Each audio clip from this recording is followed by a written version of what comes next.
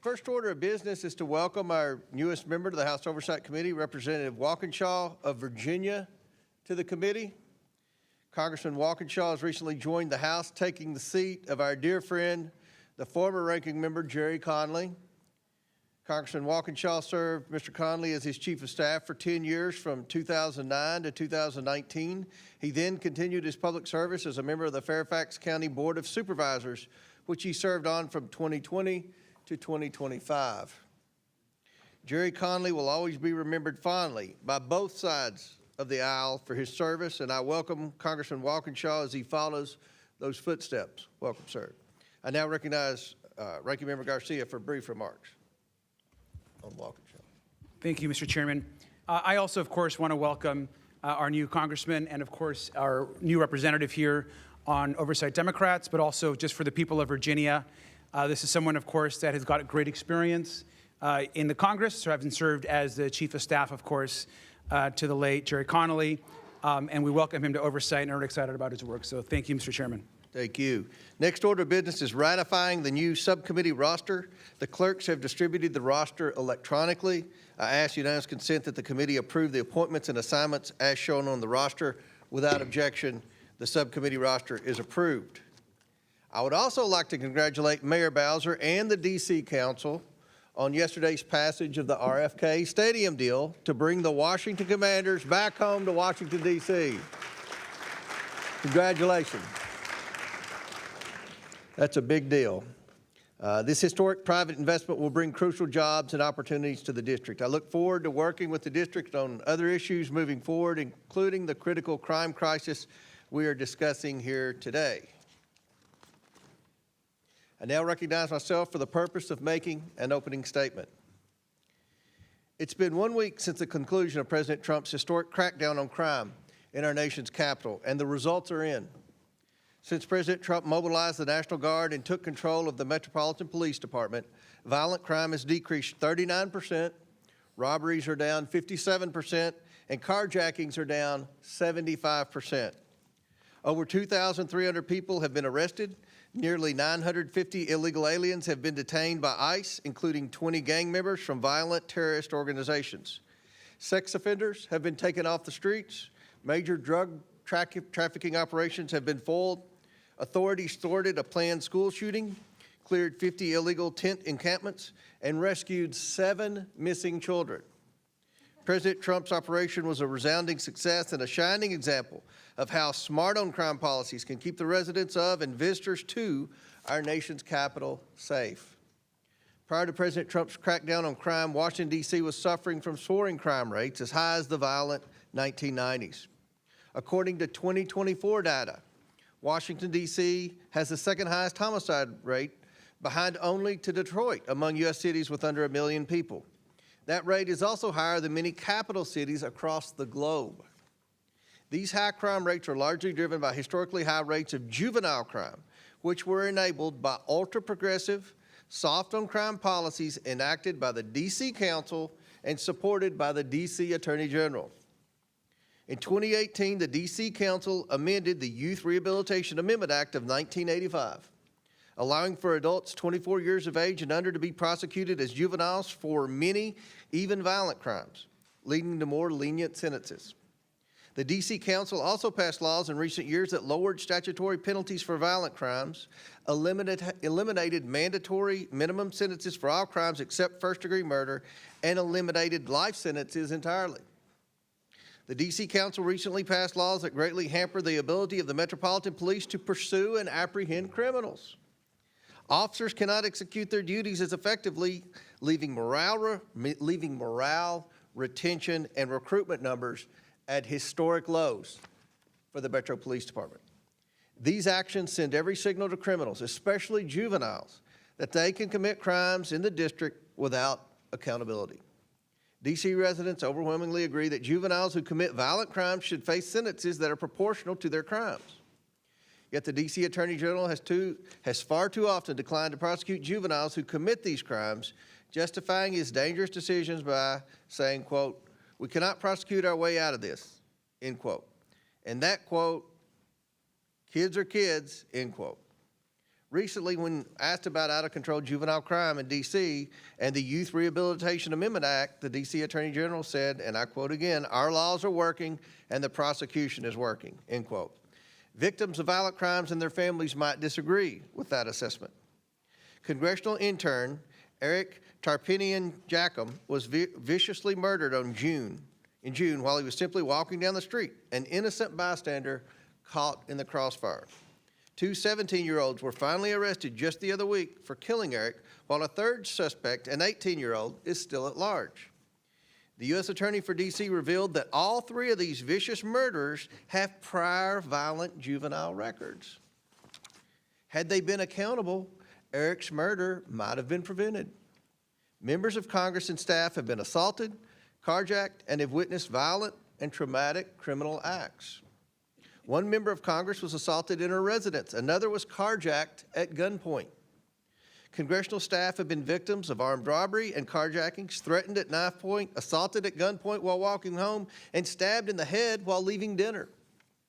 One of my former professional staff members for the Oversight Committee personally witnessed not one but two separate murders in the district during his tenure with us. One at a Navy Yard restaurant in 2022, and another at a metro station on his way into the office in 2023. The left-wing politicians who say that D.C. does not have a crime problem are either delusional or simply lying to the American people. This body must ensure that the progress made by the president's recent actions endures.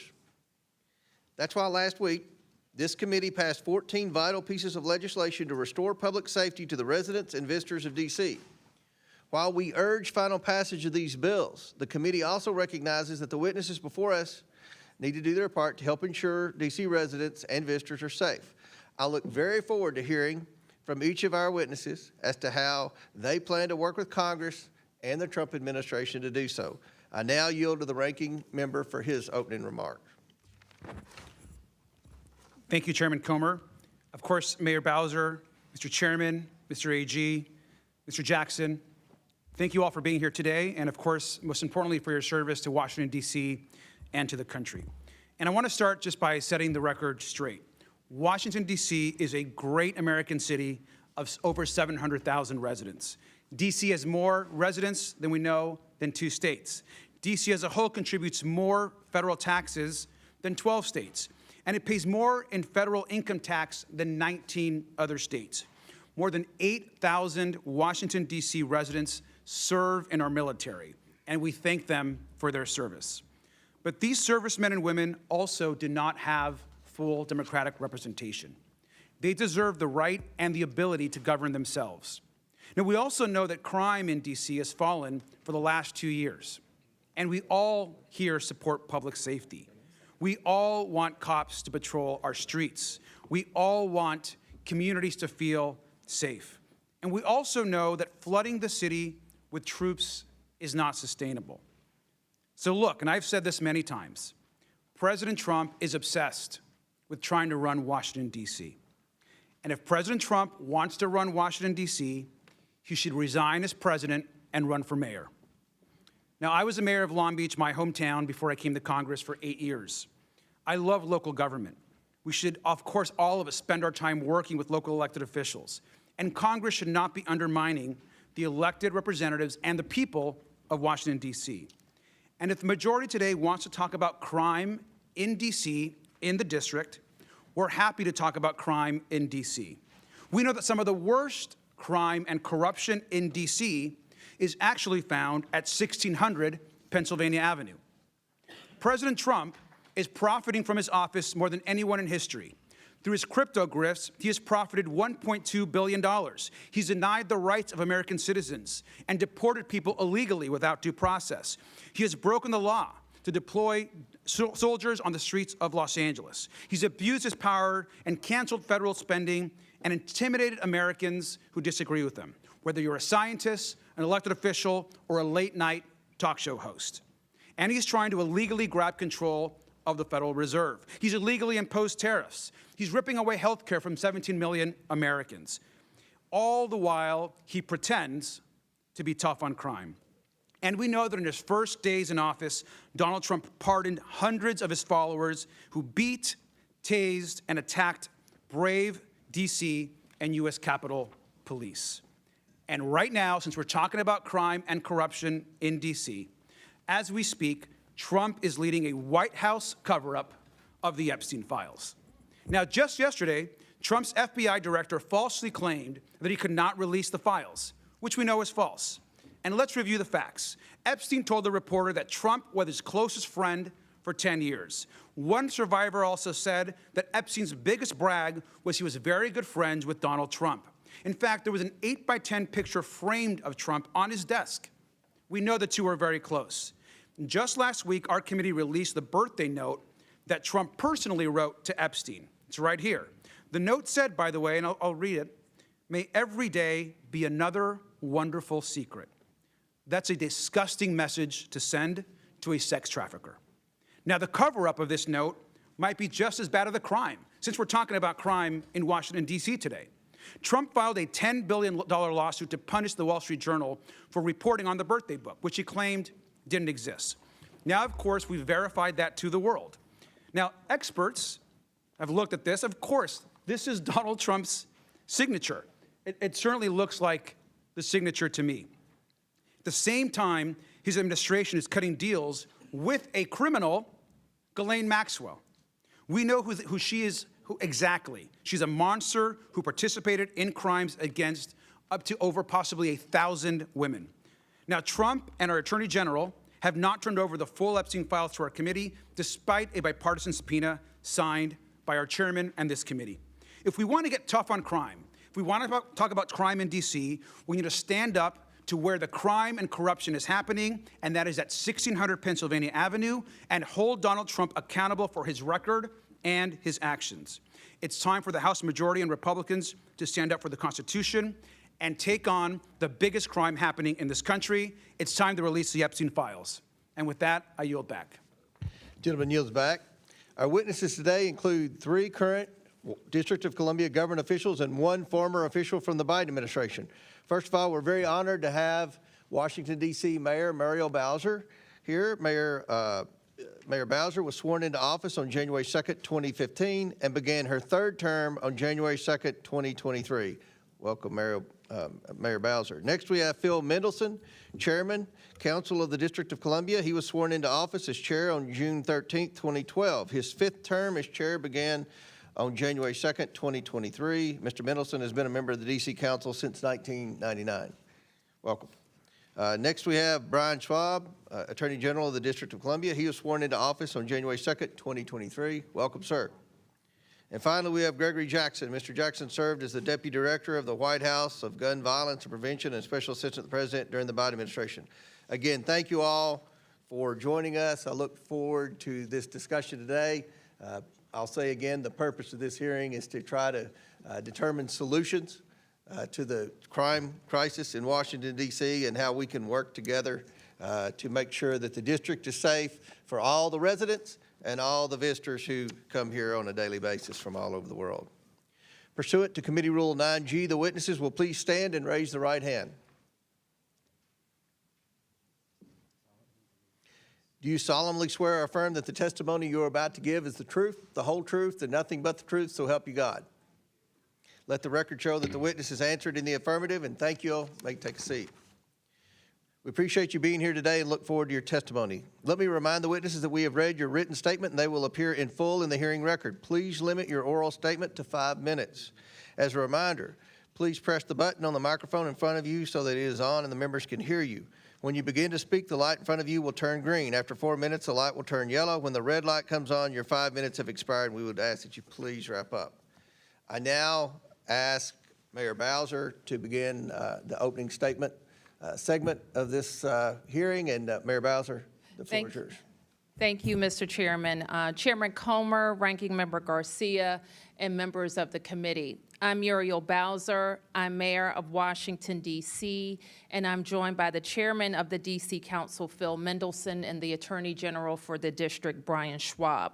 I'm pleased to be here today to report on the state of the district. First, a bit of a primer about my hometown.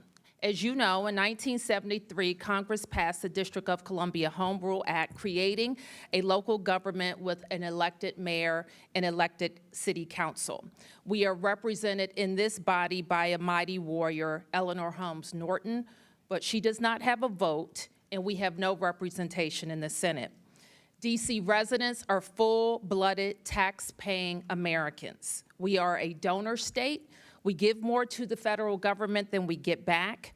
We have all the responsibilities of citizenship, but not the most important benefits: representation and full autonomy.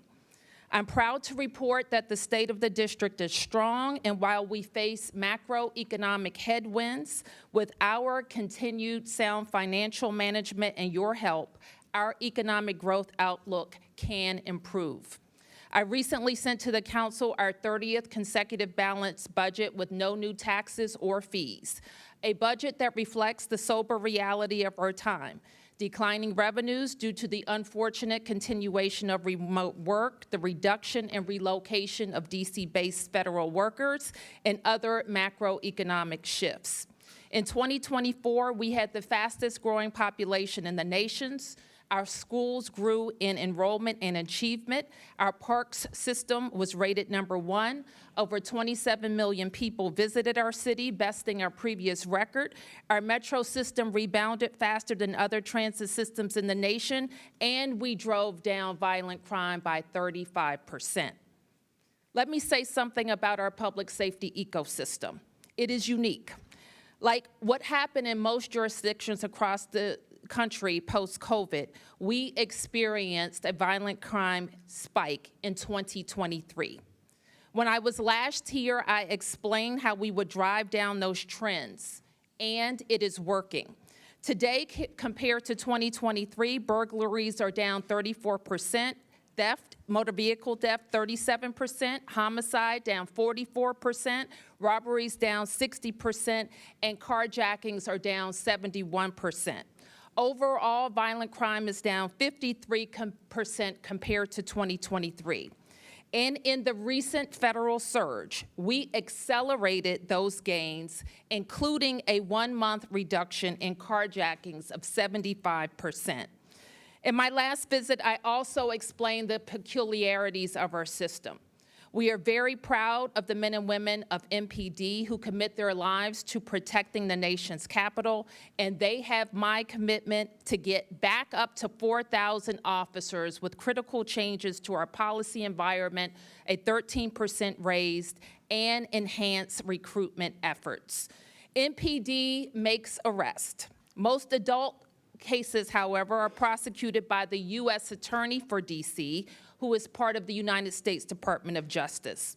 Our youth offenders are prosecuted locally by our Attorney General, and our Department of Youth and Rehabilitation Services, a local agency, is responsible for their commitment.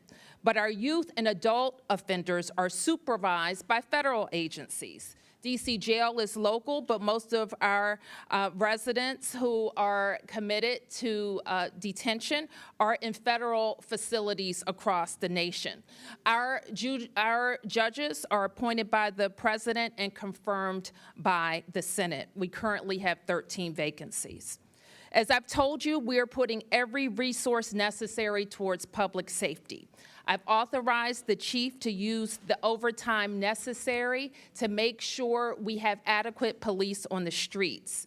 We spent 1.8 million hours of overtime last year at a cost to us of $75 million. I've also reported to you previously that we engage regularly with regional and federal partnerships, including the United States Attorney, the FBI, and the ATF. And that's why we will continue to use enhanced federal resources as outlined in my mayor's order, creating the DC Safe and Beautiful Emergency Task Force.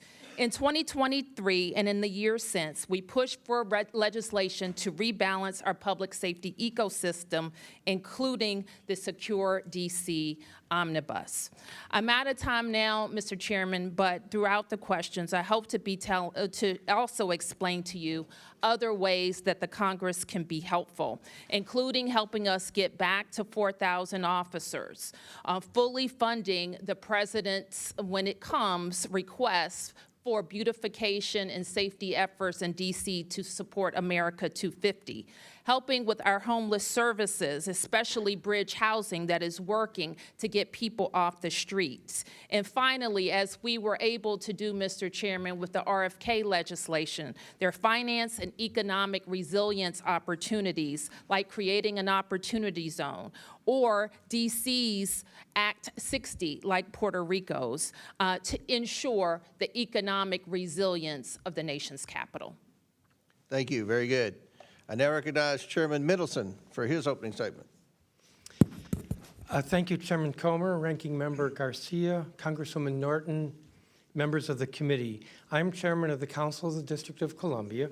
Our form of government is nearly identical to yours. The Council's relationship to the mayor is the same as yours to the president. I'm pleased to testify and to finally present our views on matters that are clearly of concern to the committee. We are a beautiful city. Our parks, our public parks are well maintained. Our roads are in good condition. We have a world-class public transit system. Our public education system is a leader in the country in terms of choice and a leader among large city systems in terms of growth and academic achievement. Political rhetoric notwithstanding, criminal activity has been on the decline, with violent crime dipping to a 30-year low last year and even lower this year. The percentage of our citizens with health insurance is one of the highest in the country. Public lands, public transit, public education, public safety, public health, core functions of government, and we are doing well. And we are well managed. We adopt a balanced budget on time every year. We spend within our budget every year. We've had clean audits every year. We continue to maintain strong cash reserves. All of our pension programs are fully funded. And we continue to maintain AAA and AA plus financial ratings, despite Wall Street's expressed concern over the negative economic impact of federal actions. Despite these pluses, we are a city under siege. It is frustrating to watch this committee debate and vote on 14 bills regarding the district without a single public hearing, with no input from district officials or the public, without regard for community impact, nor a shred of analysis including legal sufficiency or fiscal impact. Bills like H.R. 5183, the District of Columbia Home Rule Improvement Act, make the district less efficient, less competitive, and less responsive to the needs of a highly complex, unique local government that serves local, county, and state functions. The SOAR Improvements Act would actually hurt 50,000 school kids in the district by defunding the D.C. public school system by approximately $17.5 million. It also would void a long-standing compromise agreed to by Congress with district officials. H.R. 5140, the Juvenile Sentencing Reform Act, is actually criminogenic. Data suggests that juveniles tried as adults are not scared straight, but rather are more likely to reoffend sooner and more often than those treated in the juvenile system. Moreover, you criticize the council for being soft on crime, but the current age thresholds this bill repudiates were enacted by Congress. Over the last several years, the council has taken steps to strengthen our criminal laws, and I will note that we have been able to pass these bills while Congress has not. For instance, we have strengthened the probability of pretrial detention. Even before we did that, the rearrest rate for individuals released pretrial was among the lowest in the country. We have strengthened, by clarifying and imposing new penalties, the criminal laws including shoplifting, carjacking, strangulation, and felony endangerment with a firearm. We have reinstated police resource officers in our schools, and we have taken a number of steps to support our police, including approving, just yesterday, a 13% pay raise for police officers, and approving hiring incentives to increase the ranks of our police force. And we're about to adopt a deferred retirement option program to make service more attractive and to incentivize officers to stay longer. Instead of blaming the council, there are tangible actions we need from you, because our public safety system is part federal. For instance, the greatest deterrents to crime are arrest and prosecute. But the U.S. Attorney prosecutes our criminals. And the best way to reduce recidivism is prison programming. But the U.S. Bureau of Prisons is responsible for this. And to further reduce rearrests for ex-offenders and pretrial suspects, we need two federal agencies, CSOSA and Pretrial Services, better resourced. If Congress really wants to further reduce crime in the District of Columbia, here's what you can do. Fill USAO vacancies. Double the funding we already provide for MPD hiring bonuses. Adequately fund CSOSA and the Pretrial Services Agency. Fully reimburse MPD for protecting the federal presence. The underfunding by Congress over the last 4 fiscal years totals $83 million. Submit and confirm our judicial nominees. Our courts have a 20% vacancy rate in judges, backlogging the criminal docket. Amend the Federal Privacy Act so that more data can be shared between federal and local law enforcement agencies. Allow our local attorney general to prosecute all misdemeanors because the United States attorney usually does not. And help us pay for a new jail, which houses federal prisoners, just as Congress helped pay for a new forensic lab 15 years ago. Thank you for this opportunity to testify. I appreciate the committee's attention, and I also want to welcome Congressman Garcia as the new ranking member. Thank you. Now recognize General Schwalb for his opening statement. Chairman Comer, Ranking Member Garcia, Congresswoman Norton, members of the committee. I'm Brian Schwalb, D.C. Attorney General, and I'm pleased to testify about the work my office is doing to advance the district's interests and to make Washington, D.C. safer and more affordable for everyone. I'm a third-generation Washingtonian. My wife and I raised our 3 daughters here. I love this city. Just like your home districts, D.C. is made up of vibrant neighborhoods, hardworking, talented people who are the backbone of our culture and our economy. We are small business owners, veterans, teachers, nurses, and police officers, committed civil servants. We are Americans who deserve the same freedom to govern ourselves as your constituents enjoy. But unlike your constituents who benefit from having you here to advance their interests, the more than 700,000 residents who call D.C. home have no vote in Congress. We do, however, have elected local leaders, including an elected Attorney General. As Attorney General, I am committed to ensuring Washingtonians have a first-rate public law office, enforcing their laws, protecting their taxpayer dollars, and advancing the public interest. My office handles thousands of matters across an array of issues, from enforcing child support orders and protecting domestic violence victims to holding companies accountable for fueling the opioid crisis. We protect seniors and consumers from scams. We go after slumlords. We defend district agencies, including our police department, securing and saving hundreds of millions of dollars every year. Nothing is more important to the work we do than making the district safer for everyone who lives here, works here, and visits here. As you've heard, D.C.'s criminal justice system is unique, and its structure is often a source of confusion. Unlike anywhere else in the country, the responsibility for prosecuting local crime in the district is divided between the federal government, the United States Attorney's Office, which handles all adult felonies and most adult misdemeanors, and my office, which prosecutes juvenile delinquency cases and certain adult misdemeanors. Because the vast majority of crime in the District of Columbia is committed by adults, not juveniles, it is the U.S. Attorney's Office that handles the vast majority of prosecution. Despite our limited jurisdiction, we take our responsibility over juvenile prosecution seriously. Our attorneys aggressively prosecute violent juvenile offenses whenever there is sufficient evidence to meet the burden of proof. Kids must face consequences, swift and certain consequences when they break the law. And our prosecutors work every day to hold them accountable and ensure victims receive justice. Last year, we prosecuted 84% of all violent juvenile cases, including over 90% of homicides and attempted homicides, 87% of carjackings, and 86% of gun cases. Crime rates last year reached 30-year lows and have continued to decline this year. But there is more work to be done. We must continue to pursue a comprehensive public safety strategy. Effective policing and prosecution are critical, so too are preventive efforts designed to stop crime before it happens. Keeping people safe is not a choice between law enforcement or prevention. We must do both. As the nation's capital, public safety in the district has always required a strong working partnership with federal law enforcement, regardless of who is in the White House. We have worked and will continue to work closely with our federal law enforcement partners every day. But declarations of emergency and unilateral federal actions taken without coordination or advance warning do not promote long-term public safety.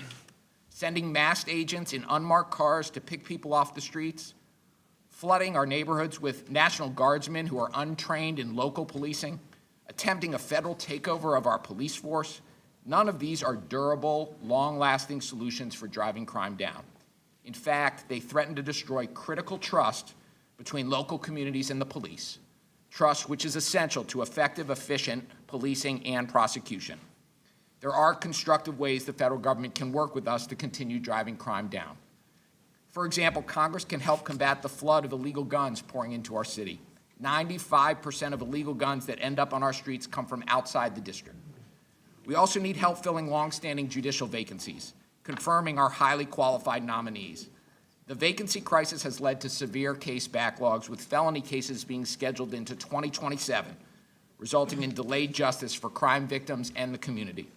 Finally, Congress could help by investing desperately needed services in facilities like a psychiatric residential treatment facility for youth with serious mental and behavioral health issues that often contribute to crime. All of us, DC's elected officials, members of Congress, we have a shared goal of continuing to make durable improvements to public safety in the District of Columbia. I and my office are ready to have serious discussions on how best to do that with anybody who is willing in good faith and in a spirit of partnership to have them with us. Thank you for having me here today. Thank you, General. Now I'll recognize Mr. Jackson for his opening statement. All right, thank you, Chairman Comer, Ranking Member Garcia, Congresswoman Norton, and the committee for having me. I'm Greg Jackson, a D.C. resident, a survivor of gun violence, and the former Deputy Director for the first ever White House Office of Gun Violence Prevention. This was an office that coordinated federal resources, implemented life-saving policies, and coordinated with local leaders to achieve a 13.2% reduction in violent crime and a 31% reduction in homicides nationwide in just 2 years.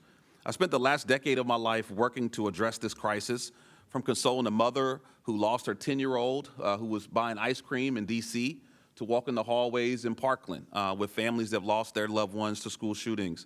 And we've seen firsthand how this is destroying too many families in our country.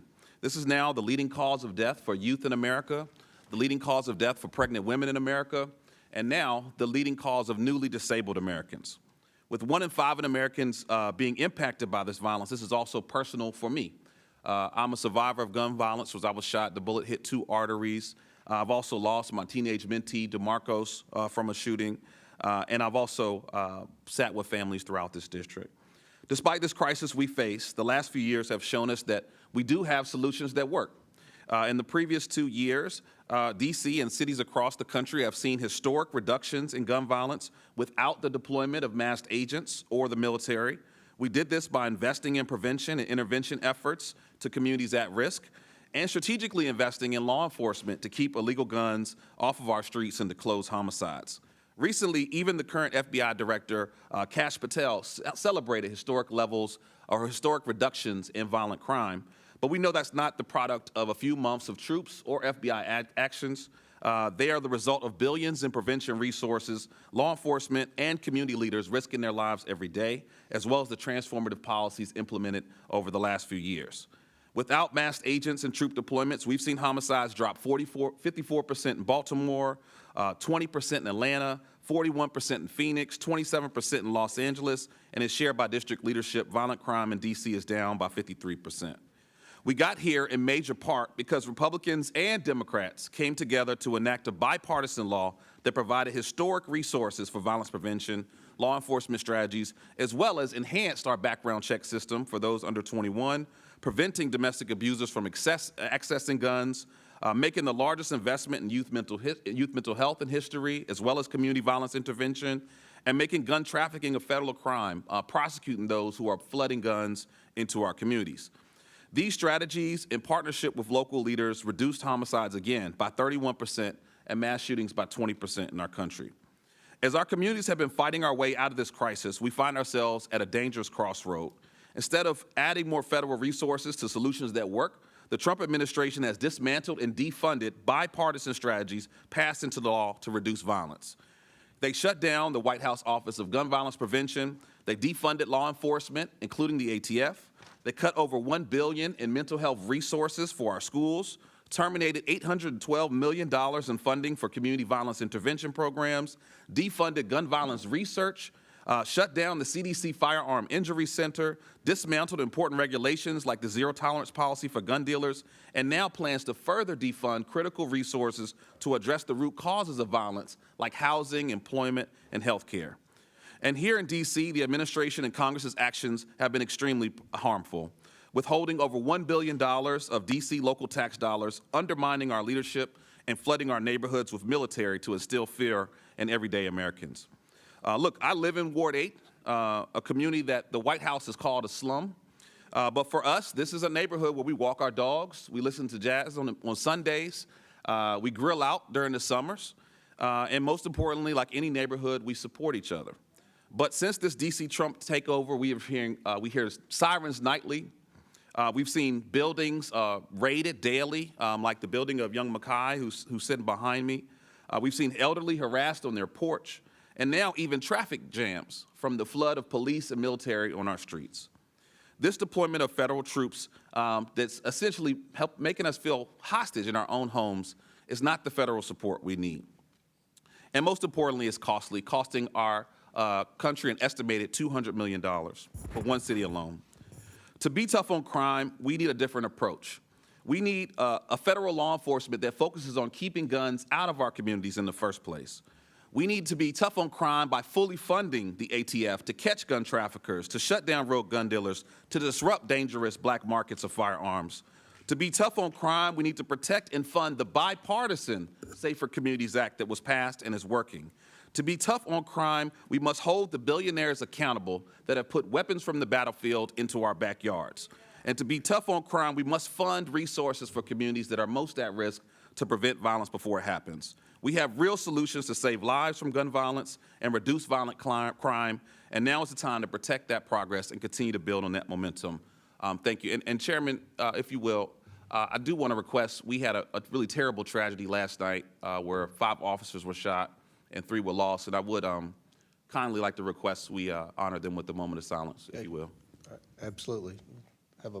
Join me in a moment of silence.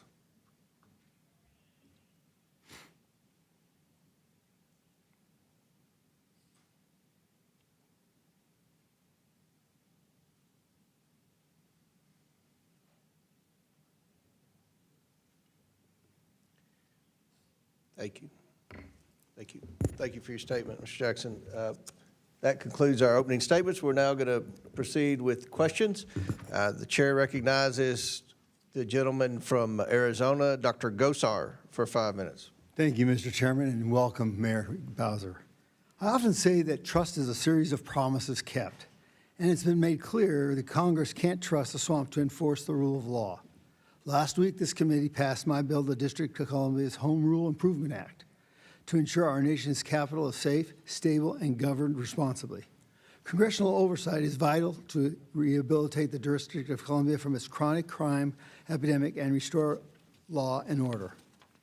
Failed leadership, soft on crime policies, rampant corruption has left D.C. more dangerous than war-torn Baghdad. This committee's investigation reveals Metro PD falsified crime statistics, while the Attorney General's office seals the juvenile criminals records to protect those so-called minors. But let's be honest, they aren't kids. These are 24-year-old criminals. By allowing adults to be tried as minors, Washington, D.C. is aiding and abetting criminal activity that threatens the lives of residents, visitors, and everyone who works in our nation's capital.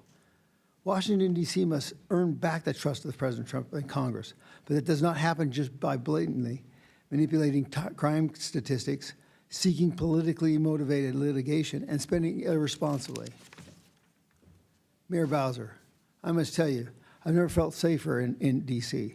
There's a record low crime rate, an increase in gang-related arrests, and friendly National Guardsmen patrolling the streets. Why is DC safer now than it was 38 days ago?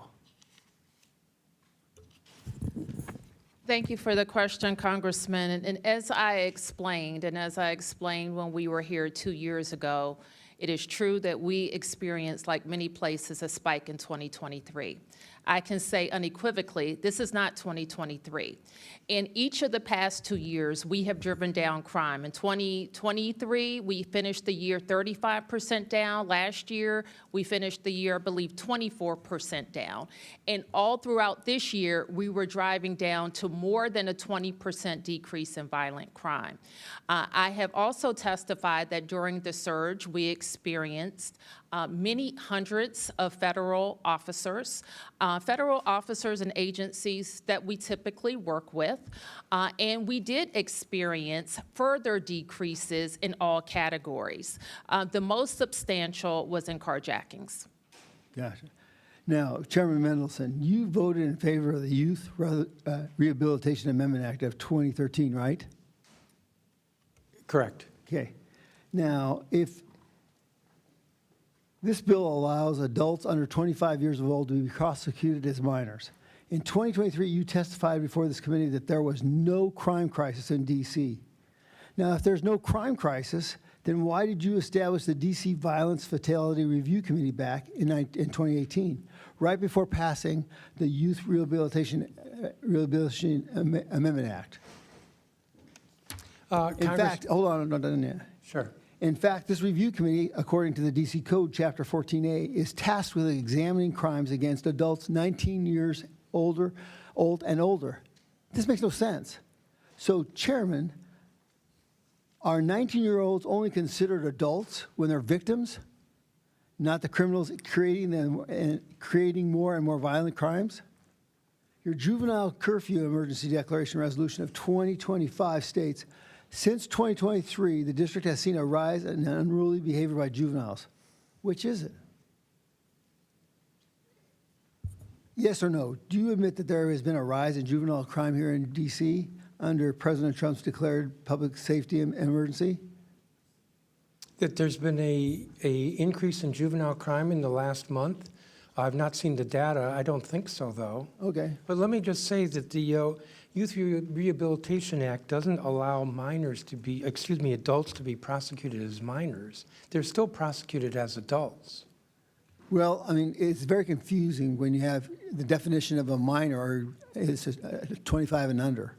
And then your statistics, actually, you look at victims at 19 years and younger.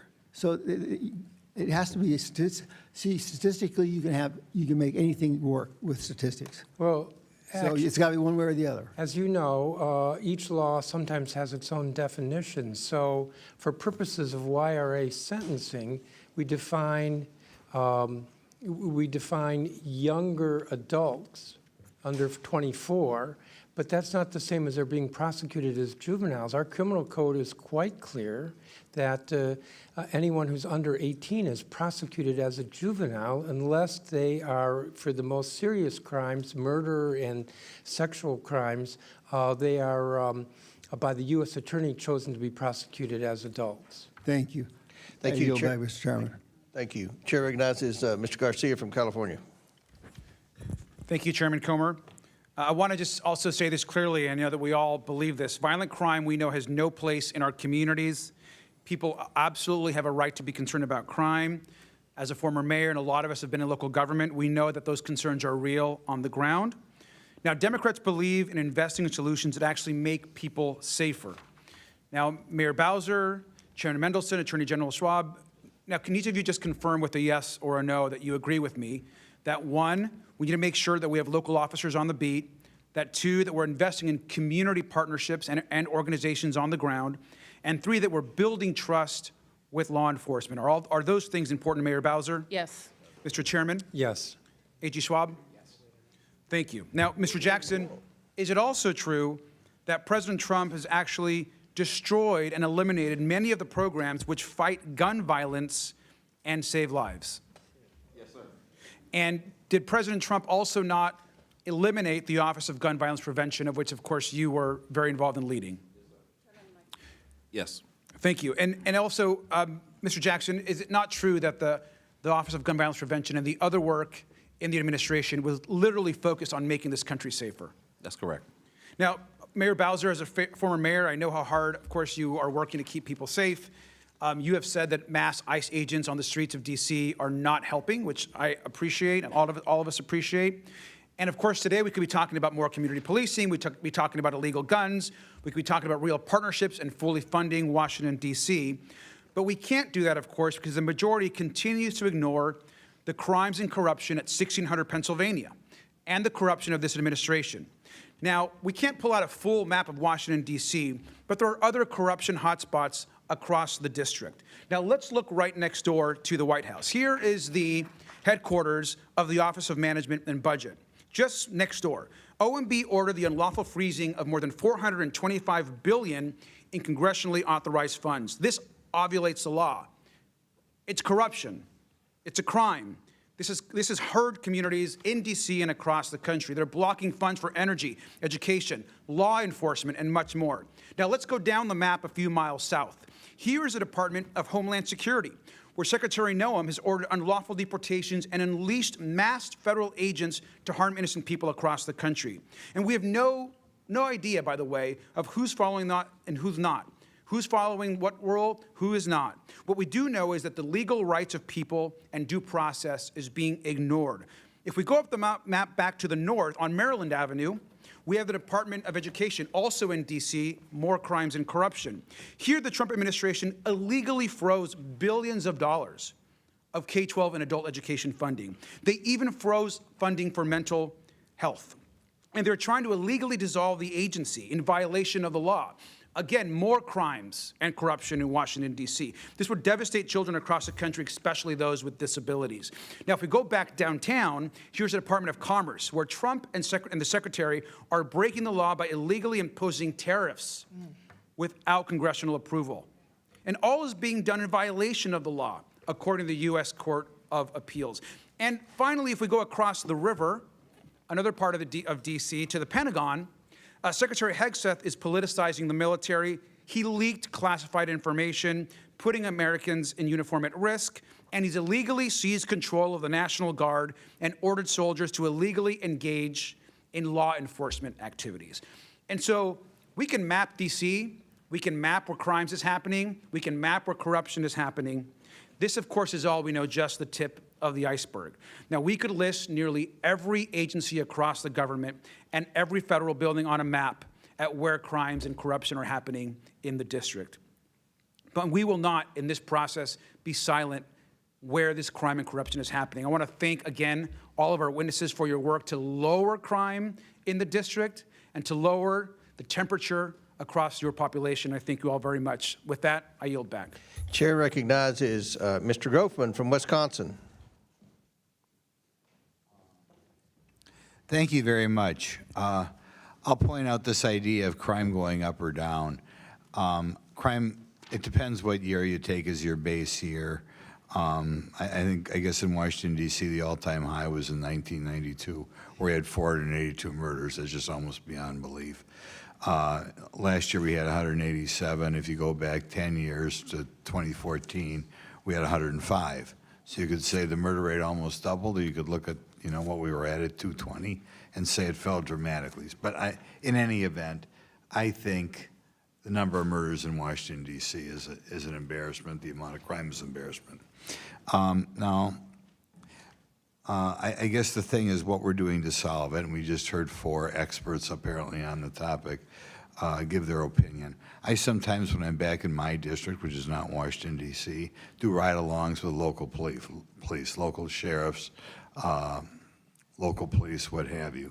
And I ask them what the causes of crime, and almost uniformly they talk about the breakdown in the family and how families are not as strong as they once were, is how they're not fathers in the family.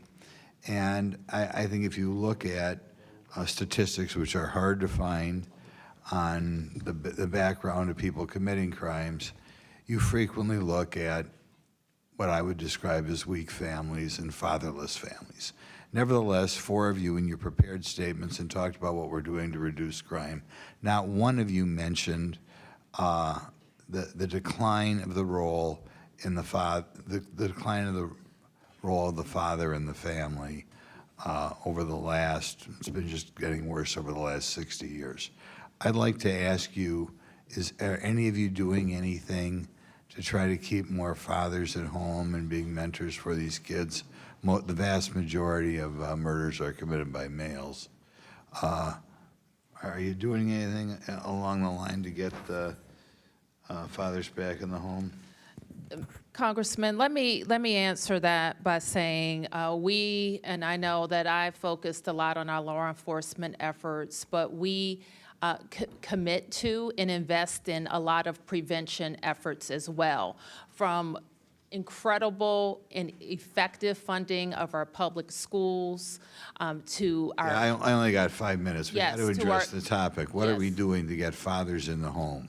Well, sir, we take the position that we support families in whatever form they come in, and we make investments that the government is responsible for. Great schools, great health care, safe streets. Mr. Jackson, could you want to try to answer that question? Are you doing anything? Yes, Talk about the a importance. major priority for funding for community violence intervention programs focus directly on mentorship with young men. In D.C., we have a program called Pathways. We work directly with those who are most at risk, and it's about everything from not just preventing violence, but how to strengthen their ability to be fathers, to be leaders, to be providers and protectors in the home. Well, are we doing anything to make sure that a higher percentage of children born in the district are born in families in which there's a father in the home?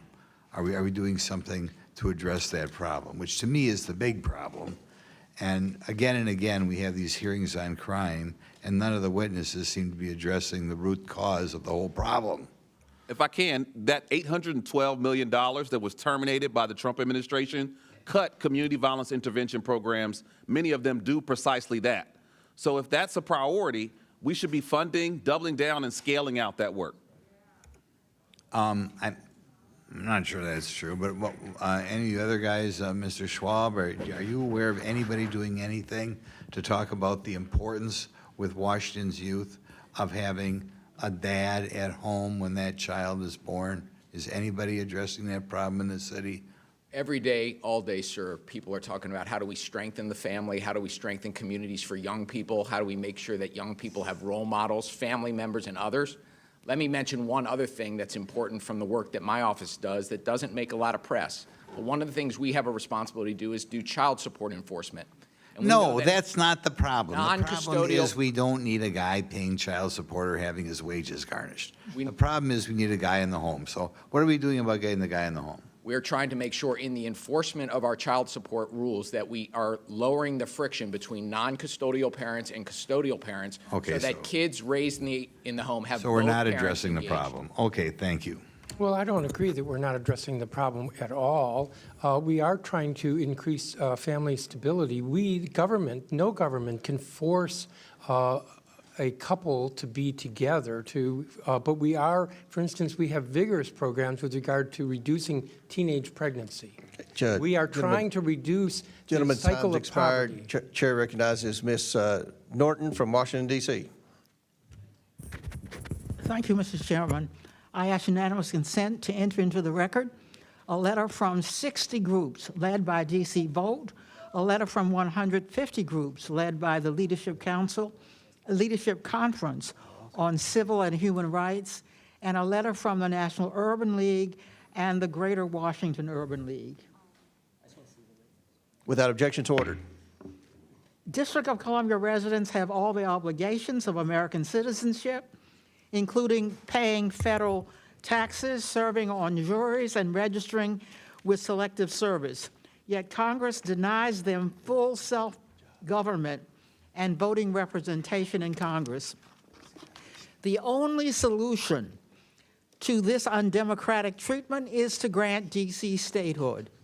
I ask unanimous consent to enter into the record a letter from leading constitutional scholars explaining why D.C. statehood bill H.R. 51 is constitutional. Without objection, so ordered.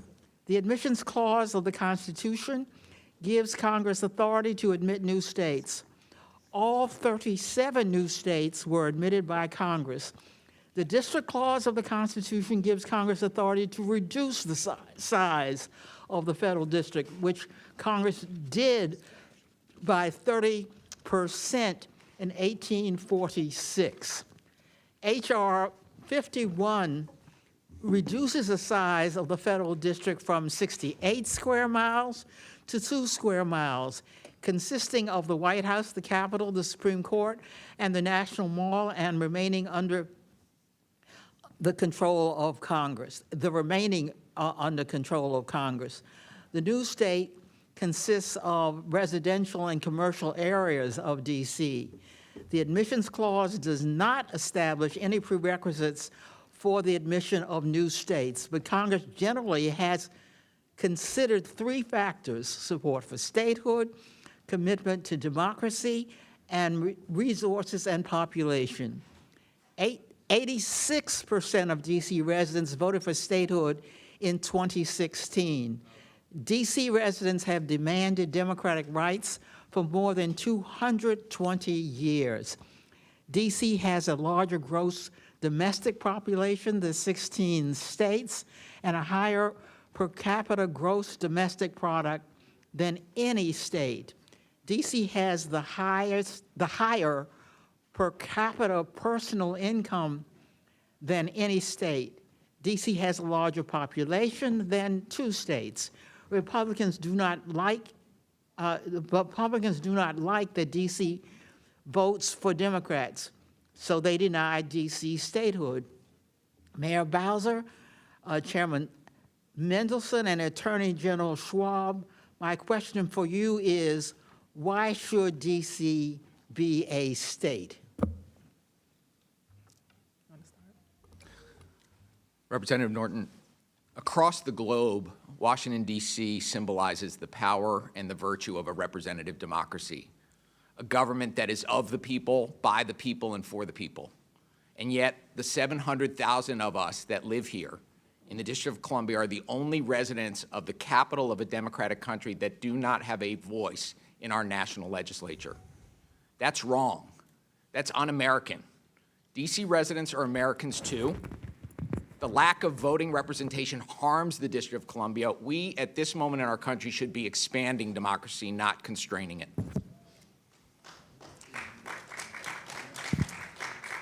And Congresswoman, if I can add to Attorney General Schwab's remark, because frequently people focus on our lack of representation, and that is certainly an affront to us as tax-paying Americans. What gets less focus, but has come into focus over the last several weeks, is that we lack full autonomy. So for all intents and purposes, we function like a state. I function as our jurisdiction's governor and county executive and mayor. We perform the duties that all states are asked, and we don't do anything less. But we don't have control of our National Guard, and a peculiarity of our home rule charter, a president can declare an emergency in the district. So lack of full autonomy also prevents us from using the money that we raised in taxes, like happened this year. Taxes that we raised in the district cut from our approved budget, which forced us to cut services, including the pay raises that our police officers are due, being delayed until this October. All right, gentlelady's time has expired. Now the chair recognizes the chairman of the Judiciary Committee, Mr. Jordan from Ohio. Thank you, Mr. Chairman. Mr. Mendelson, is crime up or down in the last month here in D.C.? It's down. Down significantly, right? Robberies down 42%, deadly weapon assaults down 13%, carjackings down 85%, car theft down 24%, violent crime down 25%. That's pretty good, right? Yeah, that's correct. Before last year, before the surge, violent crime was down 26%. After the surge, violent crime was down 27%. Yeah, I thought you would say that before the surge that violent crime was down. But the chairman of the Fraternal Order, in fact, you said, I think you tweeted out, or you put a statement out on August 12th, violent crime in the district is at its lowest levels we've seen in 30 years. Correct. But the head of the Fraternal Order of Police, Mr. Pemberton, said, when our members respond to the scene of a felony offense, inevitably there will be a lieutenant or a captain that will show up on the scene and direct those members to take a report for a lesser offense. Are you guys cooking the books? I think we're not, but I also know that there are a couple of investigations, one by this Well, committee. you settled a case too, didn't you? You just settled a case where someone said you were cooking the books. Is that right? I can't speak to that case. I don't have familiarity. Well, we know of it was settled. It's been reported. But I do know there are collateral statistics that affirm the reduction Is in Mr. crime. Pemberton lying? Head of the FOP? Yes. You think he's lying? Wow. Well, let me just read from the court case that was settled. This is the transcript of Mr. Randy Griffin, who's the commander of the Metro Police Department. And he was asked the question in his deposition. He says, Lieutenant Andrew Zabowski came up with the classification of taking property without right, correct? He responded yes. Question, so he's saying that you told him to come up with a solution for the theft problem, which is driving up crime statistics for the district, correct? He responded yes. Sounds like you guys are cooking the books there, according to, this is under oath from the deposition from this case that was just settled with the person who brought the action, sergeant in your police department, but you're not cooking the books? Congressman, The question was to Mr. Mendelson. As I said, there are two investigations. I know there's one internal in the Metropolitan Police Department. I know that there's an investigation by this committee. I think that the three of us What's here taking welcome property that without right? investigation. What's taking property without right? Well, that would be theft. Why not call it theft? Why come up with this designation? In fact, that's what he says. He's asked the question. He Congressman, said, I can't the speak to solution, that the solution from particular Mr. Zabowski was to come up with this TPWR, taking property without right. What is that? Taking property without right is what again? If you're speaking to the particular charges, I can't speak to that. And as I've said several times here, I can't speak to that particular case. I think the issue is whether there is I'm asking a widespread. simple question. You have a classification for crime called taking property without right. What does that mean? What does that mean? It means just what it said, if that's what the crime is. Well, why not call it? I mean, what would a normal person call taking property without right? Are we talking about what the criminal code and the specific No, I'm just crimes talking are? about that statement that you have that's grown 500% in the last several years, that specific category of crime. I'm just wondering, what does that exactly mean? So if we look at collateral data such as ShotSpotter, we know that gunshots are down 29% from 23 Taking to 24. property without right was the question. What does that mean? I've already answered you, sir. And what'd you say again?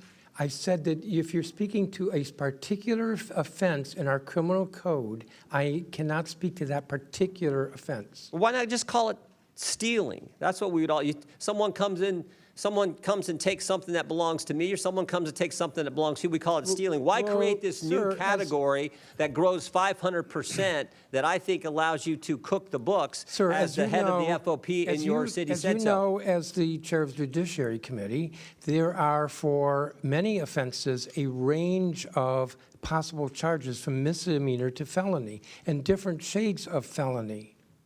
So I am not familiar with that particular offense. Is it a good thing that, are you against having the National Guard here, or do you think that's been helpful to the citizens and the families and the people who live in the D.C. area? We think that the D.C. National Guard is a very valuable and wonderful asset to the city. That's a little bit different than having thousands of Guard troops stationed around the city when they are not trained in law enforcement, and my understanding is that many of them were looking kind of bored with what they were doing. My time has run out. I yield back, Mr. Chairman. Chair recognizes Mr. Lynch from Massachusetts. Thank you. I want to thank the witnesses for your willingness to come before the committee and help us with our work. Mayor Bowser, back in March, the Republican leadership here in the House cut $1.1 billion from the D.C. budget. Yes, Is that correct? that's correct. So I live in Boston. We have about 700,000 people in our city, pretty much the same size as D.C. I know taking $1 billion out of our budget would kill us, in terms of our ability to deliver services and fund a police department. Can you talk about what that meant? It is ironic. It is ironic that the same people who cut $1.1 billion out of your budget 4 months later are saying, we're going to take over the city because you're not taking care of law enforcement. That's correct, Congressman. And it was especially problematic because it came mid-year. To cut $1 billion with 12 months is bad enough, but to cut it with 6 months, it's almost impossible. And Mayor, tell me where that $1.1 billion, where did it come from? It came from every one of our sectors. And when you have to cut that much money. The source, was that from D.C. taxpayers? 100% local dollars. Okay, And so they cut $1.1 billion of the tax money paid by D.C. residents. That's correct. They cut that from your budget so that you can't provide as much law enforcement and police officers to patrol these streets. Is that right? That's right. And Chairman Mendelson, you mentioned earlier that it had about $83 million underfunding of the police department directly. Is that correct? That is correct.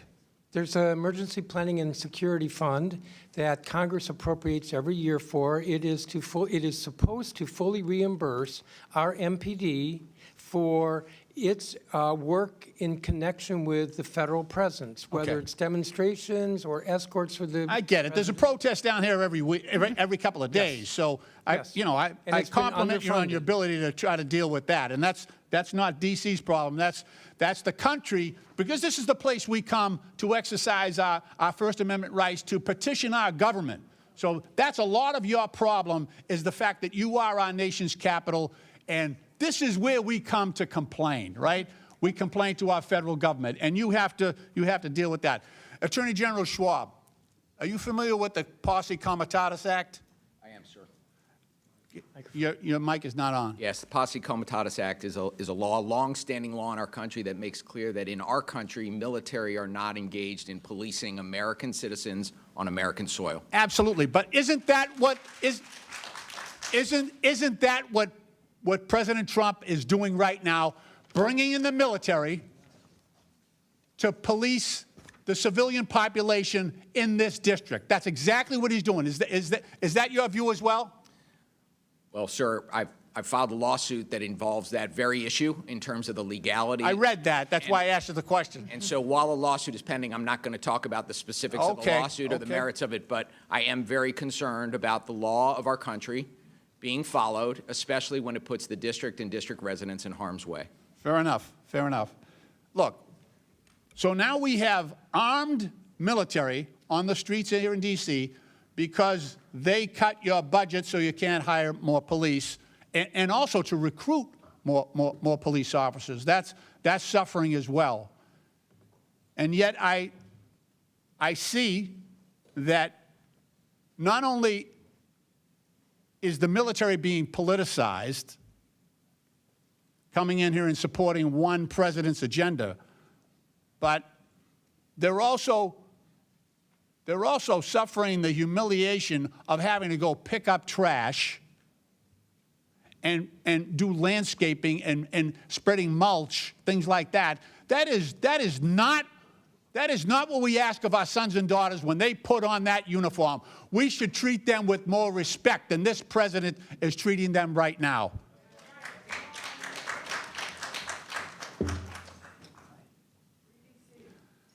Madam Mayor, how many additional police officers do you think you could hire with that $1.1 billion that was cut from your budget? Well, we think we can safely hire up to 300 officers per year. We know that we can add to our recruitment bonuses. We know that we can invest in the types of things that young officers want, like take-home patrol cars, like updated training facilities, and improved district headquarters. Thank you very much. Mr. Chairman, my time has expired. I yield back. Thank you. Chair recognizes Dr. Fox from North Carolina. Thank you, Mr. Chairman. Mayor Bowser, I'm going to ask you a simple question based on the question you were just asked. Do you commit to use all that money to hire law enforcement people? We commit to using it for law, where it was cut primarily. We have. No, I just need to know yes or no. Will you, because you're making a big deal about wanting that money for law enforcement. Would you use it for law enforcement, yes or no? No, well, Congressman, we want the money because it was approved by this Congress and it's our money. Thank you. We want it for law enforcement. I take that as a no. We want it for fire and EMS. Mayor Bowser, we I'm want going to it change to the way I'm support our asking you city. questions. Mayor Bowser, it's Yes, my ma'am. time. It's my time. There'll be order in here. Let Dr. Fox has the time. Let Dr. Fox proceed, Dr. Fox. Mayor Bowser, do you agree that a key part of reducing juvenile crime is by improving education outcomes for students in Washington, D.C.? Yes. Good.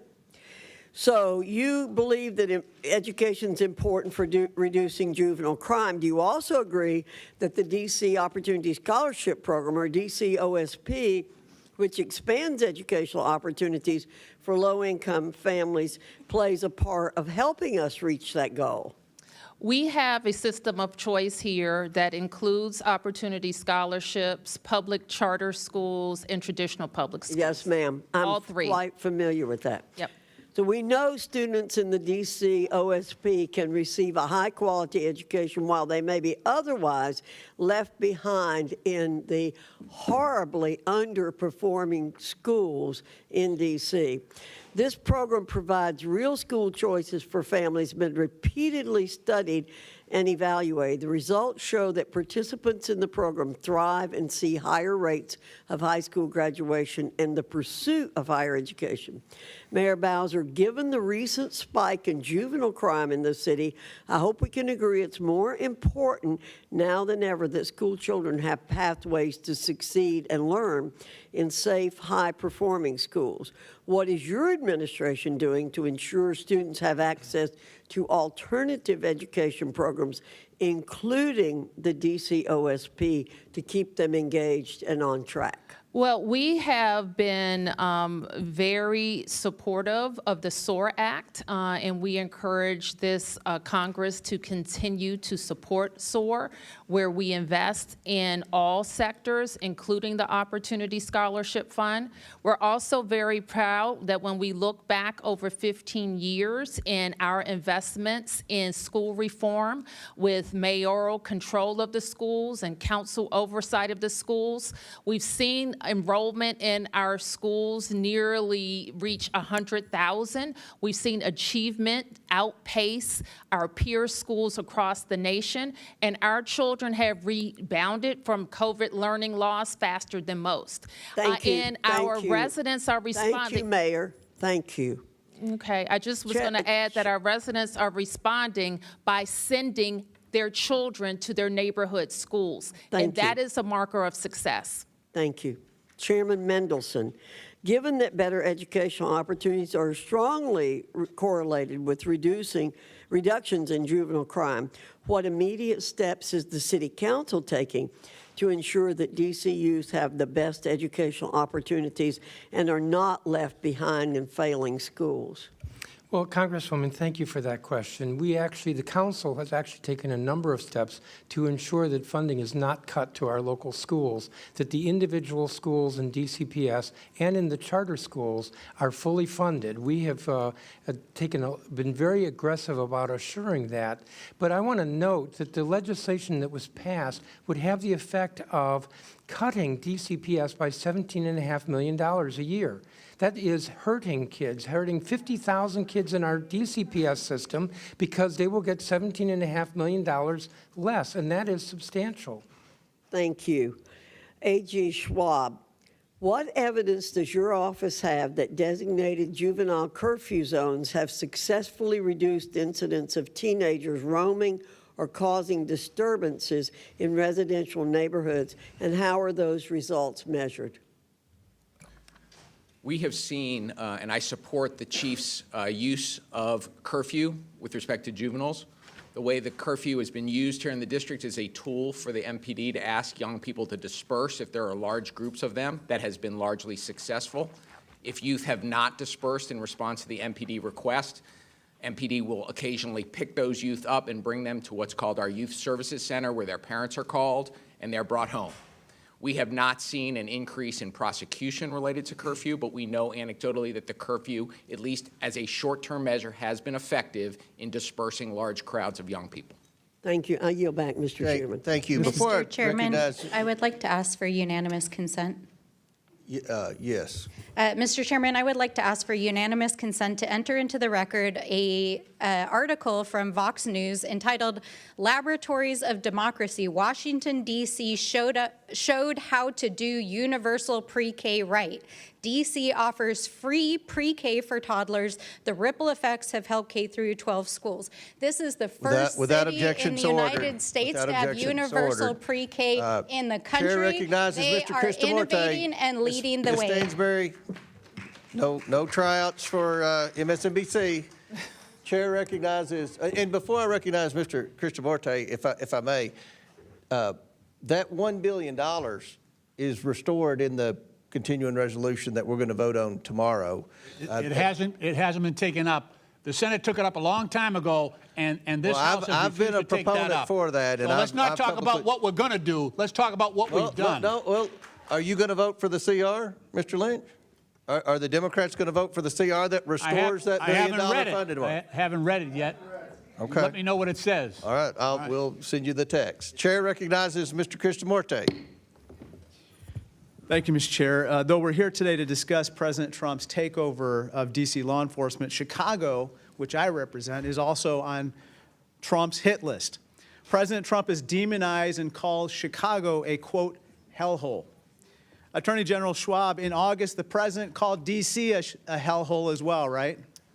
Yes, he did. He also said, quote, Chicago is the murder capital of the world. And just yesterday, he called Chicago, quote, a death trap. I have here a list of states that, based on FBI data, have the highest number of violent crimes per capita. 4 of the top 5 states on this list are run by Republicans. And if you're talking about total murders in absolute terms, it turns out Texas is number 1. In this particular list here, Illinois is number 29. Now, Attorney General, you see Alaska tops this list. To your knowledge, the president hasn't called Alaska a hellhole, right? I have not heard that. And Arkansas is number 4 here. He didn't call Arkansas a hellhole, correct? I have not heard that. And you haven't heard the president talk about deploying the National Guard in Texas, correct? I have not. Folks, this isn't about crime. It's about politics. Just this week, Trump said, quote, I'm going to Chicago early against Pritzker. Pritzker is nothing. That's not how a president should be talking about any governor or any state. I'd like to talk about the National Guard deployment here in D.C. and the cost of it. Now, Mr. Jackson, as you said, I believe that the D.C. deployment is going to cost over $200 million, correct? Correct, that's projection. Let's see how this money is being used. Trump says it's for fighting crime, but here's a guardsman carrying trash. Here's a guardsman mowing the lawn. Here's a very nice gentleman, a guardsman carrying a leaf blower. Honorable work, certainly, but this is not why the taxpayers fund the National Guard. If Trump was serious about crime, he wouldn't cut nearly $4 million in federal funding for local violence prevention groups in Chicago. Attorney General, you'd agree the president should be funding these crime prevention programs, not cutting them, right? As I said in my testimony, sir, prosecution and prevention are both essential to making sure cities are safe, and we have to do both. Crime intervention work, violence intervention work has been successful here in the District of Columbia in terms You shouldn't be cutting that of work, driving right? gun violence down. We need to invest in it. Not cut it, right? Correct. This week, I want to turn to another topic. In Elgin, a Chicago suburb in my district, an American citizen was pulled from his home, cuffed and detained by ICE. And another U.S. citizen in Des Plaines, also in my district, was tased in the face and detained in another ICE operation. This is shameful, and I'm extremely concerned about the safety and well-being of my constituents. I'm also concerned about the devastating impact that out-of-control ICE raids and the deployment of the National Guard will have on the economy and jobs back in the Chicago area. Let's look at a couple stats. Foot traffic for Chicago's second most profitable business corridor on 26th Street is down 60% since ICE raids began. And this is not just a hypothetical concern that the same would happen with the deployment of National Guard. Let's look at what's happened to D.C.'s economy. Mr. Schwalb, CNN has reported restaurant reservations decreased by as much as 31%, and foot traffic in retail stores is down 81%. Those reports show that the president's unilateral deployment of the Guard is hurting the local economy, right? That's consistent. Folks, our economy is softening. Unemployment and prices for necessities like vegetables are soaring. Mr. President, let's put aside politics and hostility toward governors and elected officials. Let's not take actions that hurt families and the economy. I'd like to turn to my final topic, and that's domestic violence. Attorney General Schwalb, according to The Hill, President Trump suggested that, quote, a little fight with the wife shouldn't count in D.C. crime stats. You don't dispute The Hill reported this, right? I saw that. But there's nothing little about 12,000 victims of domestic violence in D.C. or nothing little about 50,000 Illinoisans experiencing domestic violence, correct? No, it's a very serious crime. There's nothing little about 12,000 children, more than 12,000 children who witnessed domestic violence in Chicago either, right? It's traumatizing. It's abhorrent that the president routinely dismisses violence faced by women. And given his friendship with Jeffrey Epstein, this attitude, unfortunately, comes as no surprise. Let's be clear. There's nothing little about domestic violence, not the scale of the problem or the courage of the survivors. I yield back. Chair recognizes Mr. Higgins from Louisiana. Thank you, Mr. Chairman. I yield 2 minutes to the gentleman from Ohio, Mr. Jordan. I thank the gentleman for yielding. On August 11th, 2025, the day the president took action here in D.C., Councilman Allen said this: the president taking over local control of the MPD and putting the U.S. military onto the streets of D.C. under the guise of public safety is wrong. It's an extreme, outrageous, and dangerous move for our city and the safety of our residents. Do you agree with that statement by Councilmember Allen, Attorney General Schwalb? I do believe that the presence of thousands of armed troops in the district has been a problem and counterproductive for public safety in the district. Counterproductive, dangerous. He said the second sentence, dangerous move for our city and the safety of our residents. How is 85% reduction in carjackings dangerous for the city, for the city's I don't residents? believe that Chairman Mendelson, do you believe that, do you agree with Mr. Councilman Allen's statement? Well, if the question is about the National Guard reducing carjackings, I don't think the National Guard was involved in reducing carjackings. I'm asking about this statement. Do you agree with Councilman Allen's statement? Could you repeat the statement again? President taking over local control of the MPD and the U.S. military on the streets of D.C. under the guise of public safety is wrong. It's dangerous, outrageous, and extreme move for our city and the safety of our residents. If you'll recall, at the time that he said that, the order from He said that the day it happened. Yes, the order from the Attorney General was that all orders within MPD would have to be approved by... How about you, Mayor? Do you agree with the councilman's statement? But would have to be approved by the Asking the mayor now. I'm DEA. asking I know, the but mayor I now. didn't finish my sentence. Well, I'm It has to asking be the mayor the approved by the question. We control the DEA. time. Mayor That's Bowser, do you complete agree? The disorganization. mayor. Mr. Jordan, I think the statement is not what happened, actually. So the Home Rule Charter allows the president to make requests of MPD through the mayor. It does not allow the president to take over MPD, which at no time happened.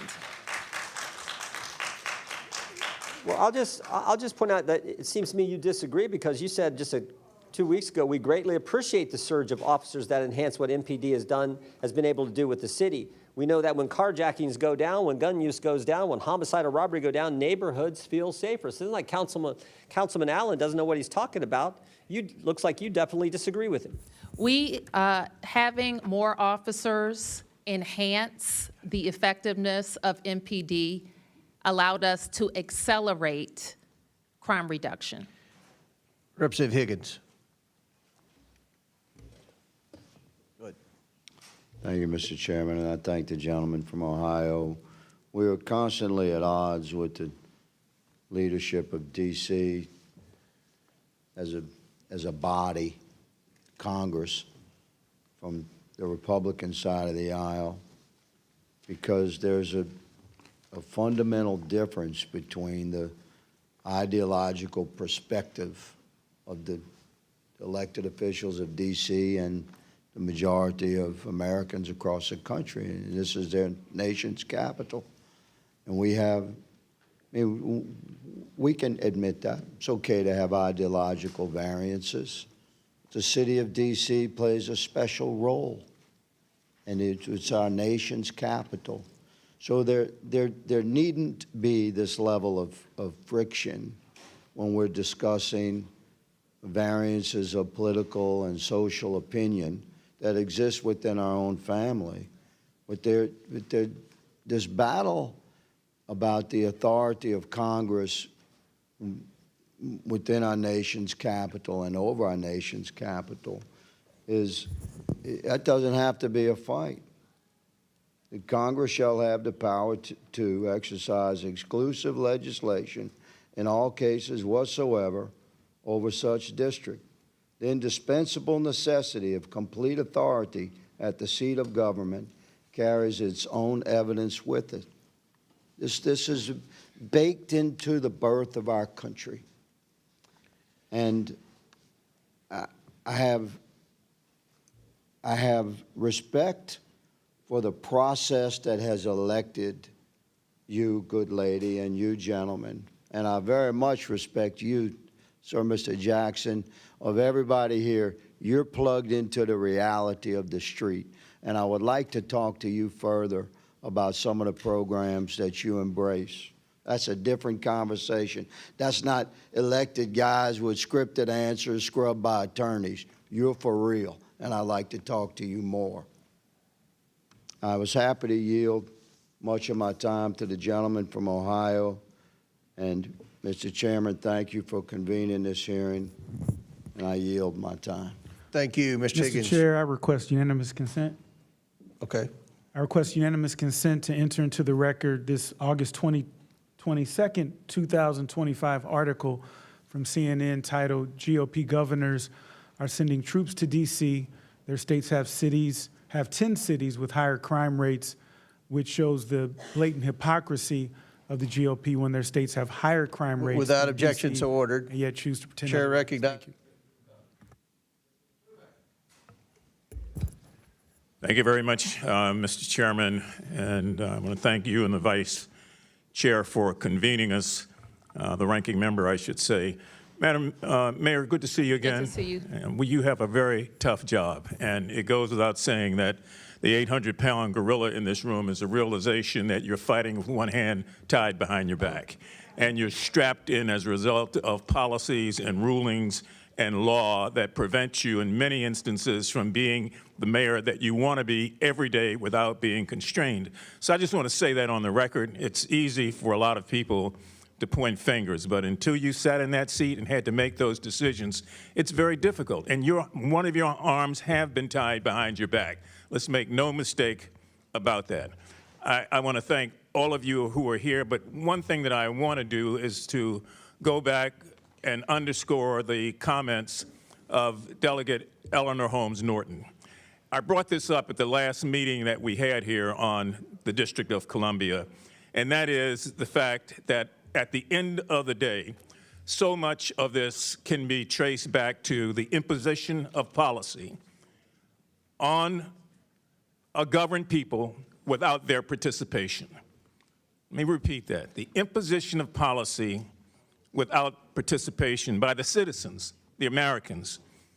It's just as it was with the Boston Tea Party, comes down to taxation without representation. When you can't even fight for yourself, stand for yourself, vote for yourself, that's wrong.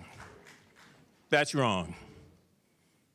In 1973, let's get some of this on the record so that we have some perspective. D.C. got the Home Rule Act, and you were able to elect your first mayor and your first city council. And Walter Washington transitioned from his previous position to be that first elected mayor. In 1978, some of you will remember that full congressional representation was in the form of an amendment, and that amendment failed because you couldn't get, not you, the district, but the nation couldn't get the requisite number of states to ratify it. In 1982, voters here in the District of Columbia voted to approve a constitution for a new state. Some of you will recall that was called the New Columbia. And yet it was ignored by this Congress over and over and over again. Marion Barry came up here on this hill so many times to make the argument for the people of Washington that fairness has to be fair. It just can't be proportioned out when we feel like it. In 1990, Congressman Walter Fauntroy, myself, Marion, Jesse Jackson, and so many others put together freedom train rides from D.C. to New England, making a stop in each city along the way, making the case for statehood, and urging Americans up and down the coast to support it. In 1993, I was proud, along with your current delegate, to vote for the first D.C. statehood bill here in the Congress. And let me just point out one thing. Not one Republican voted for that bill. And that bill went down.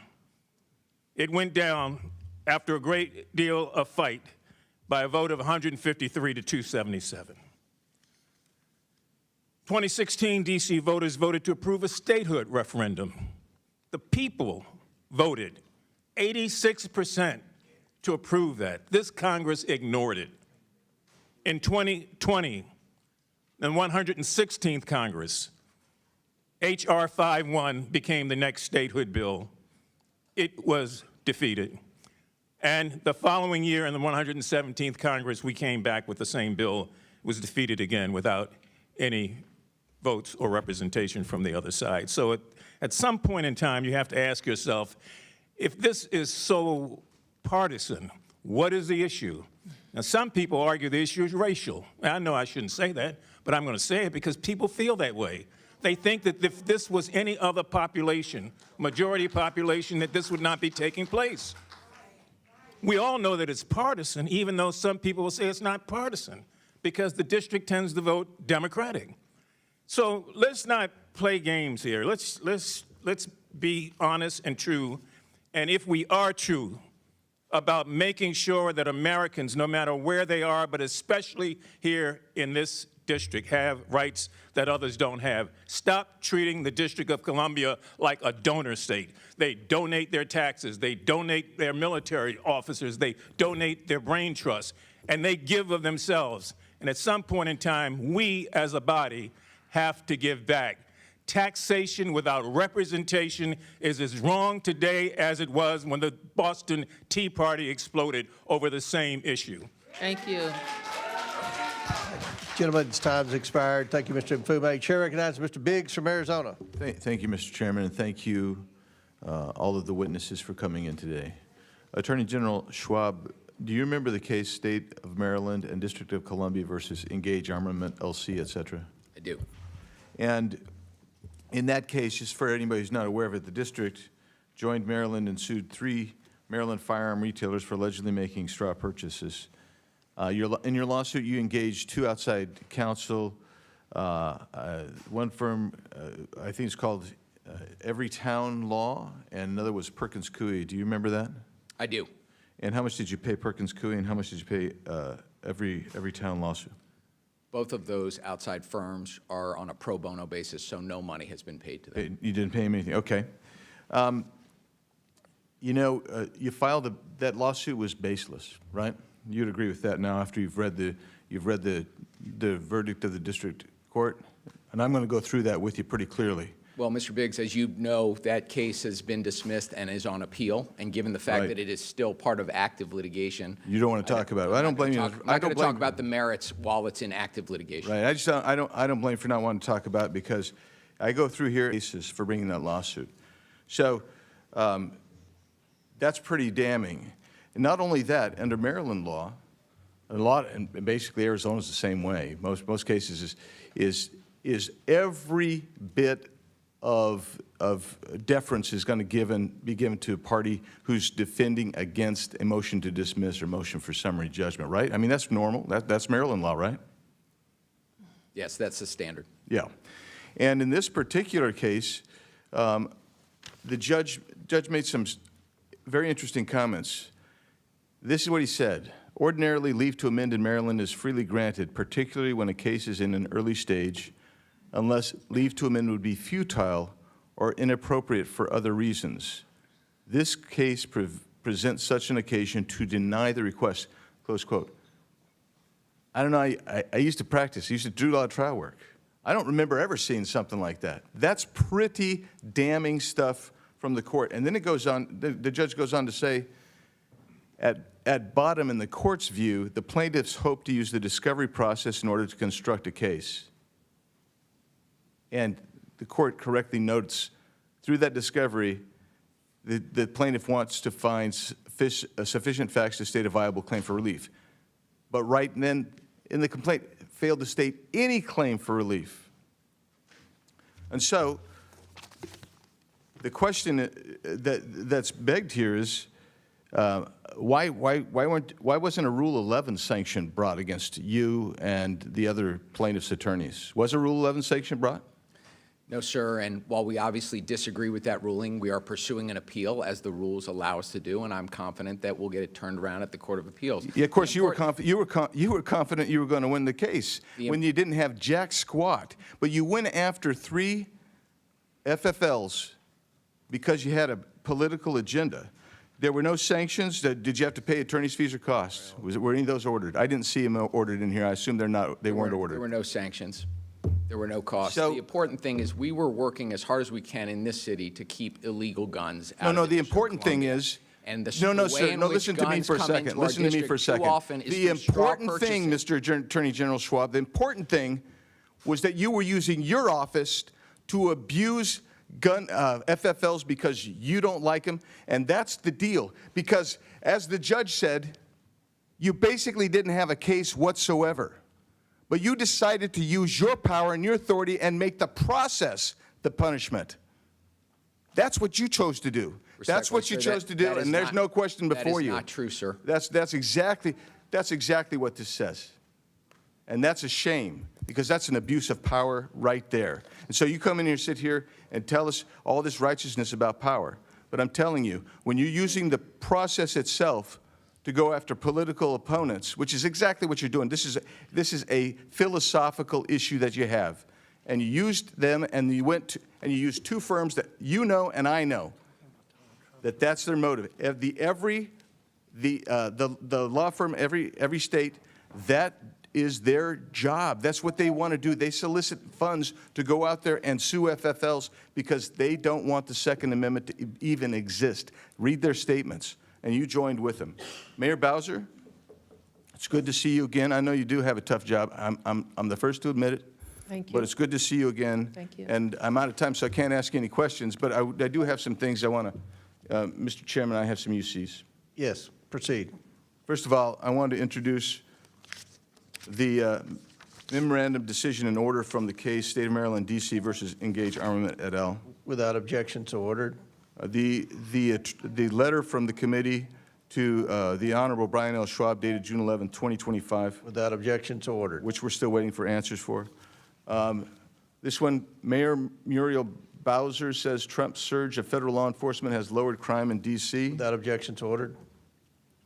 Trump's D.C. crime crackdown busts another alleged Tren de Aragua gang member. Make D.C. safe again. Without objection, so ordered. This one, Trump's executive orders target D.C. crime as the city hits 12 days without a homicide. Without objection, so ordered. This one is radical D.C. officials treated officers like crap, police leader says. Without objection, so ordered. Murdered congressional intern's mom says Trump should take over Washington, D.C. Without objection, so ordered.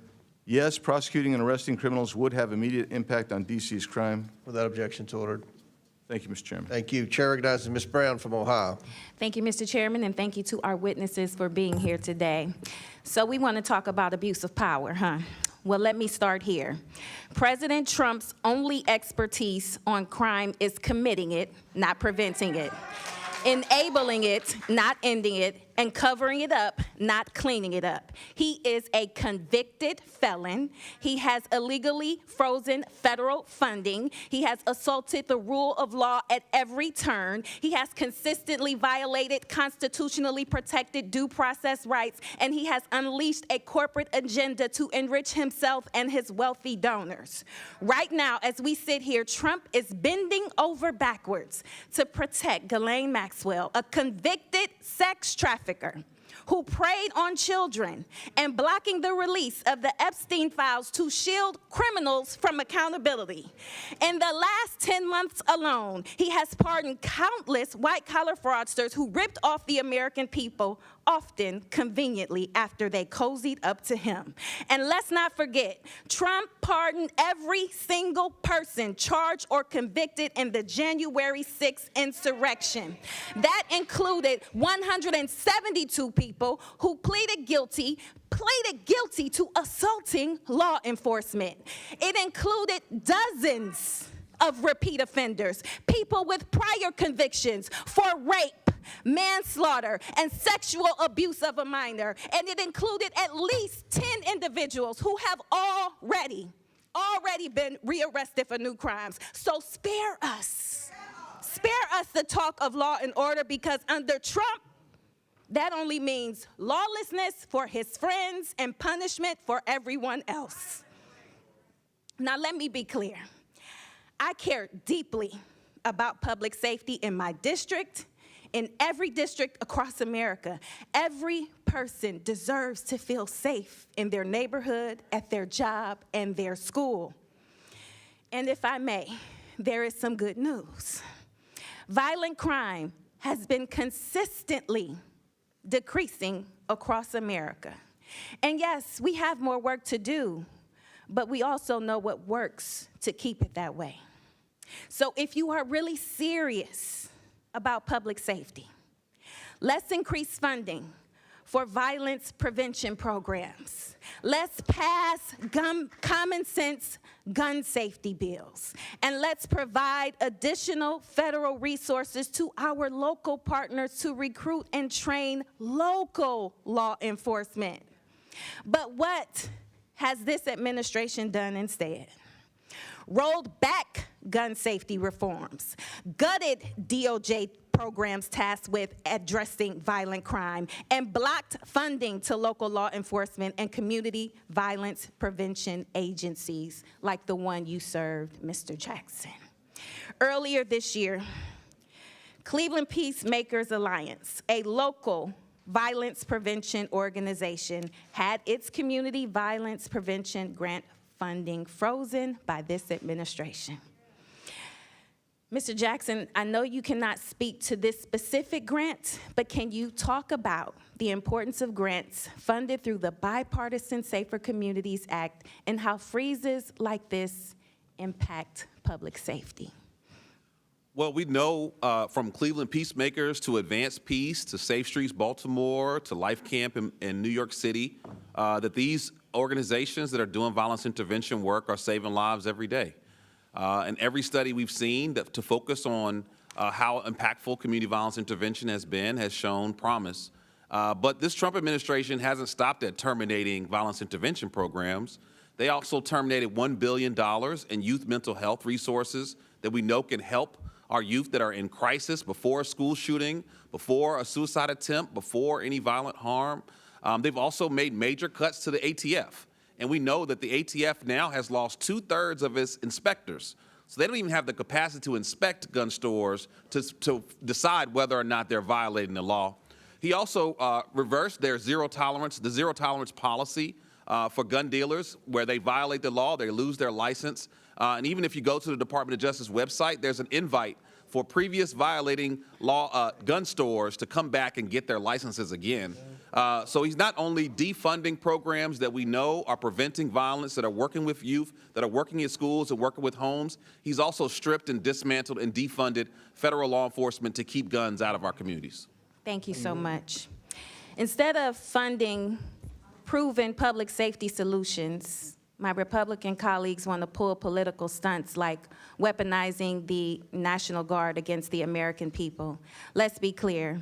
That only sidelines local law enforcement, sows chaos, and distracts from real emergencies. So yes, it's political theater, but worse, it's dangerous political theater that puts communities more at risk, not less. All right, Chair recognizes Ms. Mace from South Carolina. Thank you, Mr. Chairman, and good morning. The government of the District of Columbia, under the leadership sitting in front of us today, has become a poster child for DEI and gender madness. This has led to government. Mr. Chairman, this is not a concert. This audience can just settle down. I want to reclaim my time. Stop the clock, and the gentlelady's right. Under the rules of the House, the chairman is responsible for maintaining order and preserving decorum in the committee room. I expect audience members to be respectful of the committee, so we'll... I'd like to reclaim my time, too, You Mr. reclaim Chairman. it, absolutely. Ms. This has Mace. led to government-sanctioned racial discrimination and the erasure of women. Article 1, Section 8, Clause 17 provides Congress plenary authority over the District of Columbia. Using this authority today, I'll be introducing the No DEI in D.C. Act. This bill will rip the DEI and gender bender nonsense out of the D.C. government root and branch, and restore common sense and equal treatment under the law.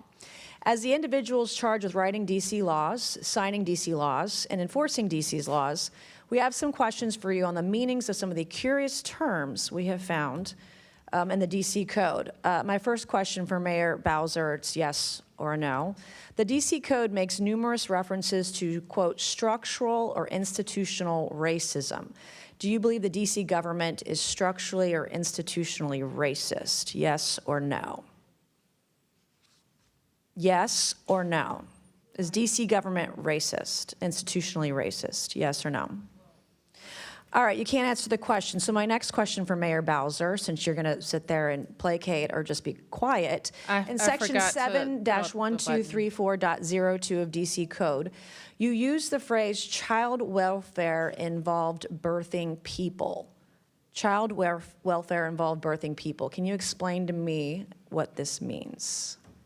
I'm not that familiar with that part of the code. Okay, and so you don't know. In Section 7-1234.02 of D.C. Code, you use the phrase justice involved incarcerated and homeless birthing people and their non-birthing partners. Can you explain to this committee what that means? Again, I would have to see You the don't whole know. section. You're literally the mayor of D.C. and you don't know your own code of laws. Well, I don't know All right, them one thing we verbatim. noticed the D.C. Code struggles to define is the term woman. So Mayor Bowser, what is a woman? I'm a woman. Are you a woman? 100%. Okay. 100%. I'm a woman. You're looking at one. Okay, good. You actually, in Section 3-703 of the D.C. Code, you use the phrase, the intersectionality of gender and race to create unique dynamics and effects. Can you explain what this means to the committee? Where is that, ma'am? Section 3-703 of the D.C. Code. Do you know what that means? No, could you you give don't me know the what that means. title So of the- Chapter 14D of the D.C. Code establishes Mr. the Chairman, commission. I'm happy to answer questions. Mr. but Chairman, I'm going to can't- reclaim my time. This is not her time, it's my time. You can be quiet as I ask you Chair questions, and then you can recognizes answer them. Ms. And then Mace. you can If answer you them. would give- I'm not, Mr. Chairman, this is my time, not hers. I'd like to reclaim my time. Let's make good use of the time, Ms. Chair Mace. I'm making very good Chair use of my recognizes time. Ms. There Mace. And you're is- Ms. Mace making has my the point. floor. You're the mayor of D.C., and you don't even know your own code of laws. What is a birthing person? I would assume it's someone who gives birth. All right. Why don't you use, are these women, are these moms? Do you think it's appropriate to call them birthing person? Can a man birth a person? Well, Be a that's birthing what person? I would call it, but I don't write all the laws, and I'm not familiar with every Can section. men get pregnant? No. Can men become women? Can a man become a woman? Yeah. Can a man become a you're- woman? Miss Yes Mace, or no? Can a man become a woman? Yes or no? Miss Mace, I'm not Okay, here to my talk next about question, that. Chapter 14D of the D.C. Code establishes the Commission on Reparations and a reparations fund to provide eligible African Americans monetary reparations or other forms of redress. Is it the position of D.C. government benefits should be provided to individuals on the basis of race? I believe that the legislation requires a study. Okay, I'm asking you, is it the position of the D.C. government that government benefits should be provided on the basis of race? If you're is the referring to question. that legislation, I believe it requires a study. Okay, I'm asking you a question. Do you believe that government benefits should be given out on the basis of race? That is the question. This is the third time I'm asking. We have any number of benefits programs, and eligibility is established. You're not answering any of these per program. questions. I'll give it to you. You're slick. In Section 2-1383 of the DC Code, you use the phrase social value of the LGBTQ community business economy to the district. Can you explain what this means to the committee? It means that LGBT businesses provide economic benefit to the district's economy. Do you think all businesses provide economic benefit to the DC economy? They should, or they would be out of business. Yeah, of course. All right, thank you, Mr. Chairman. I yield back. Thank you. Chair recognizes Ms. Stansberry from New Mexico. All right. Well, good morning, everyone. I just want to take a moment to decompress after that. And I do want to just take a moment of personal privilege for our witnesses and for the members of the public who are here today to apologize for the behavior of my colleagues, for the disrespectful language that has been deployed, for the personal assaults on your character and professionalism. We know that you are representing the people of this city and doing an excellent job, and we support you. Thank you. Now, I want to turn to where the ranking member went at the beginning of this hearing and talk about the real crime wave here in DC. I think it's very demonstrable, and the data shows that the largest crime wave that we've had over the last 9 months began on January 20th. And the epicenter of that crime wave, one might call it a white collar, or in this case, an orange collar crime wave, is the White House. Because we have seen a slew of illegal firings that have resulted in millions of Americans being without vital programs, the withholding of millions of dollars of funds, violations of the Constitution, rule of law, separation of powers, due process rights, illegal arrests, illegal deportations, hundreds of lawsuits, grift that's resulted in billions of dollars in crypto schemes lining the pockets of the president and his family, government contracts to his friends, and an epic cover-up of the largest known sex trafficking scandal in American history, with the director of the FBI lying under oath in this chamber just yesterday. And I just want to say this, that it is a felony under the U.S. Code to lie under oath in front of Congress. So if you want to talk about crime in D.C., then look no further than your own damn hearings. Let's talk about that. That's the real crime wave. Now, Mr. Jackson, I really appreciate you bringing forward as part of this discussion this morning the impact that it's had on real people in the community. Because I think for people who do not live in Washington, D.C., who have never stepped foot in front of City Hall, gone to a city council meeting, have never met with the mayor in her chambers, have never talked to the people of Washington, D.C., they don't understand how this is impacting the communities who live here, of having this occupation in their midst. And this is not about public safety. You know, last week we heard our colleagues accusing us of not wanting to solve crimes, not wanting to address public safety issues. I mean, I'm trying to swear less, but that's just total bullshit. I mean, that's just a lie. That's just not true. We care a lot about addressing public safety. It's one of our top priorities. But that's not really what this is about, because if this was really about addressing public safety, you wouldn't have had the vice president and Stephen Miller walking into Union Station, making fun of, deriding, and putting down the people of D.C. while they're deploying National Guardsmen from across the South to stand on street corners to talk to their friends and be on their iPhones all day. I mean, I want to be real. Like, this is not law enforcement. I come from a veteran family. I support our law enforcement. I support our military. But this is not about law enforcement. And if you talk to any cop on the DC streets right now, you know, thank them for their service. Because in addition to actually dealing with real crime on the streets as trained law enforcement professionals, they had to spend the last month dealing with the bullshit of the Trump administration and a bunch of people who are standing around in the way of them actually doing their jobs. So if this administration actually wants to address public safety issues, stop holding the city of Washington, D.C. hostage. Now, this is just exhausting to listen to this all day. And so I would love to hear from you, Mr. Jackson. You've shared already this morning. With my remaining time, I would love to hear from you what you think Congress can do to help support the communities that you work with in D.C. Just first of all, it's devastating what's happening in our communities. The first day of the D.C. takeover, we had to go into our communities and teach young people how to navigate law enforcement when their rights might be violated. Instead of teaching them about going to school and studying math and playing sports, they're trying to figure out how to navigate masked agents raiding their neighborhoods multiple times a day. Elderly folks that are getting arrested for petty crimes, 55 and plus, are now coming to us and saying, what can I do when these masked agents run into my neighborhood? And that's not how we solve crime. We don't scare and incarcerate our way out of this issue. We tried that in the 90s, it failed. The way that we address a public health crisis is we invest in prevention strategies. We look upstream to keep guns from pouring into our communities. You know, 95% of guns in this city come from outside of the district. We only have one gun store, but yet the FBI director is bragging about apprehending guns in D.C. while President Trump's son is literally profiting with the smart gun company.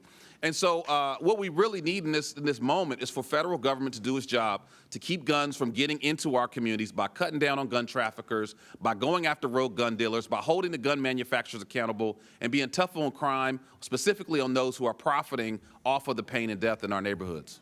Thank you, Mr. Jackson. Time's expired. Chair recognizes Mr. Cloud from is it Palmer or Cloud? Cloud from Texas. Oh, the great state of Texas, as we like to say. But thank you for being here. Thank you, Chairman, for holding this committee. There's a lot of consternation today about President Trump deploying the National Guard to help crack down on crime. I can remember it wasn't that long ago where the Biden administration had deployed the National Guard to block access to the people's capital. I would much more be in favor of helping solve the crime situation here in D.C. There didn't seem to be a lot of consternation coming from the left during COVID when our capital was surrounded by barbed wire and the National Guard were camped out. Over the last 3 weeks, it's pretty undeniable. I mean, I remember what D.C. looked like, and it was just a couple months ago when Trump was elected. You can go by Union Station. There were homeless camps camped out. We had 2 staff members who had to deal with situations at gunpoint where they were accosted at gunpoint. We had another staff member who had to move out of their apartment after being threatened. I was took a train into Union Station and missed being present for someone getting shot. My chief of staff at the time was sitting out front and saw it happen. Missed it by 3 minutes myself. You know, and you look at the stats of what's happened, and it's important to, there's a lot of comparing today apples to oranges and trying to, you put up charts and the numbers don't. But if you compare the 3 weeks this time to the 3 weeks last time, it's dramatic. 38% decrease in homicides, 44% decrease in sex abuse. I mean, this is extraordinary. If those trends were to continue, that's 50 people walking around the city alive, 50 families that haven't been broken up over the course of a year. That's extraordinary. Chairman Mendelson, can you not agree that D.C. is a safer place than it was 5 weeks ago?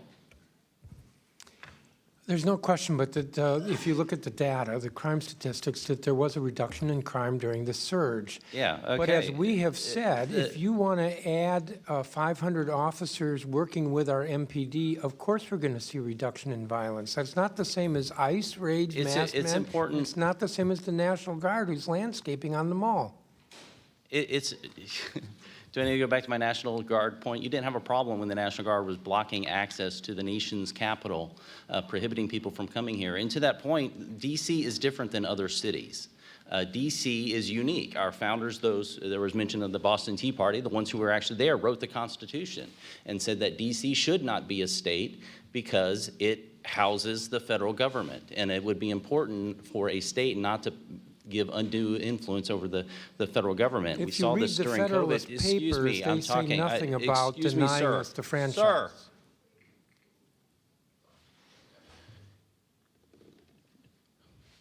In September 20th, Capitol Hill Baptist Church was denied a permit to worship outside because of COVID-19, yet we had a number of Black Lives Matter protests in this community. The concern I have is when Washington, D.C., access to the nation's capital is prohibited or curtailed in any way. Could you explain to me, Mayor, why the church was not able to have a worship service outside, but yet the Black Lives protests were enabled to go on? You're talking about the public health emergency? I'm talking about during COVID, Black Lives Matter protests continue to happen in Washington, D.C. With no retribution from the city, yet churches were not allowed to worship or worship outside even. Yes, I think that matter was litigated and it's resolved. Well, yes, COVID's over, but the point is that you have a city basically defining who has access to the nation's capital. And there were times where there were going to be a Trump rally and somehow restaurants got closed down that weekend and those sorts of things. Why was this church not allowed to worship outside, yet Black Lives Matter protests were encouraged by the city? My recollection is I mean, you went as far as to paint Black Lives Matters across the street. Yeah, I want to answer your question. My recollection, and while I don't remember the specifics of that case, is that it fell under our large gathering prohibition in the early stages of COVID. But Black Lives Matters were okay? Were they not large enough? They weren't violent enough? You are probably referring to violent, maybe? outdoor First Amendment gatherings that were not. Worship service falls under the First Amendment. And as I mentioned, I only have a couple of minutes left, and so I'll just point out that the $1 billion you're asking for is in the CR that's on the House floor this week. And everyone over there, I would encourage you to encourage the people up here to vote for that, because if you want your dollars, they can help us provide it for you. Congressman, might I just add, and I hope that that is the case, that the FY25 fix is attached to the CR. We worked very hard with the administration and with you, Mr. Comer, to make sure that the anomaly was included moving forward in 26. But the House, following Senator Collins' bill in the Senate, can still fix the FY25 CR problem that was $1.1 billion. And it's not too late, and it will help us balance. The CR extends funding that our folks here have already voted for. It also adds security features and then adds that for DC. So I expect unanimous support over there, right? Okay. Thank you, Mr. Chair, Chair request recognizes unanimous Mr. Frost consent. from Florida. Mr. Chair. Oh, Mr. Bell. Thank you. I request unanimous consent to enter into the record this August 20th, 2025 article from the AP titled, U.S. Attorney will no longer bring felony charges against people for carrying rifles or shotguns in D.C., which shows that U.S. Attorney Without objections ordered. Pirro is outright ignoring gun crimes and making the city less safe. Mr. Chair, I have UCs. Let me recognize. Yes, Ms. Simon. Thank you, sir. I request unanimous consent to enter into the record on April 24th, 2025, an article from Records that was titled, Exclusive U.S. Department of Justice Cuts Grants Valued at $811 million. People of Record say, which shows how the president's DOJ cuts will affect police and correctional facility funding. Without objections ordered. And I have a unanimous consent request. This is the CR, and it does restore that $1 billion in funding. So we'll be voting on that tomorrow. I'm going to vote for it. I've been very vocal in trying to get that included. I know that my colleagues on the other side of the aisle have mentioned it several times, so there are a lot of people in Washington, D.C. I assume this is on TV in Washington, D.C. Are you all going to vote for it tomorrow? I mean, that's a question I think the people in Washington, D.C., especially the people that are testifying here today, would probably like to know. But I'm going to vote for it. So Mr. without Chair? objection, we'll enter that into the record. Mr. Chair, I have another UC, sir. Yes, go ahead. Thank you, sir. I request unanimous consent to enter into the record this September 7th, 2025, an article from The Hill entitled, Most Oppose Trump Deploying National Guard to D.C. Other cities. Polls say that Without objection, so 57% ordered. of respondents said that they are against Donald Trump's decision to deploy the National Without Guard objection, into the so nation's ordered. capital. Thank you, sir. I'll get back. Chair recognizes Mr. Frost from Florida. I yield 10 seconds to Mr. Mfume. To Mr. Mfume. I thank the gentleman for yielding. I'm sorry that my colleague from Texas has left the room. I just want to say that he pointed out in his remarks that the founders of the Constitution said that D.C. should be a federal district and never a state, as if they were right. And I would just simply call to his attention those same persons at that same constitutional convention and for 200 years afterwards said that black people in this country were property, not citizens. And then the Dred Scott decision said that we were 3/5 of an individual. So just because they said it clearly does not make it right, and it doesn't make it right with D.C. Ms. Frost. Yeah, no, I really appreciate you bringing that up. And also, they're wrong about what's in the Constitution in the first place. The Constitution does not say that we cannot make Washington, D.C. a state. It does not say that. You claim to know the Constitution, and you haven't read it. Nowhere in the Constitution does it say that we can't do that. What it says is there should be a federal district. And the legislation put forth by Representative Norton and supported by House Democrats would make the federal district encompass the places that we work, the White House, the United States Congress, the Supreme Court, and not include the 700,000 people who live in D.C., who pay taxes but don't have proper representation. That's right.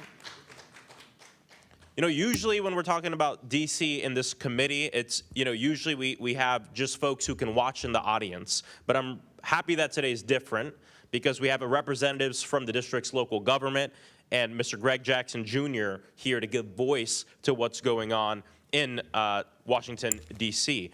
Greg, you've called the district home for decades. You bring the perspective of the D.C.'s people to this committee. You bring years of expertise and experience in crime reduction to this hearing. And of course, a survivor of gun violence yourself. Before President Trump started playing dictator with the people of D.C., he started dismantling important community safety and violence crime prevention programs, most notably the White House Office of Gun Violence Prevention. Not a partisan office, an office that worked at reducing crime in all of our districts. As a former deputy director of that office, can you describe some of the important work that has stopped due to this administration? Yeah, one of the most critical things was we were coordinating the response to mass shootings and concentrations of violence. And so without that coordination, cities, states, and local jurisdictions are on their own to navigate these mass tragedies. We implemented 54 executive actions, including adding $2 billion to the Victims of Crime Act fund. And I will note that on August 2025, multiple states, I believe 24 states, sued this administration for withholding $1 billion in resources for victims of violent crime. But we were the ones that were pushing more resources to victims. We also fully implemented the Bipartisan Safer Communities Act that each party came together on and voted for in 2022. And then lastly, we worked directly with local leaders to make sure that we're elevating strategies that work across the country. You also prevented serious crimes by ensuring that we prevent access to illegal guns, correct? Correct. We partnered with agencies to do that. You know, between 2017 and 2021, over 11,000 criminal firearms were recovered in D.C. Most of them, as you noted before, come from outside Washington, D.C. And an interesting statistic, too, is a third of those guns traveled over 300 miles. Over 300 miles to come here. You want to know where they came from?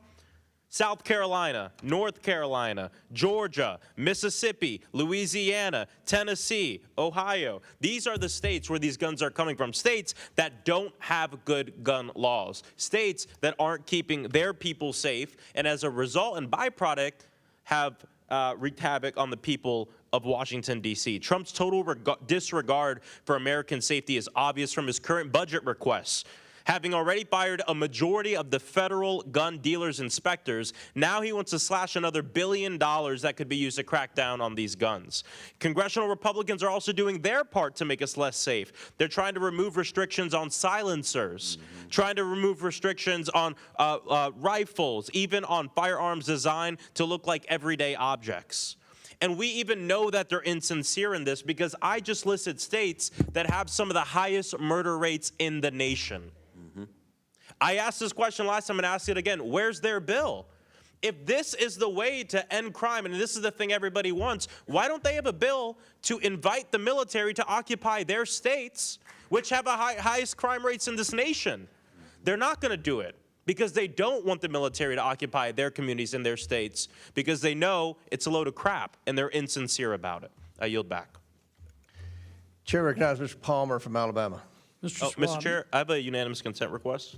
Okay, who said that? I'm looking. Oh, Cross. Oh, yeah, Mr. Frost. This is a Washington Post piece by E.J. Dion Jr., The Good News About Murder, Homicides Way Down, What Happened, What We Can Learn, and How Progressives Became Crime Fighters. Without objection, so ordered. Chair recognizes Mr. Palmer from Alabama. Microphone. Attorney General Schwalb, are you aware that the FBI requires that all states and local governments, police departments report crime to the National Incident-Based Reporting System? I think that is correct, sir. Okay. Washington, D.C. has not done a good job at that. As a matter of fact, you've been accused of cooking the books, and it's not just a problem in Washington. Mr. Chairman, when this went into effect, Illinois only reported 30.6% of their police departments reported. New Jersey only 28.7%, New York 13.8%, Maryland 9.5%, California 1.9%. I would argue that when you're presenting crime statistics that these are highly suspect because state and local police departments are not reporting the data. We've known this for a long time, that the homicide rates are underreported. The FBI has made that clear. I want to move to something else. We do have a crime surge. Violent crime, property crime, particularly vehicle theft. Washington, D.C. has a truancy problem. Almost 33% of the students are chronically truant, second only to Baltimore. What are you doing to resolve that, Mayor Bowser? And I want to add that 18,000 truancy cases went uninvestigated over the last 3 full school years. Well, first and foremost. I'm just asking, are you doing anything? Yes. What? We have in place a regime where schools report, and we've most recently updated it to focus more on our Human Services Department, a department. Ma'am? Yes. When I'm asking you about investigating truancy cases, that means going out and finding the kid and getting them back in the classroom. Oh, we do that. The police do that every day. 18,000 went uninvestigated. No. Half of your carjackings are by juveniles. So You've got 5 times more middle school students truant than you did a decade ago. That's a crisis. Do you believe that kids that are chronically truant are going to wind up becoming dropouts or undereducated, that it might lead to an increase in crime in that population? We think the best place for kids is in school. No. How does it impact their life going forward? Because I'm a big believer in getting kids out of failing schools. My wife and I support 2 private schools that are targeting inner city kids.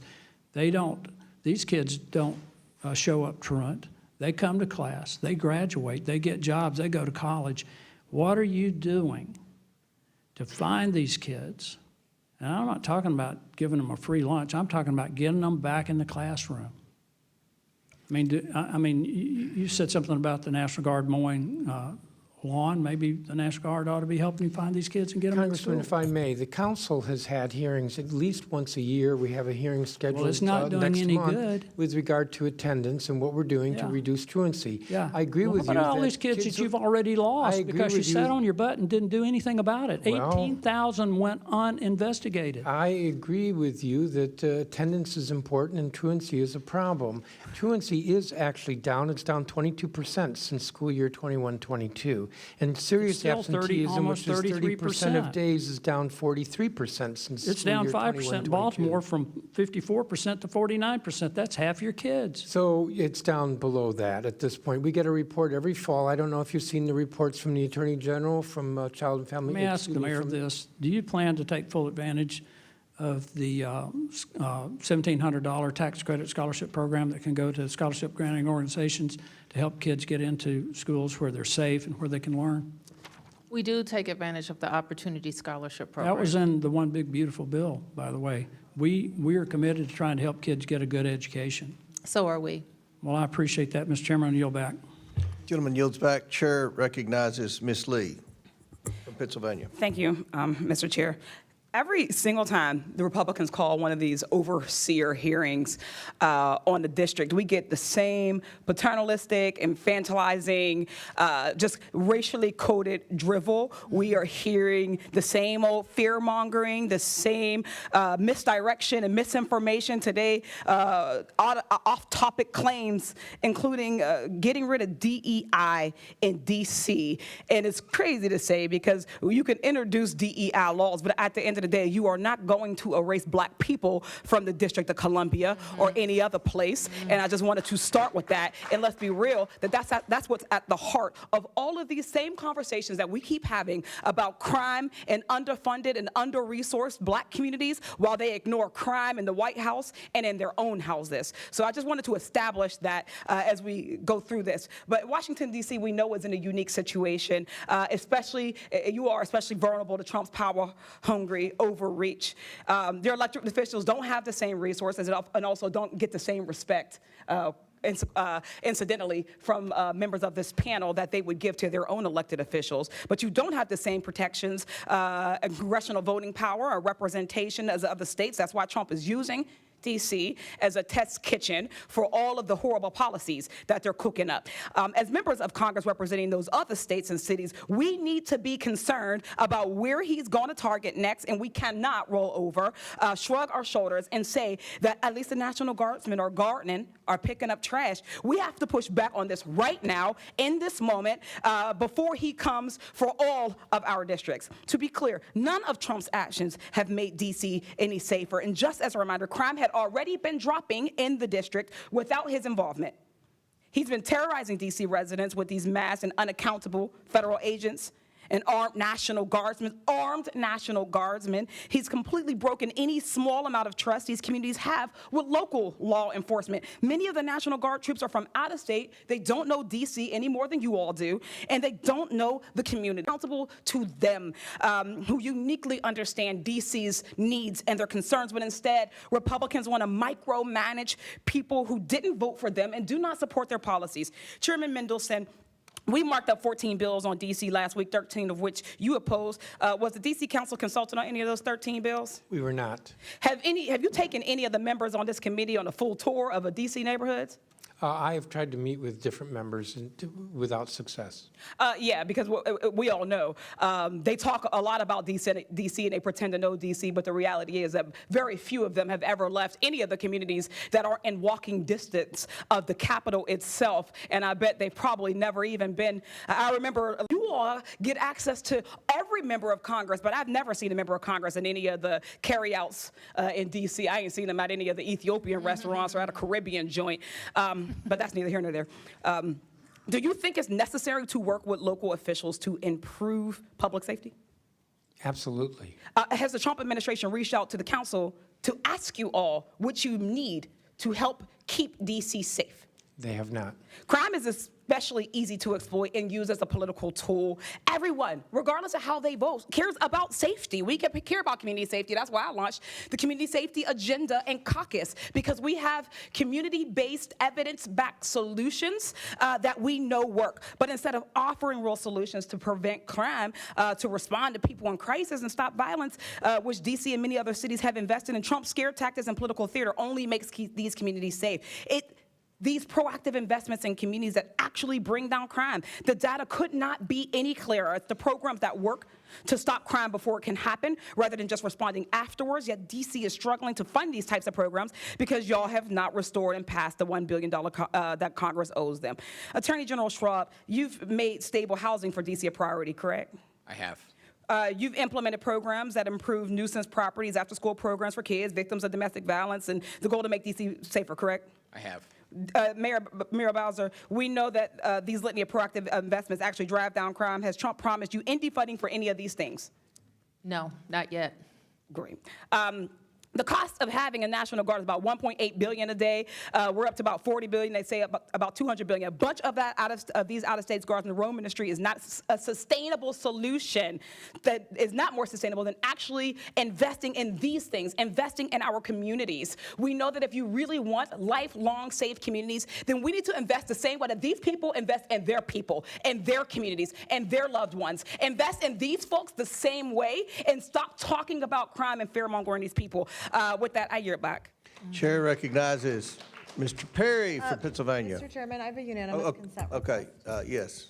I request unanimous consent to enter into the record the January 30th, 2025 article from NPR. It's titled, "Criminal Records of January 6 Rioters Pardoned by Trump Include Rape, Domestic Violence," which highlights how President Trump released January 6 rioters with records of violent crime back onto our streets, including Without objection. sexual assault of a child, production and possession of child pornography, Without objection, so ordered. forcible rape, and conspiracy of murder of federal employees and threatening federal officials. Without objection to order. Chair recognizes Mr. Perry from Pennsylvania.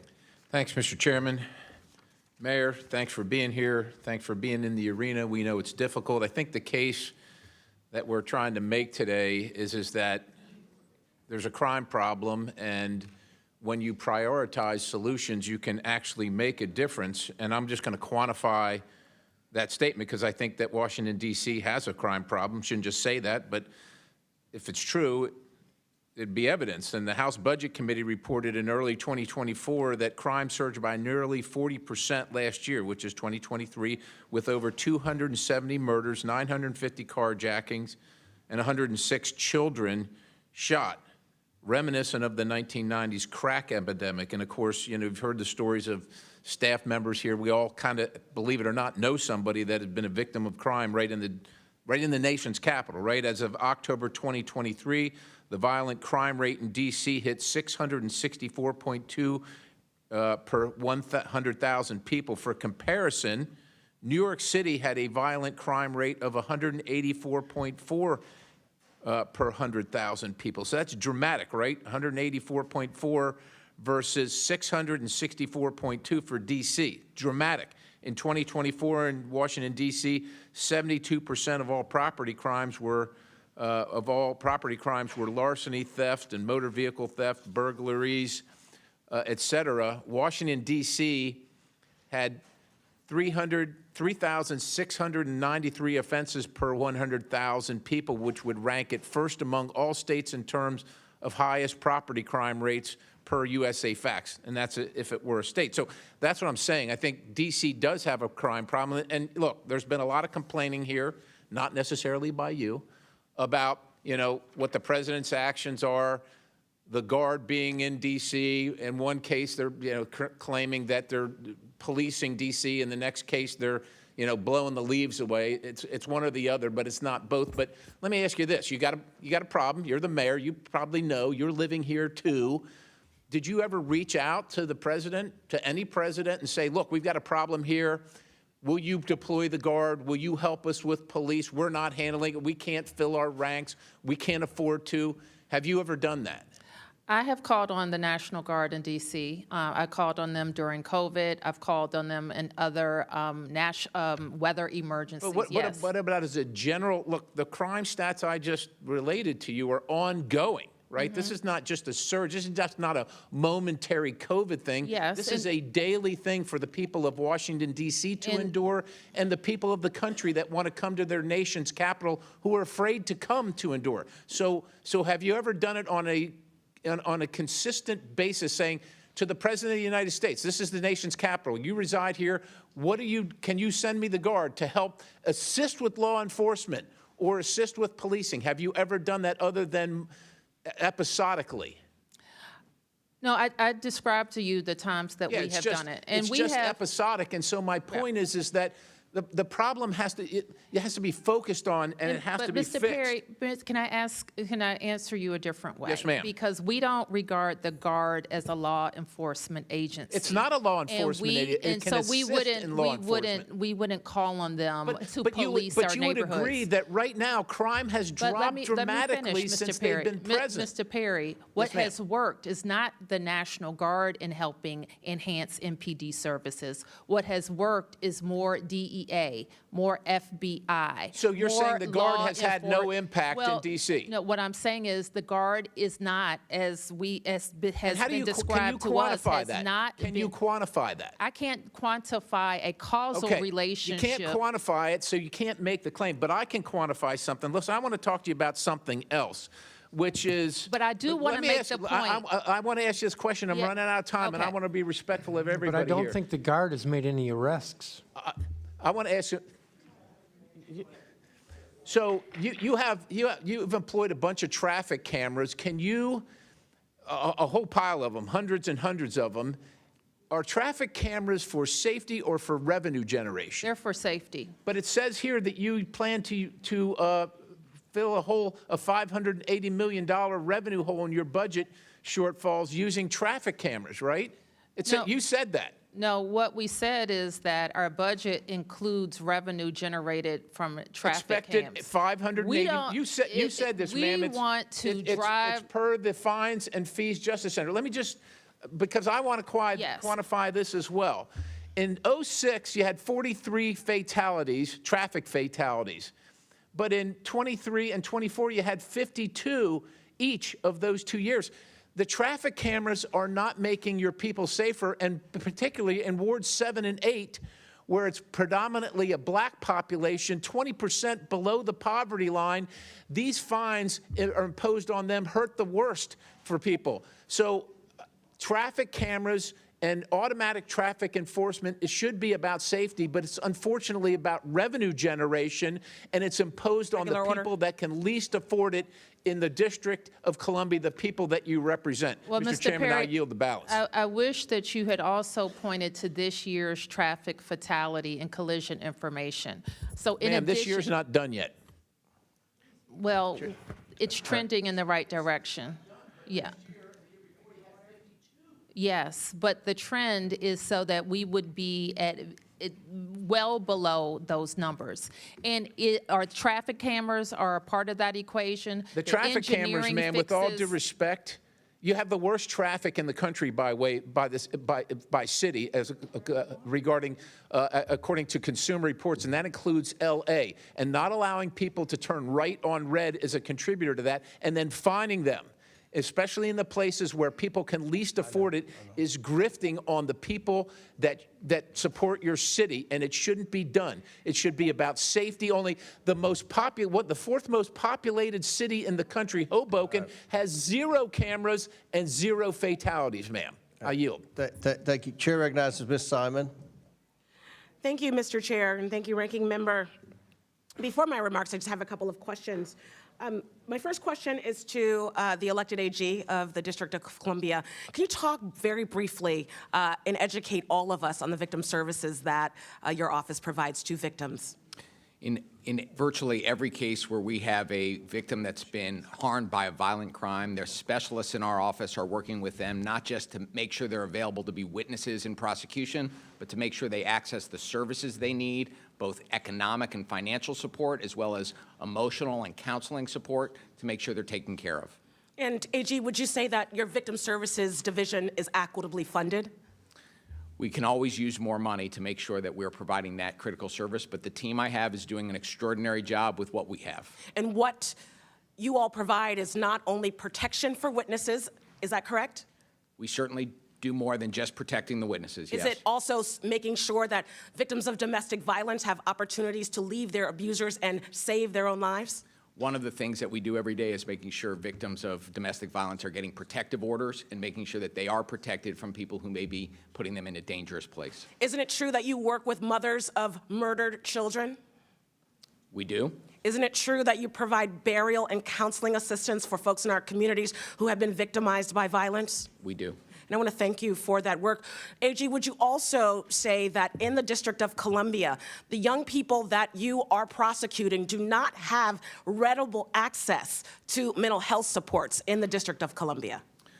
We know that we have a job to do, which is holding young people accountable when they commit crimes, and we are doing that every day. But too often we see the young people that are coming into the criminal justice system struggling with terrible trauma, mental health, behavioral health challenges. And we can't ignore that need too. We've got to do both. And while we will do the prosecution work, and we will continue to do that, we can't ignore the fact that there are causes that lead to repeat offenders, violent offenders, and sometimes it's the mental health and trauma that young people are carrying around. If we don't ignore it, and if we do ignore it and don't address it, we are going to be continually fighting this issue. Wouldn't you also agree, AG, that reentry services create opportunities for young people who have been convicted and have served time in the juvenile detention facility, the opportunity to stop the pattern of committing crime? 100%. Would you agree that the defunding of reentry services increases the likelihood of young people not being able to do the rehabilitative work to be able to maintain their civility and their opportunities to do the right by all of us? If we don't take care of kids after they have been committed, after they've faced consequences with getting back into community and making sure that they have healthy, hopeful pathways, kids with hope are safer to And everyone that's not around them. I would say that that's not soft on crime. Would you agree that if you have to charge every 14-year-old and put them in an adult cage, that when they get out, because they will get out, that they will be worse than when they came in? We know that to be true. We know that to be true. Over 40% of young people who are charged as adults, they do get out and they are more likely to offend than if they were processed and rehabilitated in the juvenile court. Is that not fact? We need to make sure that young people, when they commit crimes, are held accountable with swift and certain consequences, and we are doing that. Long prison sentences or putting kids into the adult criminal justice system does not make us safer in the long run, and that's what I'm committed to. I want our DC to be safer now and into the future, and we can do both. One of the reasons why I abandoned my, my prepared remarks, I spent almost 30 years working with some of the most troubled young people in my community. And in the programs that I developed and implemented, we reduced crime and recidivism by almost 70% of young women who are in the juvenile justice system. And that work was not done by prosecuting them as adults and putting them into cages to rot. What we did was invest deeply in their rehabilitation, but also in their accountability and ensuring that the victims were made whole. So I want to thank you all for your assertion that DC not only can govern itself, but if we were to do right by victims and right by children and right by families, we would fund education, we would have free child care, we would ensure that every person who was seeking health care could get it. We are so far from that vision. So instead of problematizing the elected leaders of this city, I would hope that in the future, that folks who have no experience in law enforcement on this body listen to the experts. Thank you so much, and I yield back. Thank you. The witnesses have requested a recess, but we're going to recognize one more member, then we're going to have a 15-minute recess. Chair recognizes Mr. Crane from Arizona. Thank you, Mr. Chairman. I want to say thank you to the guests for showing up today. Since I only have 5 minutes, my first question is going to be a yes or no. Does DC have a crime problem, Mayor Bowser? Any crime is too much crime, Mr. Crane, but we're trending in the right direction. Sorry, just yes or no? It's not a yes or no question. Okay. Chairman Mendelson, does DC have a crime problem, yes or no? There is more crime than we want, but it is significantly All right, I'm moving less. on since you can't follow the instructions. Attorney General, does DC have a crime problem, yes or no? One crime is one too many. We got to keep working at it. Mr. Jackson? One crime is one too many, I agree. Thank you. Do you guys know where DC ranks amongst U.S. cities in crime? Mayor Bowser? In what category? Crime rates. You would have to be more specific, and I don't It's I don't okay. have a list It's of okay. other cities. You guys or actually states. rank number 7. Okay, So you're in the top 10 of most violent cities in the United States, and this is, as other members have pointed out, our city's, our nation's capital. A lot of people come here. And Mayor, I know you, like many of my colleagues have already mentioned, you got a very tough job, and we all appreciate that. It all depends on how you crunch the numbers. Hold on a second, I didn't ask you a question. US News and World Report didn't Has place us in crime the gone top down? 25. Hey, hold on a second. I'm asking the questions here. Has crime gone down since the president deployed the National Guard and other federal agencies? Mayor Bowser? I already mentioned, Congressman, the numbers during the federal surge. So it has gone down? It accelerated, yes. Okay, thank you. Mr. Mendelson, you said in criticism to the National Guard being present in D.C., you said that they looked bored. I'm going to ask you a question, sir. Would you rather have National Guardsmen standing posts around D.C. looking bored but driving down crime, or continue to be ranked in the top 10 in the country in violent crime? Well, with as no I was guardsmen? trying to say, depending upon how you look at the data, we don't even place in the top 25. Now, in my testimony, I outlined That's definitely 8 not the ways- reporting that I've seen. You Well, guys are US ranked, News you and guys are World ranked number Report. 7. You US guys News are and ranked World number Report, 7. you can see that study. All right, moving on. Councilman Mendelson, did you vote with the rest of the city council to defund the police by $15 million in 2020? I don't believe that's the correct amount, but I did vote Yeah, you for the did. budget then. You did. Okay, Councilman, did you call the police in July 2025 because of a protest outside of your home? I called 911. Okay, It was at midnight. In fact, it was 12:30 in the morning. right? And it was a Okay. number of individuals who were actually breaking the law, the Residential Tranquility Act, with how Right. loud they were. Okay, so you voted to defund policing by $15 million in 2020 with the rest of the council. This is what the police union, police officers had to say about your interaction I know what with you're the going to police. say, and I've already said Yeah, to Mr. well, I'm going to Pemberton- say it, so you're not going to interrupt me. Over the weekend, Chairman Mendelson called the police because there were peaceful protesters at his house, because he decimated the police department with horrible legislation, and our staffing has now 800-plus vacancies. There was a delay in responding to his home. Because of the delay, Chairman Mendelson called and screamed at OUC and MPD staff. There is now a permanent security detail at his home staffed by an MPD officer who should be handling more important matters. We currently have 3,100 total sworn members, the lowest in 50 years, and we now have to dedicate one of them to be a security blanket for a man who hates cops, while other people calling 911 for real emergencies will have to wait. This nonsense must end immediately. So that's what the police department had to say about you in police that union, incident. not police The yeah, department, the sir. police union. The union that I'm aware of represents that police statement, officers. and it's false on Do they numerous represent police points. officers, Mr. Mendelson, the police union? It's the union Thank you. president. Okay, Attorney General Schwab, do you agree that all legal measures should be on the table to combat crime and lawlessness in the city? I do. Okay. Then why historically has the D.C. Attorney General declined to prosecute crimes? According to media reports, D.C. declined to prosecute crimes in 67% of arrests in 2023 under A.G. Graves. The D.C. quarterly clearance reports from your office show a similar trend in 2025 through Q1 and 2. You are only prosecuting 53% of gun-related homicides, 50% of sex abuse cases involving a knife, and 37% of non-fatal shootings. There is also an ongoing investigation into if the D.C. crime data was manipulated under Joe Biden so that historic level of crime didn't look as bad on paper. And I look forward to the outcome of this investigation. Now, Mr. Crane, if I can going answer back your to your can I answer your initial question? answer, is that doing everything you can to protect this city? The statistics that you just read are the statistics not from my office, but from the federal U.S. Attorney's Office. The prosecution rates from the Office of Attorney General have been in excess of 84% for violent crime over the last 2 years. So the statistics you rely on to malign my office don't come from my office. They come from the federal U.S. Attorney's Office. So you're not so you're prosecuting all of these crimes, is what you're saying? The jurisdiction of the Office of Attorney General in the District of Columbia is to prosecute juvenile delinquency crimes, and last year we prosecuted more than 84% of the violent juvenile crimes that MPD brought to us. We prosecute every violent crime where we have sufficient evidence to meet our burden of proof. Kids need to face consequences and be held accountable, and we are doing that. The rates speak for themselves. Are you in support of moving the age of minors here in D.C.? That's one of the bills that we have this week.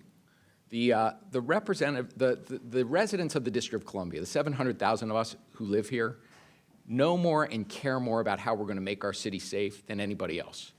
You didn't answer my question. The residents of the District of Columbia and their elected officials do not believe we're going to make ourselves safer. Why do you think the rest of the country? Why do you think the rest of the country considers somebody at 18 years old no longer a minor?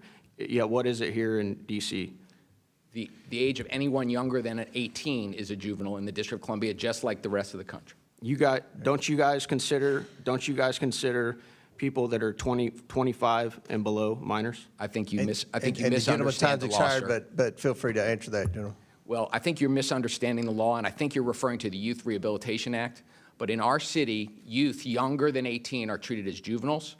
The Youth Rehabilitation Act involves a totally different set of adult defendants in criminal cases and involves a different issue that the city has confronted. And I think that issue has been conflated in some of the laws that this body has put forth. And I really wish we could have had a conversation beforehand so we could have explained better what the YRA does relative to all of the other laws that we have in our city that we're working every day to help drive juvenile crime and violent crime down. Thank you. So you support the Youth Rehabilitation Act? I think that was the question, one of the questions he was asking. You support that? The question was whether or not do you support the Youth Rehabilitation Act? That's part of what we're repealing. 2.5 minutes over. Okay, all right. Time's expired. We pursuant to the previous order, the chair declares the committee in recess. Subject to the call of the chair, we plan to reconvene in 15 minutes at the request of the witnesses. Committee stands in recess. Did you request? I didn't.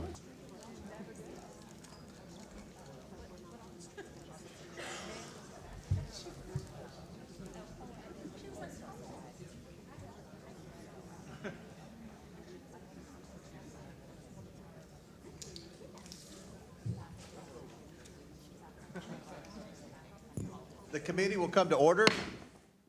Before we resume the questioning part of the hearing, I want to recognize Ms. Norton from Washington, D.C. for some unanimous consent requests. Ms. Norton.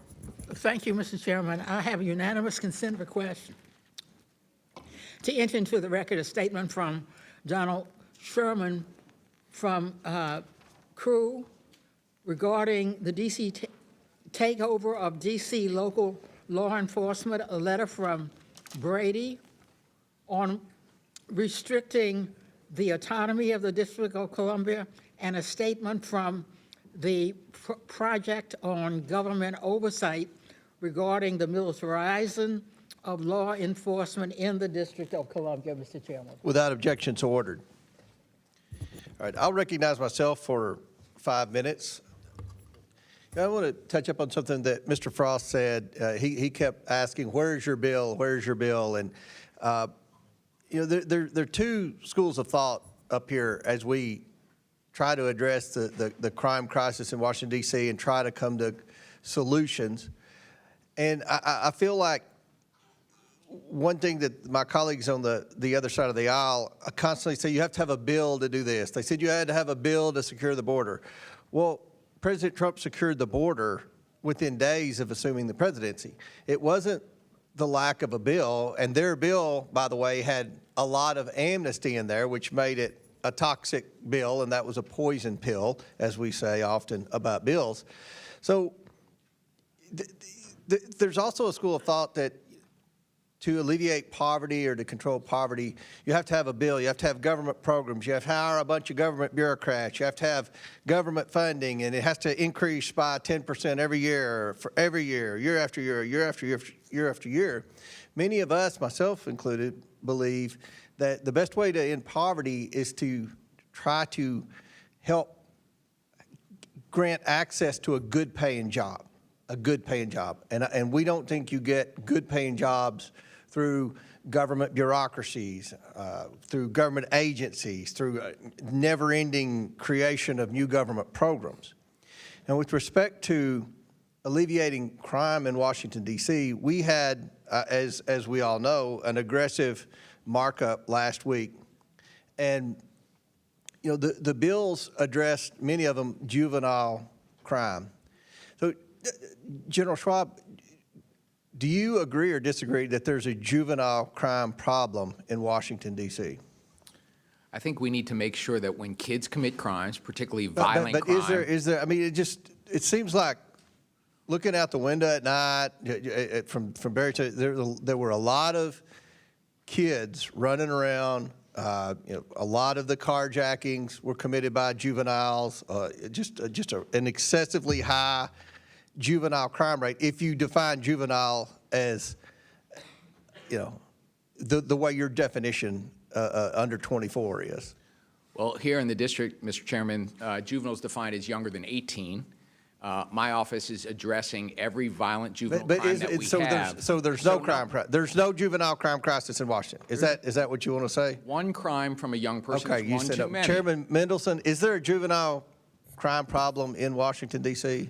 Well, the challenge, Mr. Chairman, is that what does problem mean? So if I were to say yes, that's good.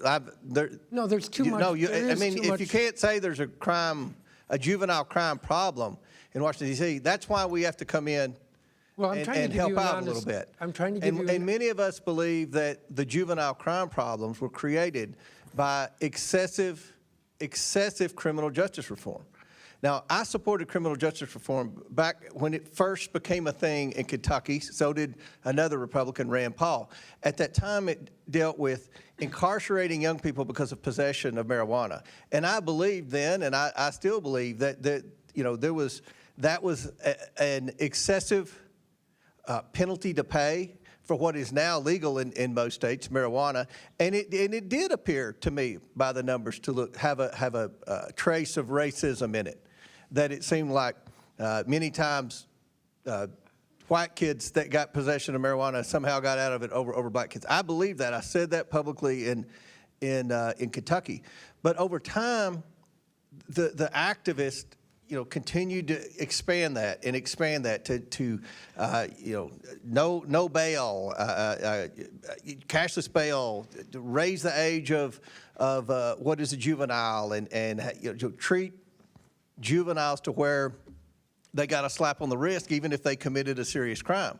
And that's why we stepped in. So you all have said, and I'm talking about Chairman Mendelson and General Schwalb, that you oppose every bill that we passed out of this committee. I assume, I believe Ms. Norton read letters of opposition from you all on the bills. What is the answer to juvenile crime? And I mean, do you think it's working? If we do nothing, which is what the Democrats in here want to do, and which is what I think you all want to do, is it going to get better on its own? Mr. Chairman, if you want a conversation, yes or no is difficult for a conversation. What do I think we can do to reduce juvenile crime? Because I do think there's more of it than there should be by far. I think for one thing, we have to address public education and attendance. We have to look at kids who are missing school and see that as an opportunity to identify why they're missing school. There may be something dysfunctional in the home or with that juvenile that needs to be addressed. And I'll let you answer a lot of questions, Mr. Mendelson, but we believe that the message has been sent that if you're a juvenile and you commit a crime in Washington, D.C., you won't be held accountable. And that is a mistake if that's the message, because that's not the message that any of the three of us Well, take. we're not saying that's the unintended consequence of the laws that the council passed. And to the mayor's credit, she vetoed several of those laws. And I don't think, you know, another thing they always say, and I think Mr. Jackson said, a takeover, you know, from the National Guard in Kentucky. When we had the Breonna Taylor riots and stuff in Louisville, Louisville's Democrat mayor, and we have a Democrat governor in Kentucky. Without hesitation, the Democrat governor, along with the support of the mayor, allowed the National Guard to come in and restore order. No one in Kentucky complained about that. Have to train and educate the youth on how to respond to the National Guard. That was just what was done to restore order. So we support what the president's doing. We want to work with the council and the mayor's office and the AG to try to come up with solutions to the problem, but doing nothing isn't working. And that's kind of what my colleagues over here want to do, creating more government programs, hiring more government bureaucrats. That's not worked. That's been the business model in the past, and it's not worked. It's not worked in Washington, D.C., and it's not working in a lot of other cities. So hopefully we can continue to have dialogue and come up with solutions to solve the crime crisis, especially the juvenile crime crisis in Washington. Now, the chair recognizes Mr. Khanna from California. Thank you, Mr. Chair. Mr. Chairman, this administration has initiated the largest assault on the First Amendment and free speech in modern history. They're making comedy illegal. Brendan Carr pressured ABC to cancel Jimmy Kimmel, and Disney cancels Jimmy Kimmel. This canceling from an administration that lectured us about cancel culture. That's why today I'm introducing a motion to subpoena Brendan Carr, to bring him in front of this committee, to stop the intimidation of private businesses and to stand up for the First Amendment. Now, it's not just Brendan Carr. Attorney General Pram Bondi is prosecuting hate speech, even though hate speech is constitutionally protected. And even though we've had so many lectures from my friends on the other side of the aisle not to prosecute hate speech. And then what about our vice president, the champion of free speech, as he told us during the campaign? The vice president is telling Americans to snitch on fellow Americans who have offensive posts and to call their employers so they can be fired. And the vice president is threatening to prosecute political organizations that he disagrees with. Look, we are Article 1 of the Constitution, not foot lackeys for Donald Trump and J.D. Vance. It is time that we stand up for our constitutional role to defend the freedoms of Americans. People are tired of us just giving our power to Donald Trump and J.D. Vance. We have an obligation to our Constitution, not to Donald Trump and J.D. Vance as they ride roughshod over the First Amendment.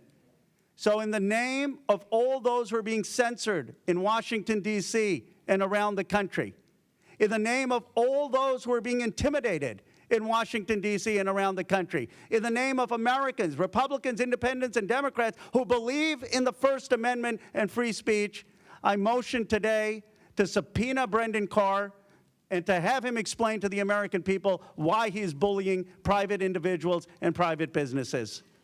Thank you, Mr. Chair. Pursuant to this rule, and I'll get the exact language so we make it official. Pursuant to House Rule 11, Clause 2.6, I motion to subpoena Brendan Carr to come before this committee and testify in front of the full Oversight Committee, and I hope that my motion to subpoena him will be voted on as soon as possible. A motion is made. The committee will hold this motion in abeyance until 1:45.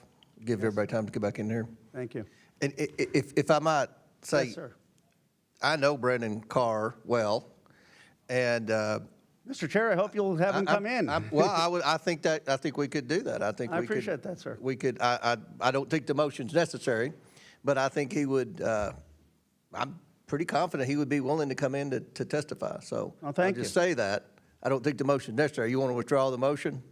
I still want the motion, sir. Well, right. you know, we'll do it, and he can come in. But I'd appreciate, I've appreciated your working with our ranking member on Epstein, and I've appreciated your collaboration with him. Of course, I appreciate our ranking member's leadership on this issue, and he deserves a lot of credit for our subpoena today. But, if you want to work with our ranking member on a collaborative process on that, like you have been on Epstein, I'd appreciate it. Yeah, I'd also like to second the motion. Thank you, Congresswoman. And first of all, thank you, Representative Khanna. And Mr. Chairman, I think that's a great offer. I think we're very interested in what's happening, and if we could come to an agreement, I know we have another 30 minutes or so before we actually take this vote. But if we can come to an agreement prior to that, I'd like to talk to Mr. Khanna and to you, because I think our goal, and clearly yours, is to get him in front of this committee. I think it would be very productive. And I think he would want to come. Well, nobody wants to come in front of the committee, but I think he would be willing to come in front of the committee. So I think we have. We'll make sure our staffs are in communication, and we'll see. But your motion is recognized, and we'll see if we can come up with something before 1:45. If we can't, we'll vote on it. Thank you, sir. Thank you, Mr. Chairman. Chair now recognizes Mr. Sessions from Texas. Mr. Chairman, thank you very much. Mr. Chairman, I first want to thank the members of the panel who've taken their time to be with us today. General, you and I met on the street the other day, and you were most elegant in your discussion with me, and I welcomed you to the Hill, and I'm glad that you were here. Mayor, thank you, and I'm glad you're here. I've got a note for you that I want to bring to you also. I think it's important for us to understand where we are coming from as Republicans, perhaps. I don't want to say that Democrats would be a lot different. I think it's just the answer of how you get there. We want this to be a safe town. We want this to be a town that works. We want this to be a town where people can come and visit this town and feel like they can come to our nation's capital and see things in a way where they're safe, their children are safe, they aren't worried about a drive-by shooting, they aren't worried about a lot of things that are very present in this town. They're very present in New York City. And we want to be accused of trying to help to make things better. So I became engaged, as I told the general, in trying to look at how we satisfy with a better answer, with another answer that I think is better on the Judicial Commission. You may be completely happy with the Judicial Commission. I looked at it and I am not. There are a huge number of vacancies where people have been nominated for years. Republicans, Democrats, President Biden, President Trump, leaders of the majority of both parties, and it's still hanging out there. And I simply believe that this city is entitled to our help. And that is what we are trying to do with these bills. I most sincerely, as I told the general, I most sincerely believe that it's not good to have, I don't know the exact number, but 10 or 12 people that have been nominated that are not serving today, and those judges that are on there, on the Superior Court or on the Court of Appeals, are vacant. And they've been vacant, some of them since 2013. This is darn near 2025. And I think that if you go to a model that may work, that's all we're trying to say. I think having the president, whether the president's a Republican, whether the president's a Democrat, will have an intrinsic interest. And I remember this when my parents moved us here in 1969. That we knew Washington struggled in lots of ways, but the presidents all tried to, every one of them, to do something that they saw that would better Washington. I believe that if we come and try and help with the most sincerity that our young chairman has, that I think our members have, it is not about trying to sparse words together about whether it's a local judge or not. It is a Superior Court judge that we're not going to replace any of them. We're trying to move forward to fill those seats of a Superior Court judge or of a appeals court, Superior Appeals Court judge. And on the floor, this thing got pitched as you're trying to make things that are simple about local judges. There's not much local about this in some respects. It is a national treasure. So it is my hope that you would perhaps look through some of the words that are said here and just accept the sincerity by which we come to you, and that I do, and I think our chairman and I think the others do. We are trying to help. So, General, I looked you in the eye. You were most genuine with me. I want to be most genuine with you and say, maybe your feedback about what we do you might disagree with, but please give us at least credit. We're trying to leave it for any Republican or Democrat to make the decision, because they'll take the responsibility to get the judges. Representative Sessions, I want to appreciate very much your spirit of working with us on this issue, because the vacancies on our court are having a very significant impact on our public safety system and our economy. But the problem with getting judges on our court is not sitting with the JNC. The way to solve getting judges on our court, and I appreciate your willingness to think about solutions, would be to allow our mayor to nominate judges and have our council confirm judges the way it's done in your state and states around the country, and we would get that vacancy on our Superior Court fixed right away.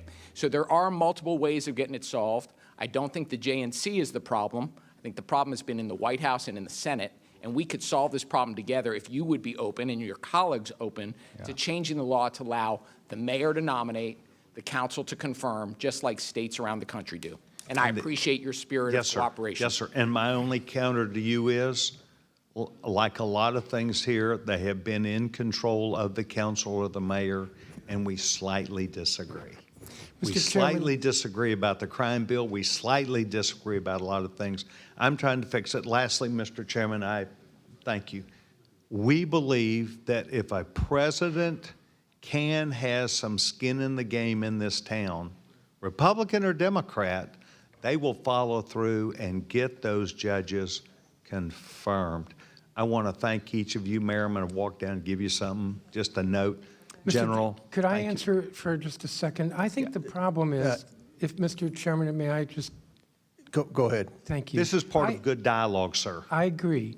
In my view, the problem is that the district is not important enough to the federal government. It's important today in this hearing, but that vacancy for 13 years, no president has seen us important enough to submit a nomination.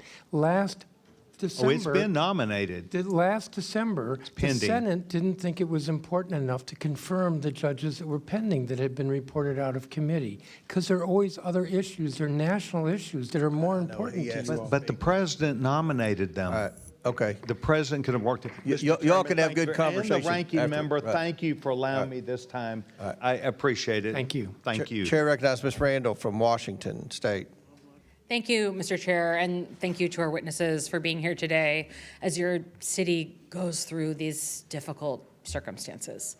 I've heard a lot of discussions over the past few weeks about public safety and crime in Washington, D.C., here on the Hill, and from my friends and neighbors who live in the District of Columbia. And these concerns about crime have been used as justification for President Trump's militarization and occupation. Like my Republican colleagues, I believe that federal government has a role to play in improving public safety. I would also say, like my Democratic colleagues, we believe that everyone deserves to feel safe. Where we seem to differ is that I prefer to focus on proven, not performative solutions. Proven solutions are those that invest in community, but my Republican colleagues arbitrarily cut $1 billion from the DC budget in March of this year, which has impacted the city's ability to fund the police, firefighters, and other public safety programs. And then, while holding these funds hostage, the president deployed National Guard in the name of public safety, instead of giving DC the funds necessary to provide safety. And at the same time, Donald Trump and congressional Republicans have made the largest cut in history to Medicaid, regardless of the fact that Medicaid expansion under the ACA led to a significant drop in violent crime nationwide. What we're seeing from this administration is unlawful, undemocratic, and follows the playbook of an authoritarian government. Across the country, a total of more than $4 billion in federal funding that supports American families, businesses, and local governments has been frozen or terminated. Withholding these federal government funds, funds that have been constitutionally appropriated by Congress, can and will be used to coerce other American states and cities into cooperating with this rogue administration in fear of having their cities occupied too. In Pierce County, in my district, they have nearly $200 billion of federal funds that could be at risk, which includes $706,000 grant from the Department of Homeland Security's Targeted Violence and Terrorism Prevention Program that was abruptly terminated. These funds were dedicated to implementing, like the name says, targeted violence threat assessments in our schools to mitigate youth violence and radicalization. The Department of Homeland Security's letter stated that the grant was being terminated in part because the department, consistent with President Trump's direction, is focused on advancing the essential mission of enforcing immigration laws, securing the border, and combating anti-Semitism. Consequently, grant projects that support or have the potential to support activities not aligned with DHS's current focus do not effectuate the agency's current priorities. What is so explicitly clear to me is that this administration's excuses of sending the National Guard to local cities in defiance of the local governments in order to address crime and improve public safety are an absolute sham when they are canceling funding left and right that would actually help our local governments address these very issues. Mr. Jackson, could you speak to how public safety is affected when you defund programs like targeted violence and terrorism prevention grants?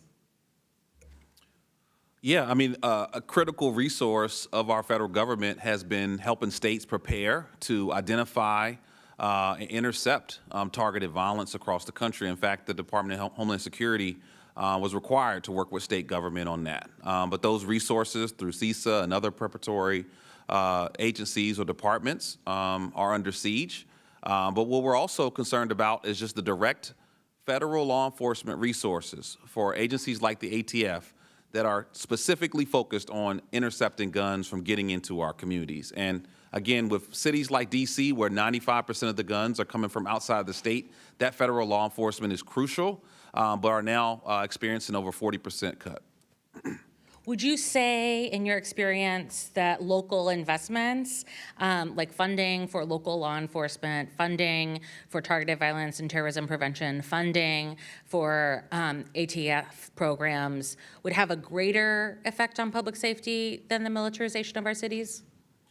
It's a fact, and frankly, that's what we've seen over the last 2 years with a 31% reduction in homicides. This year, we're still tracking for another 20% reduction in homicides. And we think that's a direct result of the resources to prevent violence before it happens. Thank you for your answer, for your work, and Mr. Chairman, I yield back. Chair recognizes Mr. McGuire from Virginia in the corner. Thank you, Mr. Chairman, and thank you to our witnesses for coming here today. You know, as a Navy veteran, as a freshman member of Congress, I love our country. And I love Washington, D.C., the history, the people, the culture. This is America's city. And I represent Virginia's 5th Congressional District. People from the 5th Congressional District come here for vacation or for work every day, and people from around the country. I think we should all agree, though, that whether you live here or visit here, you should be able to walk down any street in America and Washington, D.C. with your little girl or your little boy and be safe. And I think we'd be less than honest if we said that has not been a problem. And I want to say that the actions of this administration with President Trump have lowered crime and lowered murder rates to record lows. And so I want to start by saying, thank God, President Trump put your security and your safety, law and order, above other divisive ideas. We would not have a country without our men and women in law enforcement, and I see a lot of them around here right now. I just want to thank you. Each of you in your written testimony emphasized the importance of the work of the Metropolitan Police Department is doing to keep the residents of D.C. safe, and the need to increase funding for the department. I have a very simple yes or no question. Do you disagree with defund the police movement? And I'll start with Mayor Bowser. Yes or no? Do you disagree with defund the police? Yes. Mr. Mendelson? Yes. And Mr. Schwalb? Yes. And Mr. Jackson? Frankly, I think you should ask the president that. That's a yes or no, sir. All right, Mr. Mendelson, in your written testimony, you stated the following. Since 2020, police departments across the region and the country have faced challenges in recent years to hiring and have failed to hit their hiring targets. Can you tell me what major event happened in 2020? The murder of George Floyd. Mr. Mendelson, in 2020, the D.C. Council voted in favor of a budget that defunded the MPD by more than $15 million. In the years that have followed, crime has skyrocketed in D.C. Do you still stand by this decision? I will remind you that this is a simple yes or no. Well, as I said to I just said a yes another or no. I've got a congressman, very limited time with all due respect. I realize that, but All right, Mr. Mendelson, these hundreds questions of are more MPD law complicated enforcement than a yes officers or no. have left the department since 2020 because they don't feel they have support from D.C. Council. In fact, the council not only voted to defund the department in 2020, you also went so far as to put a target on your officers and their families by releasing body camera footage with the officer's name attached. For all witnesses, let's talk about D.C.'s fiscal policy. Do you believe D.C. does a good job at managing their budget? This is just, I don't have much time with all due respect. Yes or no? So Mayor Bowser, yes or no? Yes. Mr. Mendelson. We do an excellent job. Mr. Schwalb. Yes. Mr. Jackson. Yes.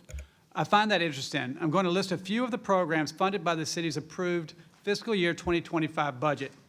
$5 million to support D.C.'s hosting of the World Pride 2025. Regardless of party, race, religion, or creed, I love you, but your #1 goal should be to keep the citizens safe.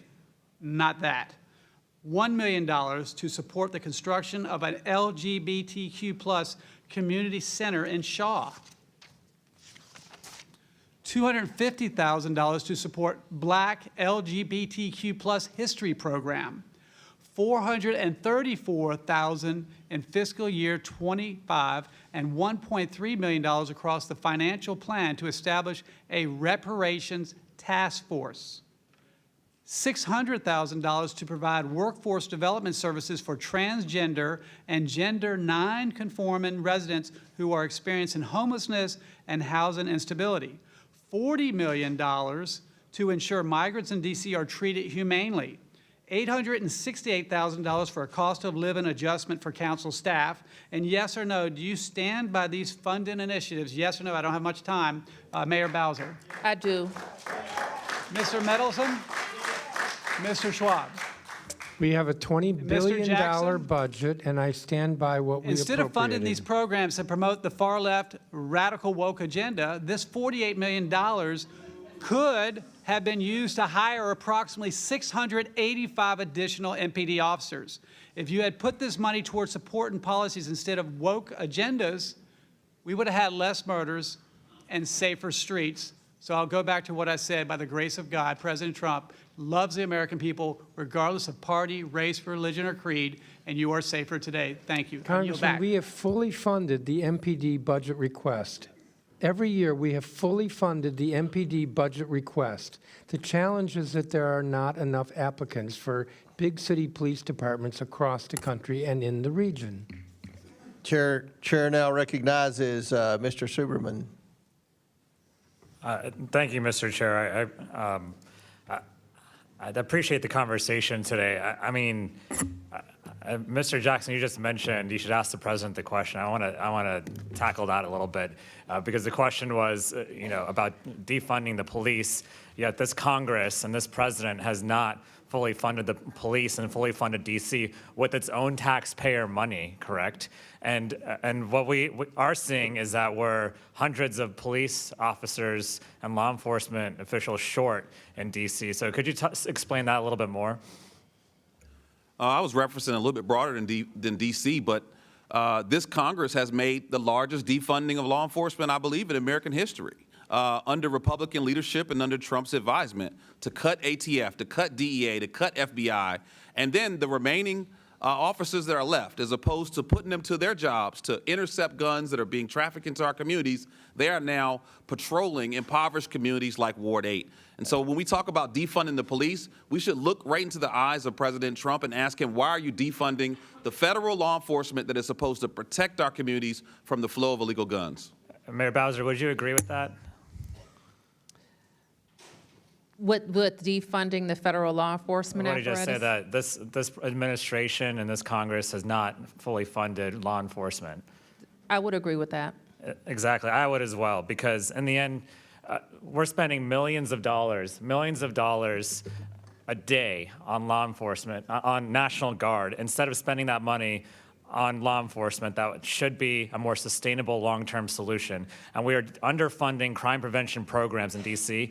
And what the National Guard is doing here is they're getting bored, actually. They're at street corners just hanging out, and they're not trained to be in law enforcement. And we're spending millions of dollars a day instead while they pick up trash. These are National Guardsmen from Louisiana, where there is a very high crime rate. There's plenty to do in Louisiana. I went to school there, so I know.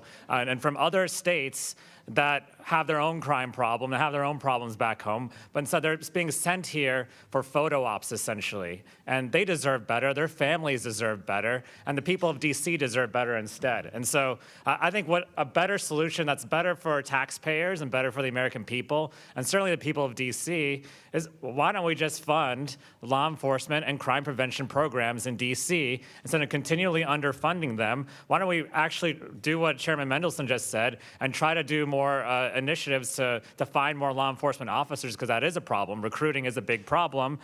Instead, we're sending the National Guard in. And I've got constituents, I'm in Northern Virginia, who work in DC every single day. And one constituent in Warrenton said, I work in the district, and now I'm in fear of my safety to come to work and go home. With military roaming the streets with possible unchecked authorities, there are many opportunities for harassment and abuse. I'll tell you, it's not just opportunities. People have been harassed and abused. And I've never felt unsafe before, but now I am becoming terrified. And I've gotten story after story about that. Mayor Bowser, have you gotten stories like that as well? I have gotten stories about people who are concerned about seeing the military patrolling, policing with guns out of state, and people aren't really sure who they report to. And I had one person tell me that their kids play soccer on the weekends, and they had National Guardsmen at their soccer practice just hanging out, and the kids got scared, right? And so I think a better solution would be to send those folks, those National Guardsmen from Louisiana and Mississippi home.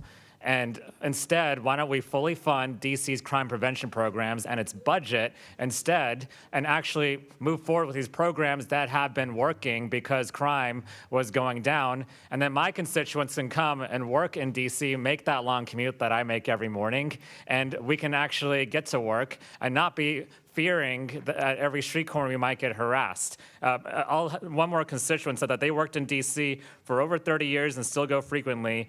He never felt unsafe until now. And it is a dangerous power play that this administration is doing. And these federal forces are not concentrating on federal issues of protecting our security. And what I think we should be doing is finding people in our communities who can, or people who want to join the police, who can actually stay in our communities long-term and actually fix the problem long-term instead of this short-term photo op that this administration is putting forward. I yield back, Mr. Chairman. Mr. Chair, I have a UC. Mr. Bell. Thank you. Yes, I do. No, I do, but if you, it's still your time. Well, it was like 10 seconds, but I'll recognize you, Mr. Bell, for unanimous consent or whatever.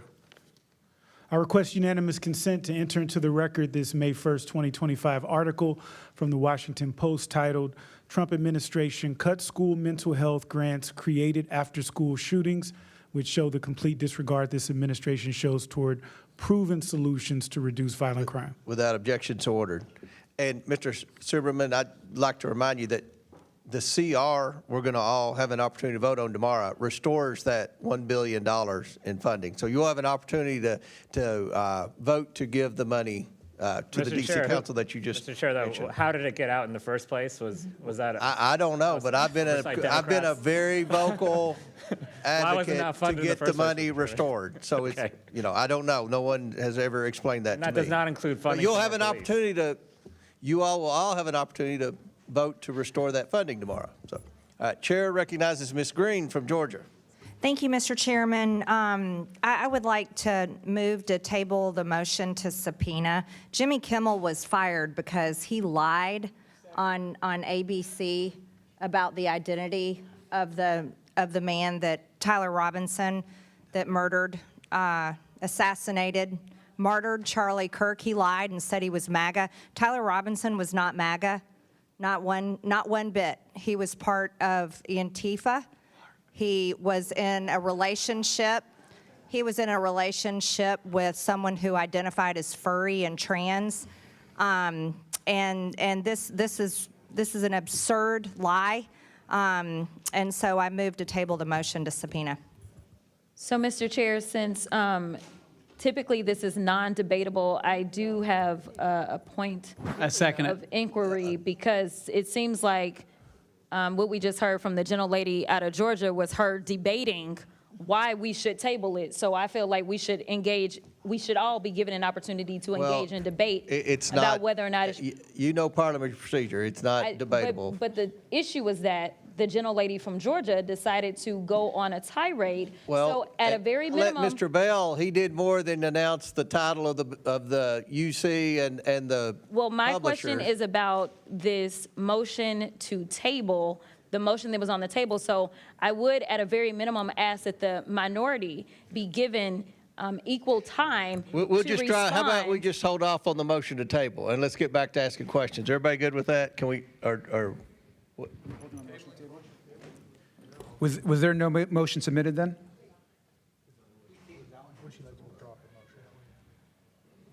Uh,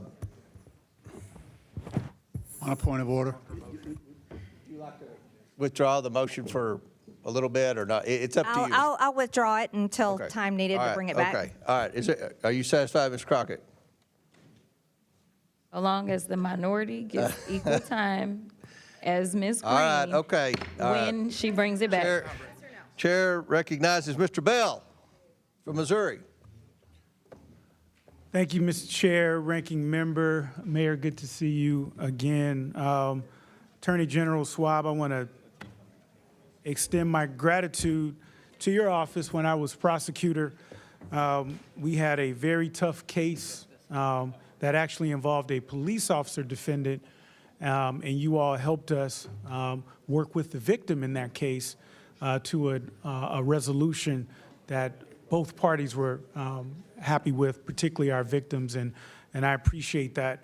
And so I have a couple questions that I want to talk about. One, I think a point needs to be made between the role of the National Guard and what they do and actual policing, and those are two different roles. And I think a lot of folks don't understand that difference. A 20-year-old with a gun in the military is taught how to kill. Police officers have to do a whole skew of things, including de-escalation. And so I think that it's important that we talk about that. And so my first question, and I'm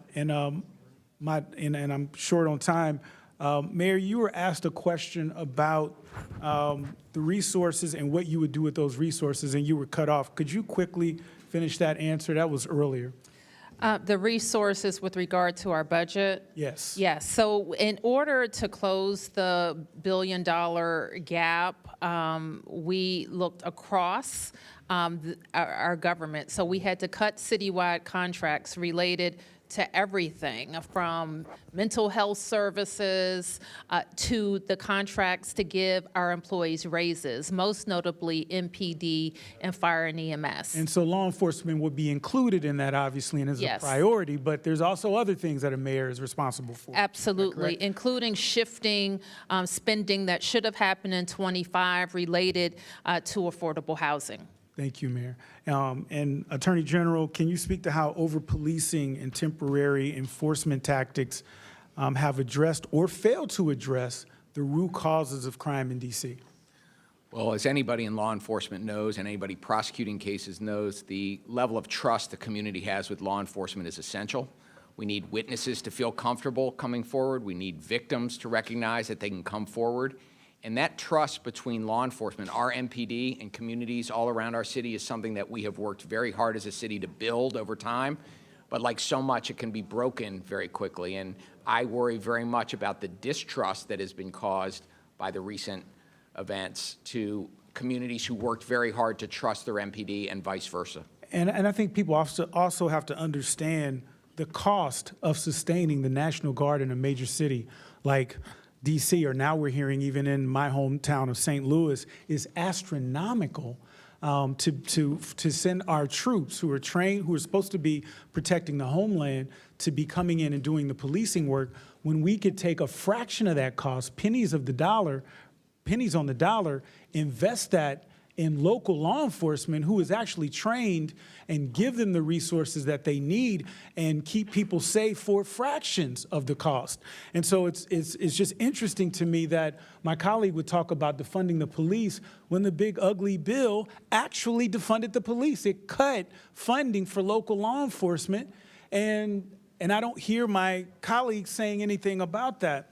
And so also there were some, with respect to serious crimes, carjacking, I know that was an issue. What has DC been doing to address those issues? Well, my office is prosecuting every case, every carjacking case, every armed carjacking case where we have sufficient evidence to meet our burden of proof. They are difficult cases to make from an evidentiary standpoint, from a witness perspective, and yet more than 84% of the cases that MPD brought to us of carjacking last year we prosecuted. So we need to hold young people accountable and make sure they face consequences when they're engaged in carjacking. And Mr. Jackson, with the remainder of my time, thank you for the work that you do. Can you speak to strategies you have found to be the most effective in actually curbing recidivism rates in our juveniles? Well, we know that one of the most important things you can do is invest in victim services for those who have been traumatized by violence. As I said before, there are 24 states suing the Trump administration for withholding $1 billion for victim service funds through the VOCA Act. But we know that the best way we can reduce violence and recidivism is by investing in those who are most at risk and those who are most vulnerable, whether that's community violence intervention, victim services, mentorship programs, employment-based programs, all of which are under siege or have been cut by this administration. Thank you. And with respect to victim services, I could not agree with you more. It's so important. Sometimes what gets lost in the argument is we do focus on arresting serious and violent offenders, which is so important, and also alternatives to incarceration for low-level offenders struggling with addiction and mental health. But we also got to be laser focused on our victims, and that impacts so many of our communities. I thank you, and I yield back. Gentleman yields back. Pursuant to the previous order, the chair declares the committee in recess for 5 minutes. We plan to reconvene in 5 minutes. So if you all need another break, feel free to take it real quick.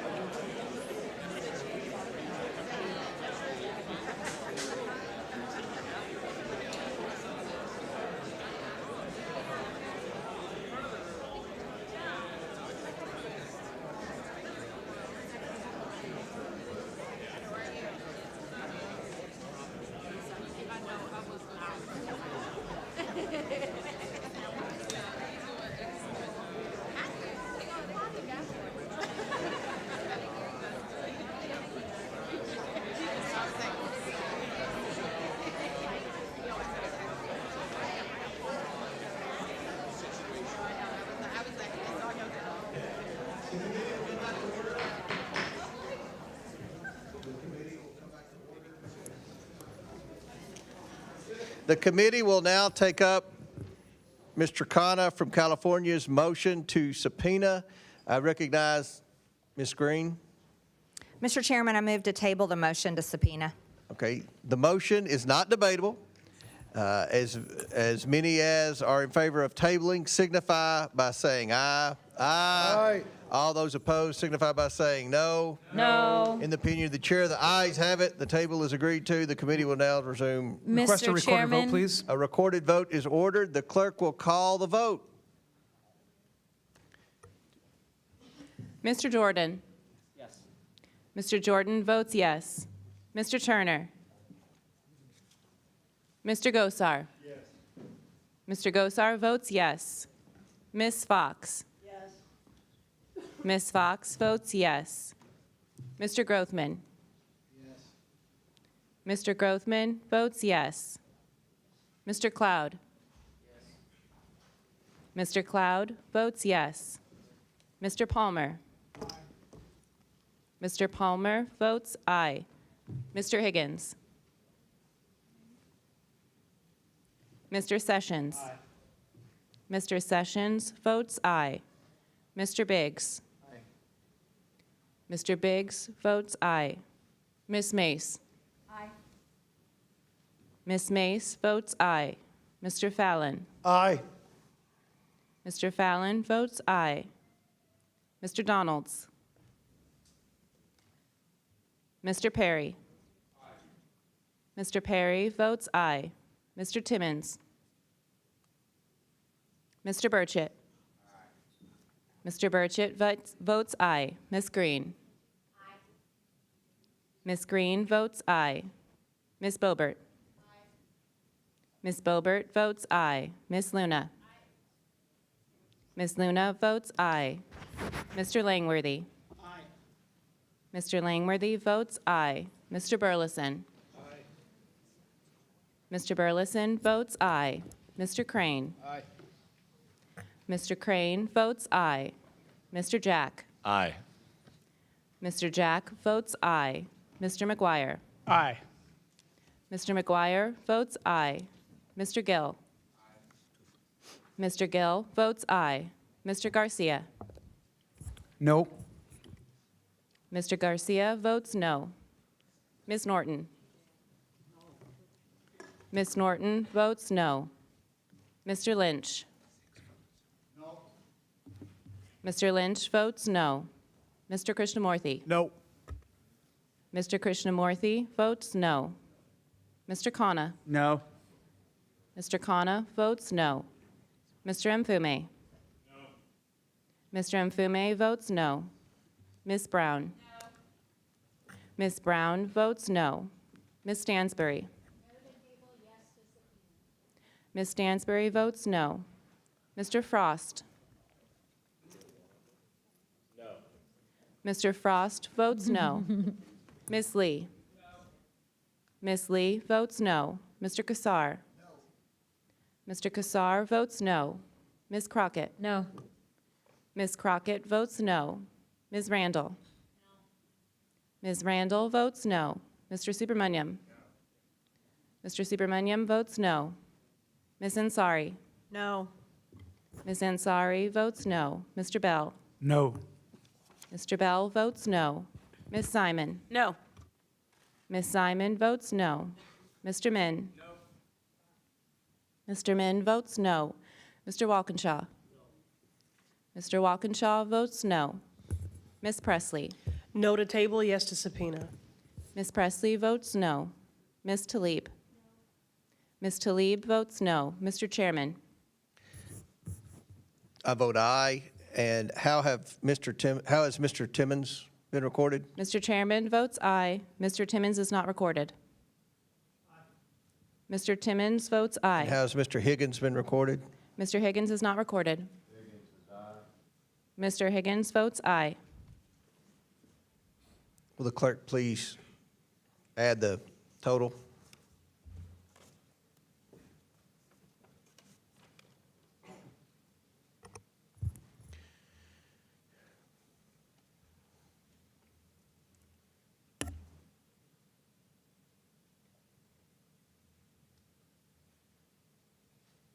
Mr. Chairman, on this vote, the ayes are 24, the nays are 21. The motion is tabled.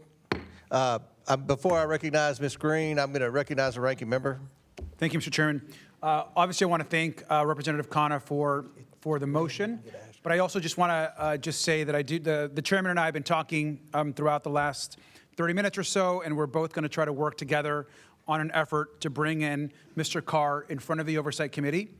And it's of interest to both the majority and the minority. And so we're going to try to move forward in a bipartisan way to get in front of the committee. So I thank you, Mr. Chairman. Yep. Mr. Chair, I have a UC. I do too.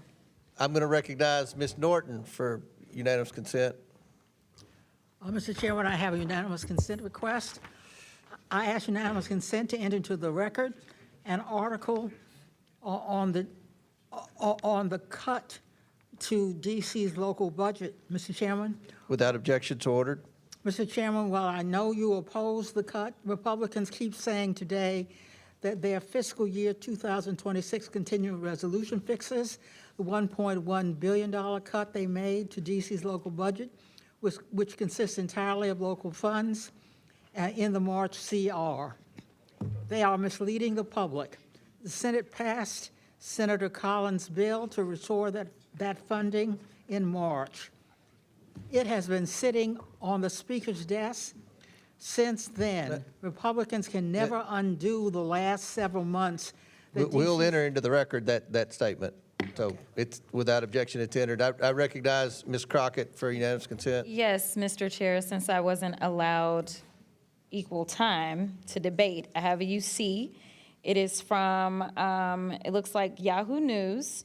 It says, Charlie Kirk suspect's grandma says family is all MAGA. Without objection, so ordered. Chair recognizes Ms. Green from Georgia. Mr. Chair, remember I have a UC as well. We'll recognize you next time. Chair, Ms. Green, it's your 5 minutes. Thank you, Mr. Chairman. I can assure you that the 22-year-old man, Tyler Robinson, that murdered Charlie Kirk is not MAGA. His family may be Republican, but all of the evidence that is being presented proves that he is a far leftist, very much integrated in online groups that are linked to Antifa. He was in a relationship with a biological male, so-called furry, whatever that is transitioning to be a fake woman. He was not MAGA, not one bit. That is a complete lie, and it's an insult to every single Republican and person that identifies with those type of politics. We will not tolerate it, and that is the exact type of language that is getting many of us death threats day after day, and led to shootings on the baseball field where Steve Scalise was shot. This is what led to President Trump nearly being assassinated this past summer.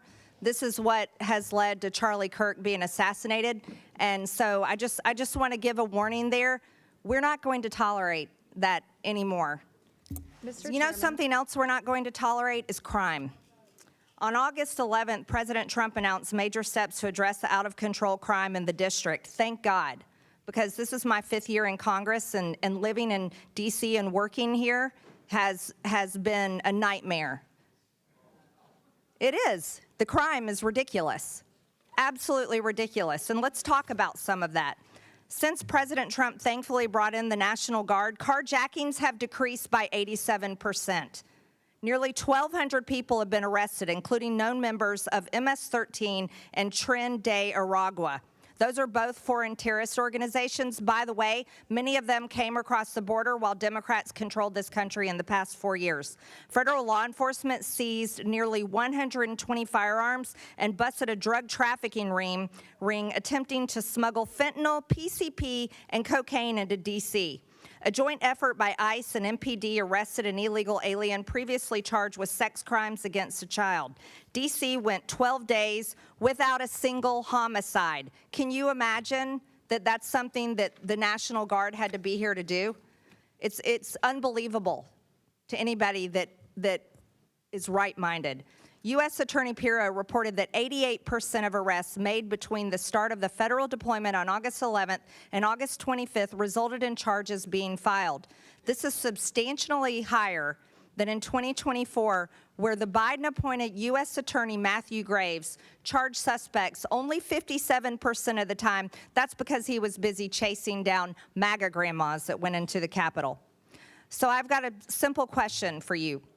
Mayor Bowser, do you prioritize criminals or the victims? I prioritize law-abiding D.C. residents, visitors, and workers. So that would be law-abiding citizens and victims. Do you support the police, Mayor Bowser? Yes.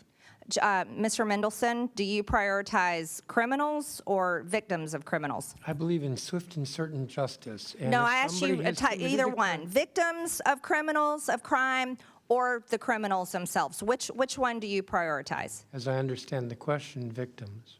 Victims. Do you support the police, Mr. Mendelson? Absolutely. Okay, Mr. Schwalb, I'll ask you the same questions.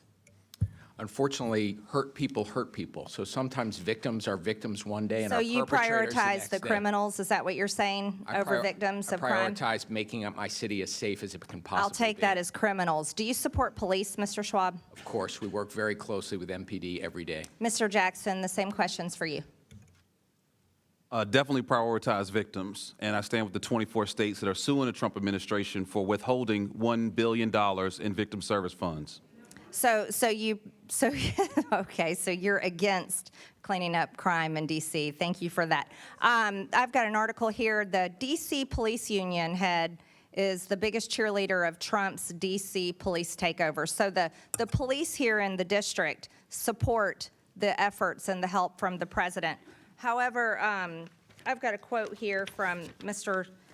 Mendelson. You call the union celebrating Trump's takeover just despicable. You literally attack the police in your statements. You're calling. That's not correct. The union supporting the president and the National Guard here, helping them every day on the streets. You're quoted as saying that's just despicable. You're taking that out of context. I criticized the president of the FOP because he is a liar. Oh, so you are against the police. Thank you for clearing that up. No. Also, I have one last thing, The Mr. president Chairman. of the FOP, not the police. I reclaim my time. Lastly here, Mr. Gentlelady's Mendelson. time's expired. Gentlelady's time's expired. Chair recognizes Mr. Bell. Mr. Chairman, I have a UC request. Okay, state your. I would like to enter for the record. All right, I'm sorry, Ms. Green. I recognize Bell. That's on me. I apologize. We'll get you on the next one. Okay, thank you. Mr. Bell. Thank you, Mr. Chair. I request unanimous consent to enter into the record the September 9th, 2025 article from the LA Times titled Kennedy Commission Child Health Report Ignores Gun Violence, the Leading Cause of Child Death, which calls out the Trump administration for ignoring Without how objection, gun so violence ordered. kills more children in this country than any other cause, and the administration ought to be embarrassed by Without objection, so ordered. And I, I think Ms. Crockett's unanimous. Ms. Crockett's next. Do you have a UC? I'll recognize Ms. Green, then Ms. Crockett. Ms. Green, you have a unanimous consent request? I do, thank you. For the record, Phil Mendelson's post here says repealing our laws is not liberation. Republicans in Congress can't be trusted. They took $1 billion from us, are moving more than a dozen bills, rolling back home rule, and are trying to take away our elected independent attorney general and micromanaging our legislative process. I hope everybody watched Democrats vote against the vote that adds $1 billion back in for D.C. Thank you. Without objection to order, Chair recognizes Ms. Crockett. Yes, I request unanimous consent to enter into the record the September 16th, 2025 article from Time titled Trump Called for a Crackdown on the Radical Left, but Right-Wing Extremists Are Responsible for More Political Violence, which calls out the game the president is playing, in which he creates a fictional problem while downplaying the real history of far-right violence against the American public, from the Oklahoma City bombing to January 6th. I got another objection, one. so ordered. All right, the next one is for, it's an article from September 12, 2025. Article is from Democracy Docket titled, I Couldn't Care Less, Trump's downplaying of right-wing violence continues long pattern, which calls out the game the president is playing, in which he creates a fictional problem while downplaying the real history of far-right violence against the American public. Without objection, so ordered. Chair now recognizes our newest member, Mr. Walkinshaw from Virginia. Thank you, Mr. Chairman. First, I want to express my gratitude to Leader Jeffries and Ranking Member Garcia for the opportunity to join this committee. And Mr. Chairman, I look forward to working with you and members on both sides of the aisle as we conduct our important work.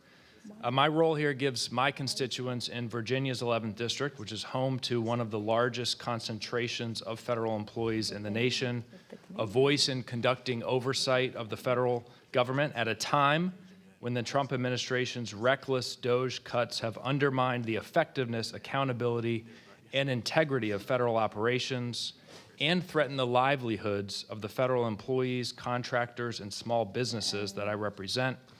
I am firmly committed to protecting both the critical services our government provides to everyday Americans and the dedicated workforce behind them. With that, I want to thank Mayor Bowser, Chairman Mendelson, Attorney General Schwalb, and Mr. Jackson for taking the time to be here today. I also want to welcome, we have a number of other members of the City Council who have joined us. Thank you for joining us, and thank you all for your service. 10 days ago, I was a local government official as well, serving on the Fairfax County Board of Supervisors, and that's a role that gave me an understanding and respect for the importance of the work that you do as local officials. Local government is the most accountable level of government because the decisions you all make directly and immediately impact your constituents' quality of life. And I know that your constituents, like mine in Fairfax, are not shy about telling you all what needs to be done or done differently. As President Reagan said, that government is best which remains closest to the people. And you all are closest to the people you represent, not us. As Mayor Bowser said in 1973, Congress passed the D.C. Home Rule Act to, among other things, grant to the inhabitants of the District of Columbia powers of local self-government. To achieve this goal, the Home Rule Act expressly gives DC residents the power to elect their mayor, legislative body, and attorney general. Some of my colleagues, however, while praising the benefits of local autonomy and authority elsewhere, seek to strip that autonomy from DC residents as part of an effort to support a federal takeover of our nation's capital by President Donald Trump. Another stated purpose of the Home Rule Act, and I haven't heard this mentioned today, was to, quote, relieve Congress of the burden of legislating upon essentially local district matters. Yet at a time when Congress should be focused on very urgent national matters, we are trying to micromanage DC's local affairs in furtherance of President Trump's attempt to consolidate power. The American people are facing serious challenges. Our economy is faltering. Inflation is rising. Tariffs are driving up prices and job growth is stagnant. And unless this Congress acts, tax credits that help working families afford health care will soon expire. In my district and the districts of everyone here today, tens of thousands of people will see their health care costs skyrocket. And meanwhile, as has been mentioned, President Trump continues to cover up the Epstein files, and a government shutdown is looming. In the face of all of this, how does the majority choose to spend its time? By interfering in DC's local government and further disenfranchising 700,000 Americans. They claim it's in the name of public safety. We've heard today from our witnesses many things that could be done to improve public safety in the District of Columbia. This is really part of a broader plan to help President Trump tighten his grip, to help him feel like he is in control while distracting from failed policies. Our constituents, Mr. Chairman, with the exception of Delegate Norton, are out there across the country, and they are wondering why this Congress and this committee seemingly has no time to solve the real problems they face in their communities, but seemingly all the time in the world to cosplay as mayors and council members for the District of Columbia. I yield back. Chair recognizes Mr. Timmons from South Carolina. I appreciate our new colleagues' prepared remarks. I've lived in Washington on and off over the last 15, 18 years for about 10 years. And up until 2 months ago, this city was in disrepair. It was unsafe. There were thousands of homeless people that were plaguing our public spaces. There were rampant mental health issues with these people that were living in squalor. There was incredible drug use. There were muggings. There were carjackings. There were just immense unnecessary violence because our city council here in Washington, D.C., refused to do their job. They refused to keep us safe. They refused to enforce the rule of law. They have a law that says you can't sleep in federal property, that you can't sleep in the streets. You know what? Zero enforcement, zero.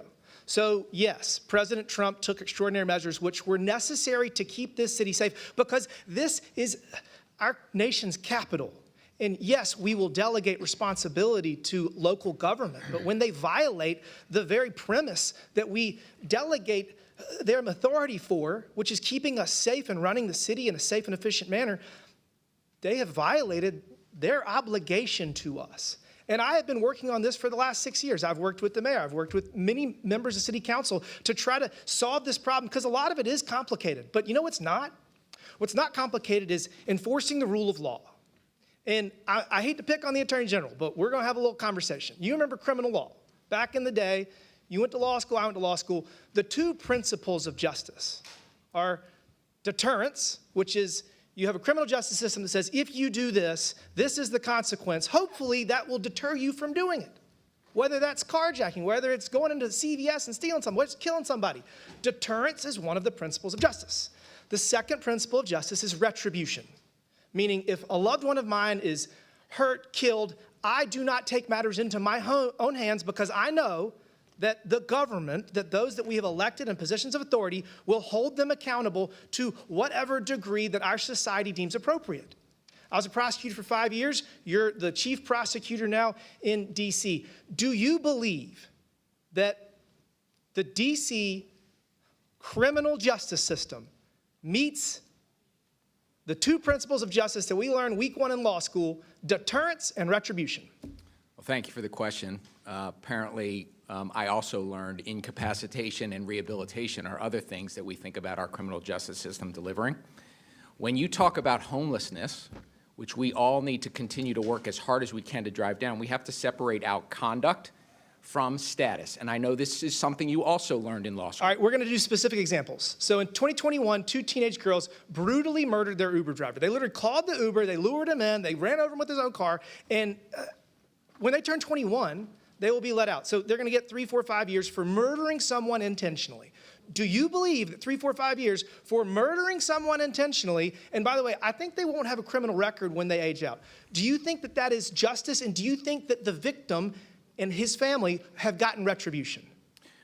Our system has to hold young people accountable when they commit crimes and hurt people. And when they are held accountable, they should face swift and certain consequences. Do you think 4 years is enough for murder? Because that's what we do to try to make our city safe. Do you think 4 years is enough for murder? Under our system, long punishments are not what has been proven to deter crime. All right, that is why you are going to lose a lot of power. So again, that is why you're going to lose authority. You're going to lose power. Instead of doing that, what you should be doing, you should be negotiating with the U.S. Attorney for D.C. and say, all right, we're going to create systems through which we're going to have deterrence. We're going to say, you don't get to commit a crime and come out of jail hours later. You don't get to kill someone and have no criminal record in 3 or 4 years. That is not justice. And if you think that that is appropriate, you will have zero authority.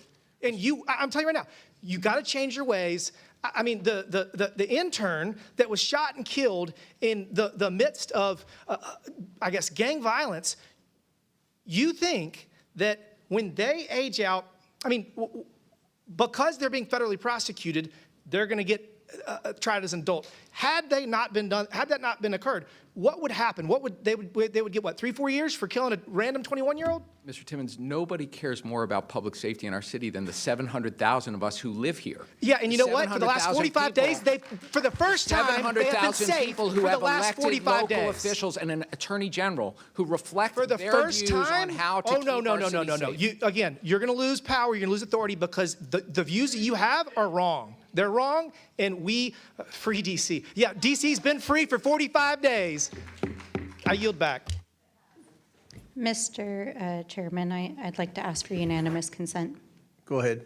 I'd like to ask for unanimous consent to enter into the record an article from ABC News that said, prosecutors already have dropped nearly a dozen cases from Trump's D.C. crime surge. And I want to just explain briefly, this is because Without objection, so ordered. Janine Pirro is trying Chair to prosecute recognizes cases Ms. that Presley. a grand You're jury taking Ms. will not Presley's even time. indict in because You're taking Ms. she Presley's is time. Ms. not Presley, actually start the indicting clock. crimes. Ms. Presley. Thank you to our witnesses for being here today. What we are seeing in this moment is chilling. The current occupant of the White House is sending federal troops into this beautiful majority black city. And let's be plain about who is being targeted. In this year alone, more than 93% of youth arrests in D.C. were of black youth. More than 40% of the arrests tied to this federal surge have been immigrants. This is not about safety. This is about suppressing black leadership, stopping black progress, and criminalizing black and brown youth. Mr. Jackson, you have an expertise in reducing crime, specifically gun violence, and you have researched what works and actually keeps people safe. We've heard a lot of rhetoric today, loud, inflammatory, dangerous, misleading at best, so let's separate fact from fiction. I'll make a statement and you'll answer with fact or fiction. Let's start. A 14-year-old has a fully developed brain. Fiction. Yes, that's fiction. Easy. Middle schoolers are still learning and growing. Science tells us the brain isn't fully developed until our mid to late 20s, which means children do not have the same judgment, impulse control, or decision-making capacity as adults. Yet just this week, Republicans passed legislation that would prosecute children as adults and send them to adult prisons. Children in adult prisons. Next question, Mr. Jackson, fact or fiction? The criminal legal system incarcerates black youth at disproportionately higher rates than white youth. Fact. Correct. That's fact. Nationally, black kids are 6 times as likely as white kids to be incarcerated. In D.C., the focus of today's hearing, the disparities are even more stark. Despite making up only 51% of the youth population, black children in D.C. are 98% of youth confinement. For too long, black youth have been disproportionately criminalized, policed, and locked up for normal adolescent behavior rather than receiving the resources and support that are proven to help them grow and reach their full potential. Last one, Mr. Jackson, fact or fiction? Trauma-informed strategies like community violence intervention help to disrupt cycles of violence. Fact. Correct, that's a fact. Investing in prevention, mental health, and community-based support keeps people safe. These are real, sustainable solutions. In the Massachusetts 7th, which I represent, cities like Boston, which Trump has threatened to attack next, are partnering with organizations like the Louis D. Brown Peace Institute to make these investments and are seeing historic lows in crime as a result. If Republicans were actually serious about reducing crime, they would follow that example, but they are so unserious. Instead of going after predators and pedophiles like Jeffrey Epstein, they are going after children, passing policies to ship middle schoolers to adult prisons. That is child abuse. And it is consistent with their pattern of abuse and neglect when it comes to all our children. They let children go hungry by cutting SNAP. They make children sicker by cutting Medicaid and taking away vaccines. They strip environmental protections, leaving more kids gasping for air during asthma attacks. They rip families apart with cruel immigration policies as children watch their parents taken away from classroom windows, and they ignore the strange fruit of young black men like Trey Reed hanging from the trees of Mississippi. Time and again, Republicans prove they are unserious about the care, the health, and the future of all our children. They are invested only in fear and control, and that's what they're doing here today. Republicans are certainly not keeping us safe. Free D.C. Chair recognizes Mr. Fallon from Texas. Thank you, Mr. Chairman. Mr. Mendelson, thank you for coming today. You chair the D.C. City Council, and you have since 2012, is that right? Correct. And you've been on the City Council itself since 98? Correct. 27 years. I don't know when 98 became 27 years ago, but it is. Sir, somebody asked you if you supported soft on crime policies. Would you agree with that, or would you vehemently disagree with that? I would vehemently disagree with that. So do you support or oppose President Trump's executive order to federalize the D.C. police and permit the National Guard to assist in law enforcement I efforts? did not agree with it on multiple counts. It attempted to take over the police department. I think. And the I National apologize, Guard's just on limited this. time, but you don't agree. Okay, thank you. Do you think that, sir, that D.C. is safe? Yes, I do. Okay. So that's one of the reasons why you would oppose it, because you feel it's safe already. Okay. Well, no, that's not completely correct. But you do, think that again, limited time, but additional law you said that enforcement DC officers would be helpful. is safe. Well, yeah, it would make it safer, but you did say it was safe. Do you know who Michael Pulliam is? Do I know what is? Michael Pulliam is? Not offhand. Okay, he was the 3rd District Police Commander. He was placed on leave Yes. for questionable changes to Yes. crime data, and then he said that leadership in MPD directed falsifying data. Do you know who Greg Pemberton is? I believe you do, because you had an interchange with Mr. Jordan. Yes, and actually, I'd like to speak to that Well, because he's you know, tweeted I a don't have threat the of me. time, but you do know who he is, and you know that he said that supervisors frequently ordered officers to report lesser felonies, and you said that he was a liar. Is that correct? Correct, and I can tell you why, and Okay, I'd like well, to tell I'm not you why. interested in that honestly right now because we have limited time. I wish I had more time and we could talk about it Yes, more. but he has threatened But, me by tweet in the last okay, hour. So he said that they downgraded certain categories. So the categories that aren't tracked, so very serious felonies were downgraded. So we have highly credible reports and evidence that crime data in DC has been underreported, and there's could be very likely a conspiracy to cook the books. So you said that DC is safe. So it's interesting and telling that when you compare DC to other capital cities around the world, let's say Bogota, Colombia, the murder rate is 15 per 100,000. Lima, Peru, it's 7.5. Mexico City's 11. To give it context, tourist cities like Paris, Madrid, and London are 1 out of 100,000. Do you know what the DC number is? I know it varies, but do you know the latest number? Well, I know that violent crime per 100,000 for DC is about 1,005. I said the murder rate. murder rate per 100,000. I'd have you to know do what the that is? math. It's 27 per 100,000, which is much higher than some of the most dangerous cities in the capital cities in the world. And So lower if than other DC cities in the United States. Yeah, which are even worse than Honduras. So if DC was its own country, Mr. Mendelson, there's 193 member states in the UN. Where would DC rank if you just use the murder rate? Well, I know we would celebrate the autonomy. You'd celebrate the autonomy, and you'd be the 5th most dangerous country in the world out of Now, 193. sir, I live in the District of Sir, this is Columbia, my and I time, feel Mr. safe. Chairman. I reclaim my time. 5th most dangerous country in the world. And the only ones that would beat us would be countries like Jamaica, Ecuador, Haiti, and Honduras. That's not safe. I would say that's extraordinarily dangerous. Mr. Schwab, did you refer to President Trump's efforts as dangerous and harmful? And unlawful. Okay, thank you. And it's interesting you say dangerous and harmful because August 11th through 25th, carjackings were down 87%, 1,200 arrests were made, 120 guns were seized, 88% of arrests had charges brought. And for a 12-day period, gloriously in our nation's capital, nobody was murdered, not a single homicide. That's an odd definition of dangerous and harmful. So there have been, unfortunately, Mr. Chairman, soft on crime policies. No cash bail. 89% of defendants last year were not held while awaiting trial, allowing adults as old as 24 to be treated as minors during sentencing. All of these policies, Mr. Mendelson, that you supported, and according to D.C. and statistics in the FBI, violent crimes in D.C. when you took over in 1998 compared to last year were up 46%. The precise numbers right here.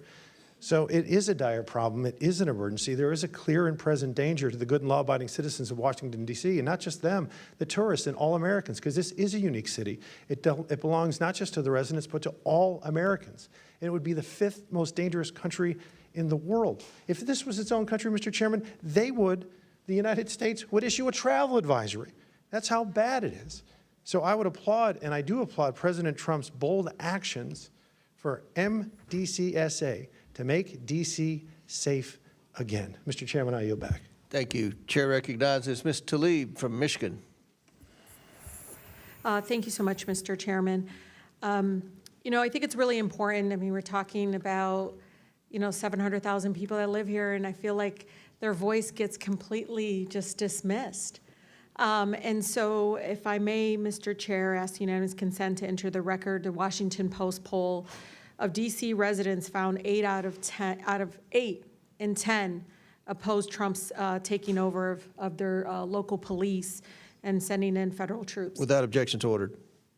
I think it's also really important to understand, like, the incredible kind of slanderous, like, defamation. I don't know what to call it. They're just burying Washington, D.C. You just heard them speak about our nation's capital in that way.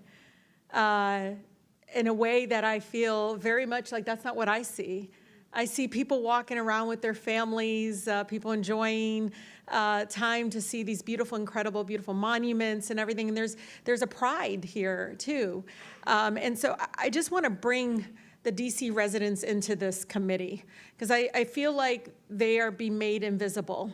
And this really ugly picture that is not reflective. And I'm from Detroit. I've seen it happen to my city.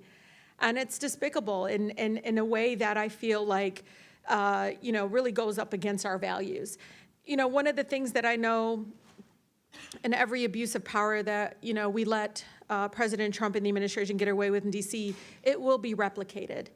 It will be expanded across the country, and it is going to tear apart our communities.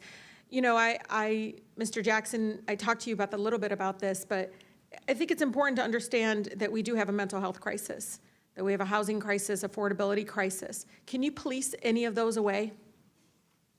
No. You can't police away homelessness. And the way they talk about our homeless neighbors is so, no wonder there's violence increasing towards homeless neighbors.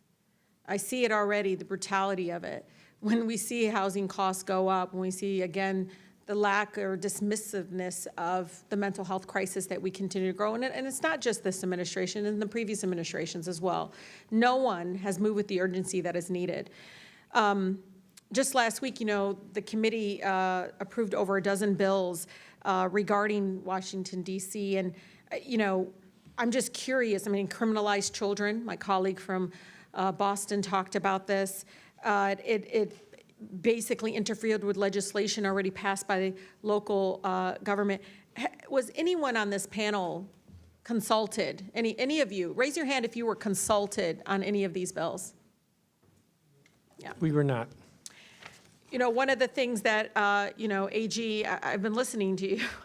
One of the bills actually eliminates your position completely. What effect would that have? I mean, completely eliminating your position in regards to be able to do the job that you do to protecting all the families in Washington, D.C.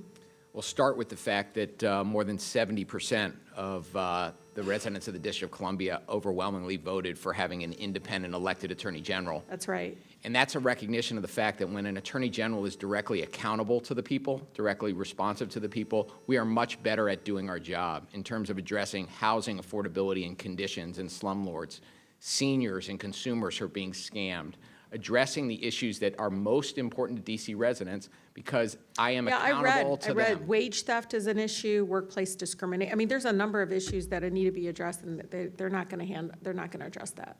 They want to paint you all as this ugly, dark, all just out in the street. I mean, the way, it's just unbelievable because they all live here. I don't see it.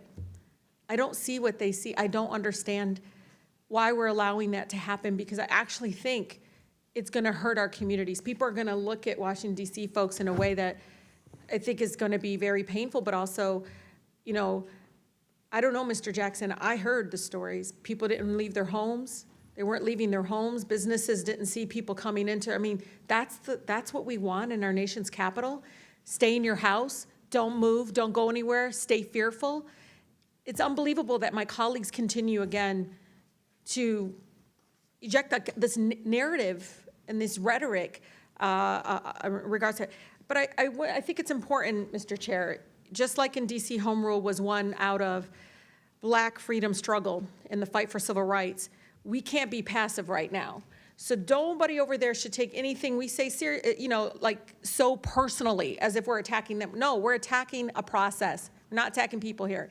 And I think it's really important. We need to stand up against this fascist takeover. That's not a bad word. It's a fact. And here in D.C. and across the country, it is so incredibly important, Mr. Chair, that this committee does not allow rhetoric that defames or paints Washington, D.C. in a way that you all haven't really truly seen. You're just reading it. No, you're just reading it or something off of some. Will the gentlelady yield to a question? Yeah, I think it's really important. Will the gentlelady yield? No, I don't yield. I don't even have time. I can tell you. Your time's expired. It is expired, but Mr. Chair. Nice. But you all live like here, Mr. and Lee. you're not telling people the beautiful parts that you do see in our nation's Lee. capital. And no, it's just wrong how we're doing it. Chairman, I think it's insane that the gentlelady doesn't have an argument, but she's going to refer to me and some of my colleagues. Mr. Donald. We were from the Third Reich. This is insane. You're going to look at 14, 15-year-olds as a bunch of criminals? It's insane. Oh, Do I look like a member of the Third Reich to you, Ms. Talib? Is that what I look like to you? You're the one taking your voting card. Is that what you think? Is that what you think? Is that what you think? No, that's unethical. I think it's radical and I think it's insane. And I'll respect everything that you say. But to say something like that to myself and all of my colleagues is way out of line. It's way out of line. It's way out of line. Regular order, Mr. Way out of line. Regular order. That's okay. But it's okay, right? That is not how it It's goes. okay, right? You hold yourself accountable before you talk about Hold Washington, myself D.C. accountable. Washington, D.C. Hold your own self accountable. How about that? Hold your own self accountable. How about that? Free D.C. and make sure you vote with your own voting card. Don't be giving it to somebody Ms. else. Talib, all right, time. Chair recognizes Ms. Boebert from Colorado. Order. Wait a minute, Ms. Boebert. All right. Order. Ms. Boebert. Thank you very much, Mr. Chairman. This has certainly been lively today. Madam Mayor, I appreciate you being here today, and I have a few questions for you. Do you believe in regard to crime, D.C. City Council is moving the district in the right direction or wrong direction? The City Council and I are working. Right or wrong direction? We're moving in the right direction. Now, okay. Why in 2023 did you veto the council's updates to the criminal code to eliminate most mandatory minimum sentences, reduce mandatory maximum penalties, and allow jury trials for misdemeanors? Well, I made clear at the time my objections to the rewrite of the criminal code. The criminal code does your need to be objection was this updated. bill does not make us safer. Is that correct? That's what I believe. Yes, ma'am. Mayor Bowser, as we know, City Council overruled your veto, and the criminal code changes went into effect 2023. This same year, crime rates rose dramatically. They overruled your veto, and then we saw crime rates rise dramatically. Do you believe that this bill contributed to the dramatic rise in crime that we saw in 2023 that's been mentioned here today as well by the council? Well, the bill didn't go into effect, but I believe that it was necessary for us to look at our entire public safety ecosystem, not just that year, but previous years. So you had some foresight that this could help, and you said this bill does not make us safer. The council overruled your veto, and at multiple events this year, you opposed National Guard deployments in Washington, D.C. However, since President Trump deployed the National Guard in D.C., violent crime has dropped nearly 50%. Well, Ms. Boebert, may I? One moment. I'll Okay. give you a chance to respond.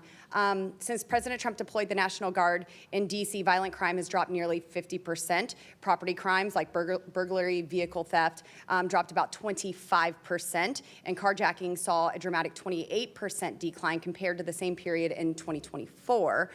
Will you admit, Mayor Bowser, that President Trump bringing in the National Guard has helped clean up this district? And if not, why have you let them stay here indefinitely? What I have said is that the increase in federal law enforcement, National Guard is not law enforcement. You've allowed them to stay here indefinitely, though. The president controls the DC National Guard, and he purports to control the guards from other states. Have you asked him to remove them? Yes. And you would be in favor of that? Do you think that crime would increase once again? Ms. Boebert, I put in place a mayor's order that is a framework for how DC government will work with our federal partners. Yes, ma'am. And they include the FBI, the DEA, the ATF, Yes, ma'am. U.S. Sorry, my time Capitol is short. Police, I don't mean to step over you. as well as the United States Secret Service. I want to keep this respectful with you, and I don't mean to Yes. step over you.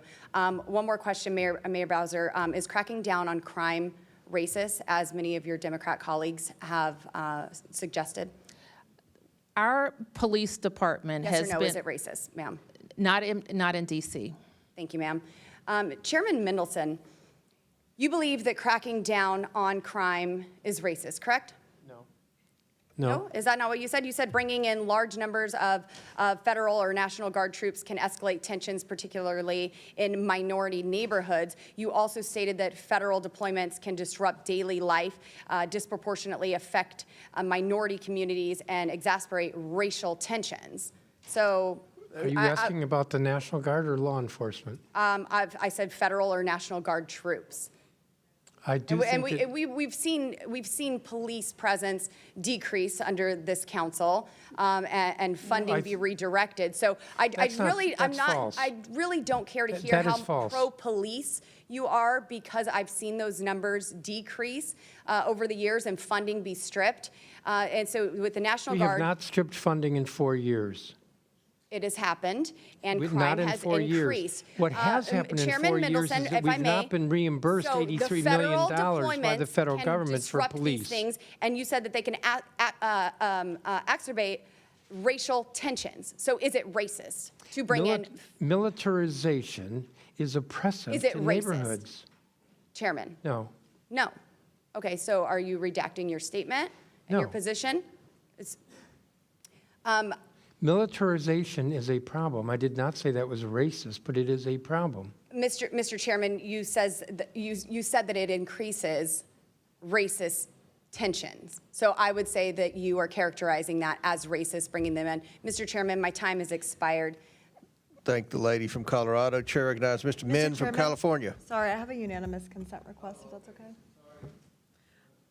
Yeah, go ahead. Thank you. I request unanimous consent to enter into the record this May 16th, 2024 article from the Washington Post titled, "A Congressman Spared Prison as a Teen Tells D.C. to Be Tough on Youth," which covers the story of a sitting congressman who used a pretrial diversion program to avoid jail title's time been read, for a Mr. physician Chairman. with intent to distribute and had a bribery charge. Mr. Chairman, the expired. title's been read. And yet that is Yeah, a with- level Chairman, the without title's obje- all been you read. have We're to- not reading the entire Listen, sorry. document. Mr. Chairman. All you have to do is say the title and the publisher. So without objection. Mr. Chairman, and since the gentlelady is referring to me, I wonder if she would like to debate the actual topic. I'm more than prepared to debate the topic. I've been doing it my entire life. Do you want to? You voted illegally your entire life? Would the lady yield the gentleman from Florida? No, it's not a debate. It's an article that obviously you admit is about you, about how you were spared prison as a teen and now want to not allow other young Actually, for the people that same gentlelady, let's be very opportunity. clear, the article is wrong. The article is wrong, and I'm on the record stating that repeatedly. I've never been proud of what happened when I was 18 years old or 20 years old. I was wrong, and under the laws of the state of Florida, I was held accountable for that as an adult. So let's be very clear about what was written in that article, which is wrong. That does not coincide with the language that I passed off the House floor the other day. If you want to read articles and put them in the record, let's be clear about what they are. And since I'm the only subject matter expert on that article, I would like to set the record straight right now. Thank you. All right, thank you. I'm requesting equal time. I'm sorry, Mr. Chair. Was the article about you, Ms. Crockett? It was not about me. Okay, but Chair it was, recognizes but it was Mr. Min. unanimous Mr. consent, Chairman, which are not debatable. Mr. Chairman, I'm prepared to take Chair on all recognizes comers. So I entertain If somebody tries to put an article in about you, and I've read a few. I'm sure y'all want but to we talk haven't about put 'em my in. private school, honey. If somebody does, you can defend yourself. Mr. Min. Thank you, Mr. Chair. Appreciate the opportunity to speak today. I want to be clear, though, this committee continues to fail to conduct oversight on the most important issues that my constituents care about, whether it's the allegations of chronic and extreme law-breaking by ICE, the politicization of the DOJ, FCC, and other executive branch offices to go after Trump's critics, the repeated attacks on Congress's Article I authorities, including the illegal taxation of goods imported into the United States, tariffs, or the illegal withholding of funds appropriated by Congress, AKA impoundments, and on and on and on. And incredibly, virtually the entire Republican caucus has refused to sign the discharge petition to release the entire Epstein files. Earlier this year, GOP leadership recessed early, hoping that the Massey Khanna discharge petition would fade away. But that is not going to happen. We're going to keep fighting. We're now one vote shy of the 218 Would the gentleman needed. yield to a question Four from the chairman? Republicans, including 3 on this committee, have been brave enough to sign that petition. Would the gentleman Meanwhile, yield the a rest of the question? conference continues to stay silent. Would you yield to a question from me? Absolutely. Are you not keeping up with the oversight committee? We have requested more information than the discharge petition. And I think you're trying to create a false narrative that this committee's not doing anything or Republicans not doing anything. This committee's been very aggressive. I applaud on the the work Epstein. that the committee is doing, but it is proceeding piecemeal, and the discharge petition, as I understand it, would require the entire release of the Epstein files. They're not inconsistent with each other. And I think then it I has would to go urge to you the Senate. Respectfully to You consider want us signing to on just wait? You just want us to just drop everything in the Epstein and I don't wait understand for the why Senate? the Oversight Committee can't do oversight while also signing on to the discharge petition. Because we are asking for piecemeal items from the FBI and DOJ. We are not asking, as I understand it, for the We've entire asked for Epstein everything. We've asked for everything. Now, I'll yield back to your time. And if I could have a little more time, I'd appreciate it. I urge my colleagues to fulfill our constitutional responsibilities and to do right by the survivors and sign on to that. And respectfully, Mr. Chair, I would urge you to consider that as well. But I want to turn to today's hearing because I believe this is largely political theater meant to distract us from the fact that Donald Trump is illegally deploying thousands of military troops in the streets of Washington, D.C., following on his illegal deployment of military personnel in Los Angeles. And now he's threatening to deploy the military in cities like Chicago, New York, and Portland over the objections of the local mayors and governors. Now, as a reminder, state governors have broad latitude to call up their National Guard, but the president's authority is very limited, and it is limited under Title 10 authority, which is expressly limited to 3 circumstances. 1, when the United States is invaded or in danger of invasion by a foreign nation. 2, there's a rebellion or danger of a rebellion against the authority of the government of the United States. Or 3, the president is unable with regular forces to execute the laws of the United States. So I want to ask you all to raise your hands if you agree with the following question. Do you believe the United States is being invaded? I want to know for the record there are no hands raised. Do you believe there's a rebellion happening? No. Again, no hands raised. Do you believe the president is unable to execute the laws of the United States without the National Guard? No. No hands raised. That's right. Donald Trump, ironically, is using a trumped-up crisis over crime to break the law. Will the gentleman yield? No. In January didn't ask us 2024, a this group last called year. United to Protect Democracy published a report entitled The Authoritarian Playbook for 2025, which warned explicitly that if Trump were elected, he would likely follow the same playbook used by authoritarians like Vladimir Putin in Russia, Recep Erdogan in Turkey, Viktor Orban in Hungary, and others. It outlines a number of actions they expected President Trump to take during his second term. So I want you to raise your hand if you think the Trump administration is doing the following. Issuing pardons to licensed lawbreaking. Yes. Raise your hands if you agree with that. Directing investigations against critics and rivals. Yes. Regulatory retaliation. Yes. Federal law enforcement overreach. Yes. Domestic deployment of the military. Yes. It probably won't surprise you to know that as this is exactly what these authors predicted Trump would take as far as actions if he were elected to second term. But one ironclad rule that is still potentially being forced is the Posse Comitatus Act, which clearly prohibits the use of military personnel, including the National Guard, for law enforcement activities unless specifically authorized by Congress, such as with the Insurrection Act. Now, I've actually asked a lot of the National Guardsmen here that I've run into on the streets whether they are allowed to assist with law enforcement, and they've consistently told me that the answer is no. I asked a Guardsman just earlier today what would happen if he saw crime happening right in front of him. He said he could take pictures, videos, he could call the cops, but he's not allowed to engage. So I'm really appreciative of those who serve in our National Guard, and I'm really, really appreciative that unlike Donald Trump, they are following the law. But this is also just massively wasteful and disrespectful to our National Guardsmen who have been pulled from their families, their jobs, and their communities, all to essentially serve as human scarecrows, or even worse, to clean up our streets and do our landscaping. Yeah. This is not what our Guardsmen were trained to do. It's not what they are signing up to do. It's also massively expensive. President Trump's deployment of the National Guard and Marines to Los Angeles cost over $120 million. The D.C. National Guard's deployment of 958 Guardsmen will cost over $200 million. And while we don't know yet what the deployment of the 1,300-plus other Guardsmen sent from other states will cost, it's likely to be much higher because we're paying for their lodging as well. So basically, we're looking at a deployment cost of over $500 million for this D.C. deployment, which is doing nothing to stop crime. You could hire thousands of cops with that money. So, Mayor Bowser, I want to ask you a question. What would be more effective in deterring and preventing crime? Deploying over 2,000 National Guardsmen at a cost of hundreds of millions of dollars, or sending that money to D.C. for additional law enforcement and crime prevention programs? And the gentleman's time's expired, but the mayor can answer the question. I think you took up about a minute of my time, though, sir. No, we stopped the clock. I watched. No, you didn't, actually. We stopped it. It didn't stop. We stopped it. I would say sending the money to D.C., restoring our 2025 approved budget as a start would also help. Additionally, we can do more than law enforcement. We can also assist the federal government with their parks. I appreciate that answer, and I would just close by saying this. If Trump were serious about stopping crime, he would send greater resources to local law enforcement and try to tackle the root causes. Instead, he's illegally sending troops into our cities, even as he's pardoning criminals, defunding the FBI, and reallocating our scarce federal resources to going after nonviolent offenders. This makes, like day laborers, children, this is making our communities more dangerous, not more safe. Chair recognizes Florida's favorite son, Mr. Donalds. And I'd like to, with unanimous consent, introduce this article titled... I've already recognized Mr. Donalds. You can do it in a minute. Mr. Donalds. Thank you, Mr. Chairman. This has been a very interesting hearing for a myriad of reasons. Mayor Bowser, thanks for being here with us. I do appreciate you taking the time today. It was said earlier that in 1973, Congress did pass the D.C. Home Rule Act.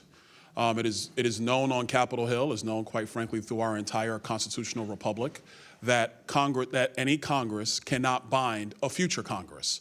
Just like at the state level, a legislature cannot bind a future legislature. That something that is enacted can be modified or undone in the future.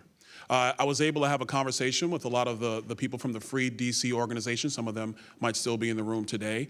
And that was the constant point that we came back to.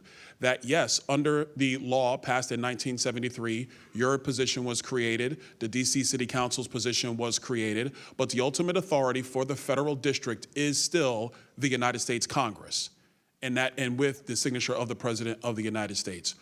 Would you agree with that assessment? I would agree. I would agree, and I would also add it's within the power of this Congress to advance the DC statehood bill.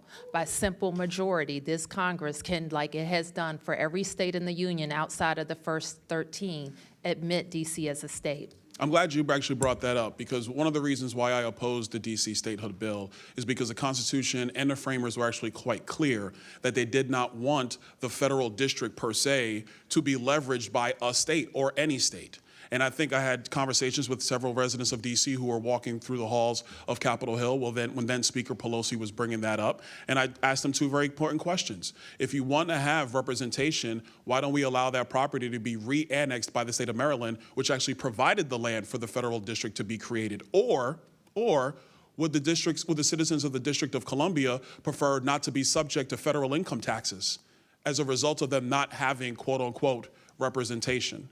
What's your thought on that? I do think it's time to talk about what the district pays and what we get back. I do think it's time to have that conversation. And that's a fair conversation to have. I got a couple questions for you. Let's get to the business of the matter. Since President Trump authorized the National Guard to be in D.C., how much has crime decreased in the District of Columbia?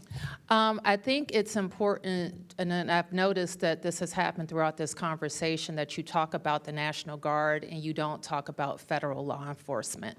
And the federal surge consisted of federal law enforcement, which MPD works with all the time. I'm talking about the FBI, the DEA. Mayor Bowser, I'm really not trying to disrespect you, but how much has crime decreased?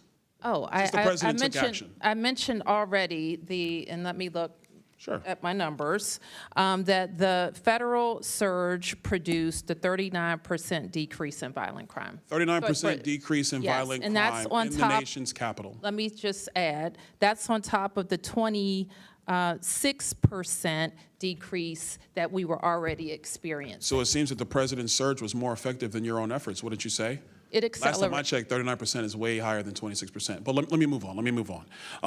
But the full statistic is a little different. Chairman Mendelson, I didn't ask you a question. I know, Relax, but the full statistic is a little different. Actually, Chairman, let me ask you this question, because you butted in, now let me ask you. Sure. What is the current status of the Metropolitan Police Department in terms of staffing?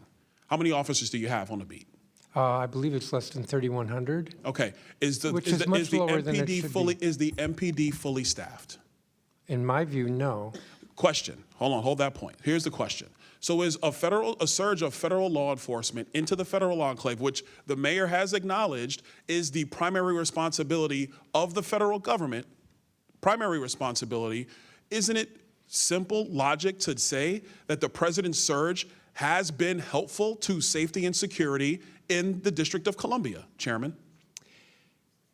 The additional law enforcement resources has been good. We work with those different agencies all the time. There was more of it, more of a good thing. National Guard is separate, ICE is separate.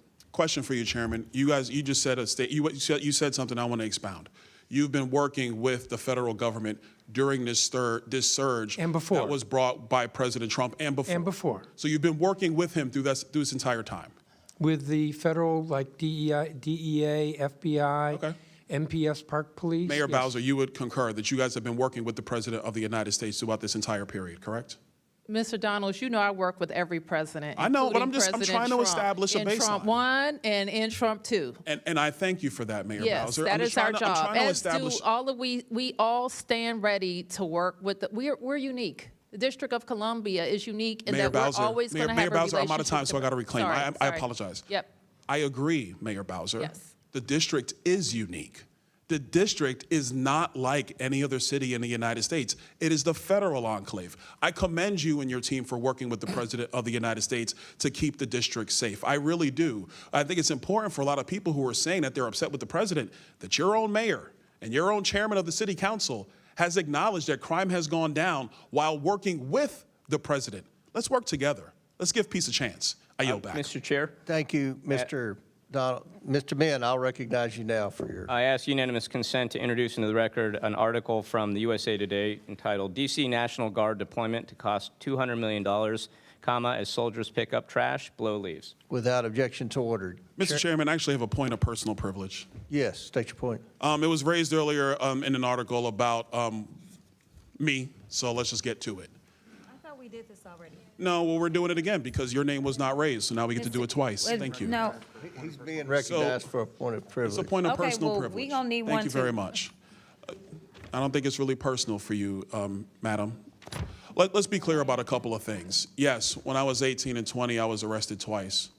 I was. I made a lot of mistakes when I was young. I've admitted them. I've had to live with them my entire life. Every day since the age of 21, I've had to purpose myself to be a better man than I was the day before. That is something that was afforded to me by the laws of the state of Florida. And I'm grateful for that opportunity. And now I'm here in the nation's capital doing my job. In Florida, when I got into my trouble, I was not tried as a juvenile. I was tried as an adult because I was an adult. And since that point in time, I have worked, whether it's at the state level or here at the federal level, to make sure that our criminal justice policies and systems actually make sense, and they are built to secure and protect the citizens that we all serve. That's a mission I've been on ever since. Will the gentleman I was 21. yield? I'm not going to yield because it's a personal point of privilege. It's not for you. I just Thank wanted you. to clarify something. So for the points, for the record, I wanted to make that point be clear. Yes, I'm the author of the DC Crimes Act. Yes, I believe that adults over the age of 18 Mr. should be Chairman, held this is accountable not as a adults. campaign ad And so for the gentleman's governorship. this is not a campaign ad. I'm stating it for the record because it was raised by the gentle lady. I'm sorry I didn't catch your name. I know you're a freshman member of the House, and I have never had a chance to meet you, but it was raised, so I wanted to provide a response because my name was brought up in an article submitted for the record. I think Point I'm of done now. information. I yield. Point of Yes, information. state your point. The gentleman from Florida just referenced the bill that he authored, and I just want to clarify, is the chair aware as to whether or not under current DC law, it allows the Attorney General? That's not a point of information. Okay, well, it's a question. Well, Point of I inquiry. mean, We gonna do an we inquiry. can talk about it later. We'll do an inquiry. I am trying to clarify. It's not a parliamentary inquiry. All right, Chair recognizes Ms. Ansari. Okay, Mr. Chairman, I'm sorry to say, but we all know why you've called this hearing. This is one more attempt to cover for the Trump White House, which is itself engaged in a massive, massive cover-up to shield the president and his allies from accountability. No one is fooled as to why suddenly the President of the United States is declaring emergencies in cities across the country and deploying armed troops against American citizens, despite the fact that crime rates, at least in the District of Columbia, are at a 30-year low. This is very obviously a blatant and egregious attempt to redirect attention from a very real and ongoing crime. The crime which is the massive and epic cover-up for Jeffrey Epstein's abuse and that of other rich and powerful men who engaged with and supported him over the course of decades. Some of those very men are in the White House right now. Donald Trump wants so badly for the Epstein story to go away.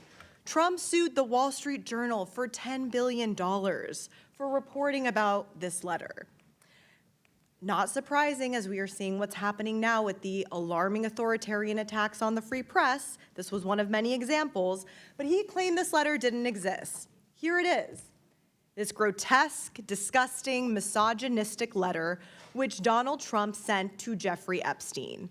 He probably laughed. He probably thought this was hilarious, laughing about the abuse of literally thousands of underage girls at the hands of Jeffrey Epstein, Ghislaine Maxwell, and his powerful rich friends, and then lying about it repeatedly to this day.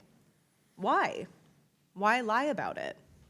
Donald Trump now claims this isn't his handwriting, which is a comical excuse, and House Republicans are covering for him. Why are House Republicans covering for Donald Trump? They're holding this absurd hearing about crime in DC to distract the public from the very real national issues at hand. These are the people that Trump and House Republicans are covering for.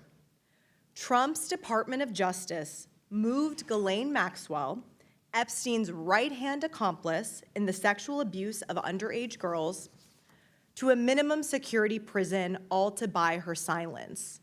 You know, Donald Trump sent his former personal defense attorney, who's now the Deputy Attorney General of the United States, to sit down with Ghislaine Maxwell and to transcribe her remarks word for word, releasing this liar's version of the truth to the world.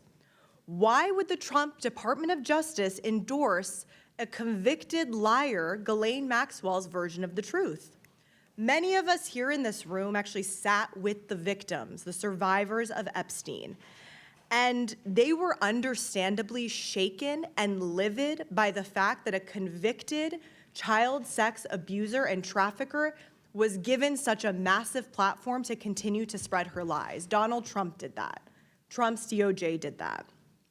When FBI Director Kash Patel was asked about it in the Senate, he said he had no idea why she was moved to a minimum security prison.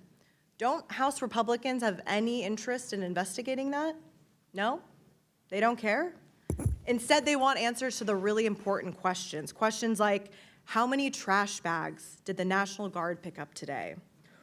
Or how many traffic tickets have been given out in DC this week? Or how many drunk college students needed to have the National Guard call them Ubers so they could get home? These are the tough questions that House Republicans want answers to. So let's just be very clear. The biggest criminal in Washington, D.C., the criminal who was besties with Jeffrey Epstein and was already found liable of sexually abusing E. Jean Carroll, the criminal who should be invested not only for those crimes, but now this massive cover-up, is Donald John Trump. What I want to know is who instructed the Bureau of Prisons to move Ghislaine Maxwell? What did the Trump administration promise her to remain silent? Why is FBI Director Patel claiming that no other men victimize underage girls and women through the sex trafficking operation organized by Epstein and Maxwell, which is obviously false, and we heard as much from the women? Did House Republicans collude with the White House to change their tune on the Epstein files? And what is Donald Trump so afraid of? Why won't he just release the unredacted Epstein files, which he could do literally at any moment? Unfortunately, we will have to continue to wait to get these answers. Also, Republicans can find out how many stray cats need to be dealt with on the streets of Washington, D.C. I yield back. Chair recognizes Mr. Burchett from Tennessee. Thank you, Mr. Chairman. I think it needs to be said that the Democrats had those files for 4 years and chose not to do anything with them, and now currently they're obsessed with it. I think that speaks volumes. But thank you all for being here, Mayor. Thank you, ma'am. I was a county mayor. It was the best job I think I've ever had. Thank you. And on days like today, I'm sure you're thinking, dadgum, I wished I hadn't run for this office. Should have sold Amway or something. But anyway, I have a couple questions for you, ma'am. President Trump's response to the spike in violent crime in Washington, D.C. lowered the rate of violent crime? I have already testified to the period of 30 to 34 days. We saw a decrease on top of the decreases that we are experiencing already this year. Okay. Yes, ma'am. But when you're the 435th most powerful member of Congress, I have to ask those questions again. Yes. So just act like you've never heard that, and I deserve a Pulitzer Prize for my questioning. Have the criminal justice policies created by the D.C. City Council led to the spike in violent crime in Washington, D.C.? In my experience, Congressman, there is not one single thing that you point to when crime goes up, and it's usually not one single thing you point to when crime goes down. So my experience as mayor and as a member of the council before that is to throw everything at it. We look at the laws, we look at our deployment strategies, we look at our prevention strategies until we see results. And that's what we've seen over the last 2 years. Thank you, ma'am.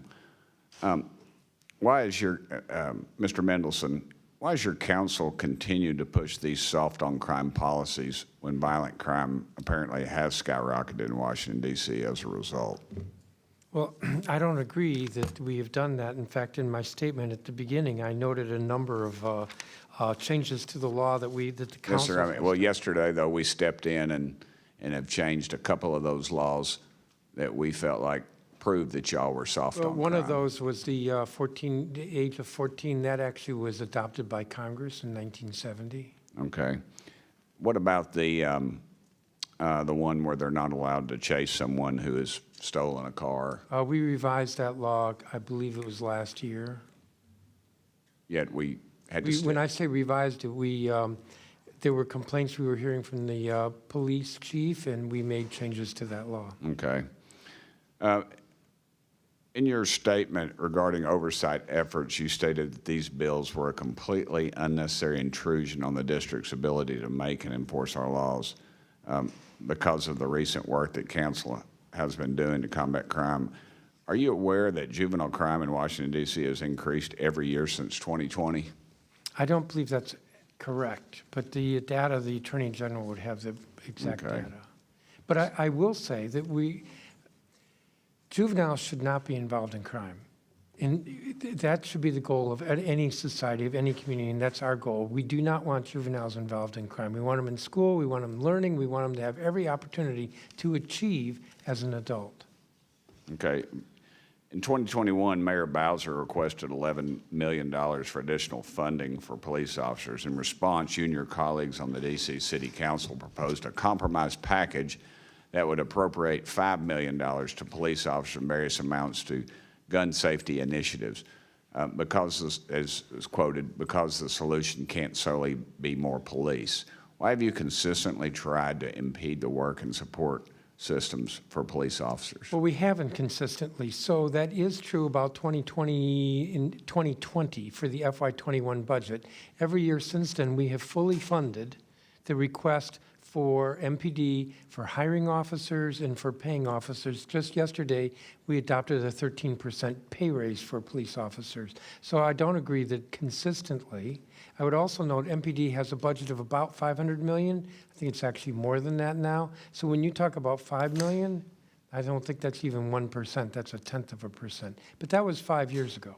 But you'd gladly turn that money back in then? Wouldn't? Well, in my testimony earlier, I noted that we've been asking the federal government every year for reimbursement through the appropriation process for the EPSF, and that the Congress has shorted us a total of $83 million over the last 4 years. So you can ask me about $5 million. Over the last, how many years? 4. 4 years, 83 okay, million. that'd be during the Biden administration. General Schwalb, did I say that right, Schwalb? You said kids You should did, not be thank you. treated as adults. At what age does a kid become an adult? Under our law, children are considered juveniles until they're 18. Okay, thank you. And I'm out of time. Again, thank y'all for being here, Mayor. Thank you. Pleasure, ma'am. Thank you. Thank you, gentlemen. Chair recognizes Ms. Crockett from Texas. Okay, I'm gonna try to go really fast because I got a lot to cover. So I'm starting with the AG. I want you to tell me whether or not it's lawful or lawless ignoring court orders, That's lawless. impounding congressional funds, Violates the law. invoking emergency powers when there is no emergency, Unlawful. sending troops without an invite, Violates the law. covering for pedophiles. I just threw that one in there. Okay, I'll move to the next one. What about revoking birthright citizenship? Violates the 14th Amendment of the Constitution. How about violating due process? Violates the 5th and 14th Amendment of the Constitution. How about what we see happening with redistricting that would in some way minimize, if not delete, the voices of people of color as they are going through and illegally going through this process? Is there a constitutional amendment that you can think of that is associated with that? Probably many, but it is Okay. unlawful and unconstitutional and un-American. Thank you. As well as, can you tell me if it is lawful or lawless to violate free speech? That's lawless. Okay, sounds about right, because, you know, we had to have a conversation about Jimmy Kimmel, so I'm going to say free Jimmy Kimmel for sure, and hopefully we will deal with the FCC Chairman, but the reason that I wanted to go through that long list, and that was actually not even the half of it, is because since this administration has come in on January 20th, they have engaged in some form of every single thing that I said on that list, even the part about covering for pedophiles. So my question is, why are we sitting here today? Number one, they already passed their bootleg laws, and it's clear that even the bill author is not well informed about what his bill does. Because as has already been stated, at the age of 18, you are an adult.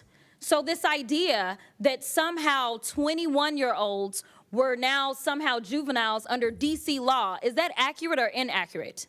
It was inaccurate, misunderstood the way the law works. Correct. Could not understand how to read the law and decided that they were going to rewrite the law and mess up the law. And to be clear, we were talking about judges being able to have enough discretion to decide whether or not they were going to give someone an opportunity maybe to clean their record, such as the bill author was given that opportunity under Florida law because his second felony was picked up when he was 21, to be clear. So he was older than 18. And under this law, if you were under, 25, so 24 or under, then the judges had discretion, correct?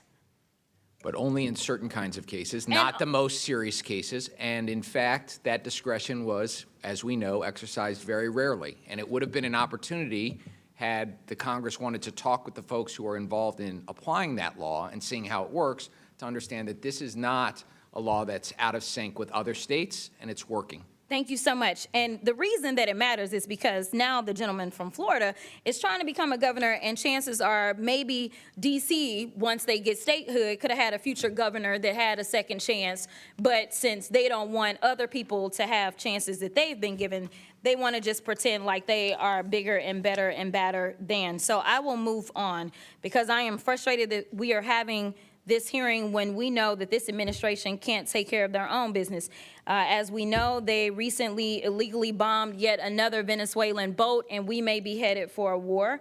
We know that this particular president has decided that he wants to shake down people as it relates to the First Amendment because he has filed not one lawsuit, not two lawsuits, but he has filed numerous lawsuits. He filed a lawsuit against the New York Times. He filed one against the Wall Street Journal, against CBS, against ABC, against the Des Moines Register. He is doing all of this because he wants to quash any speech that is not appreciative or lauding him, which is pretty much anything that's factual. So let's talk a few facts about these January 6 felons that should still be incarcerated because they went through the process, but because they were doing things on his behalf, of course, he wanted to let them go. So they released more than 1,000 people who participated in the insurrection on this government, many of whom had previous criminal records, like Mr. Theodore Mendelson, who was convicted of predatory criminal sexual assault of a child, or Mr. Peter Schwartz, who had 38 prior convictions, including one where he beat his wife by repeatedly punching and biting her.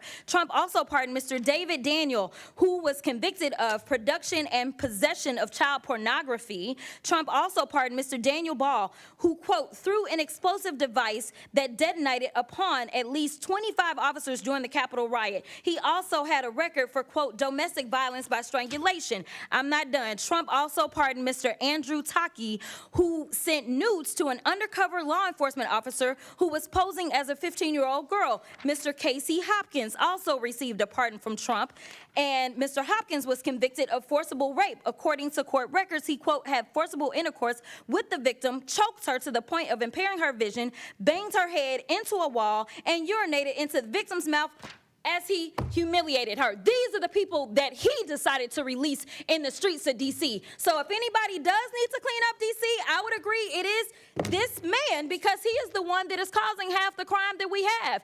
Not only is he participating in the crime, but we know that he instigated the insurrection. And if I did say that I had one issue with the Biden-Harris administration, it is the fact that they did not move forward and make sure that this man was put where he should have been put. Because the last time I checked as a criminal defense attorney, and Mr. Attorney General, you may have a different experience, but I never had a defendant that had 34 convictions for felonies felonies and did not spend 1 day in jail. Never in my life. And the last time I checked, the party of law and order is the only one that decided that they would be out of order and decided to nominate someone who was not only indicted but was actually convicted of multiple felonies. That has never happened in this country, and it is a shame that we are dealing with it now, and now he wants to tell y'all how to do your jobs. Okay.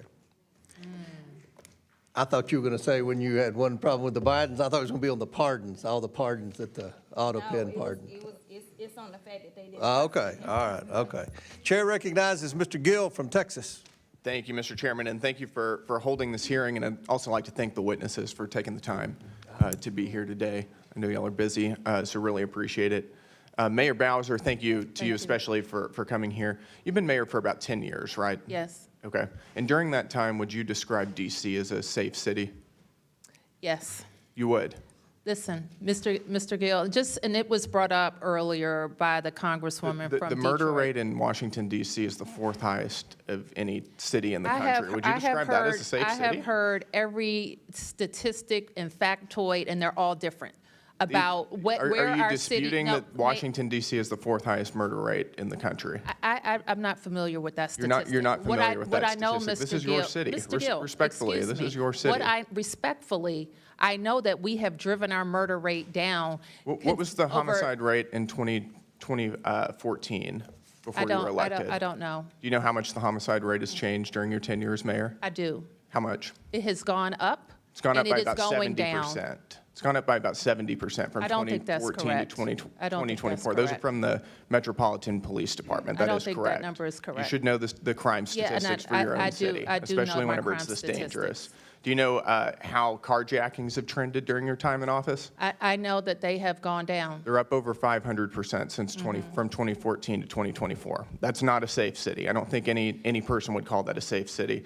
We'll move on. Do you agree that defunding the police makes our communities less safe, don't you? This is what I want to say. It's a straightforward question. You're not going to filibuster. Do you think that defunding the police makes our communities less safe? What I know is that people have moved here.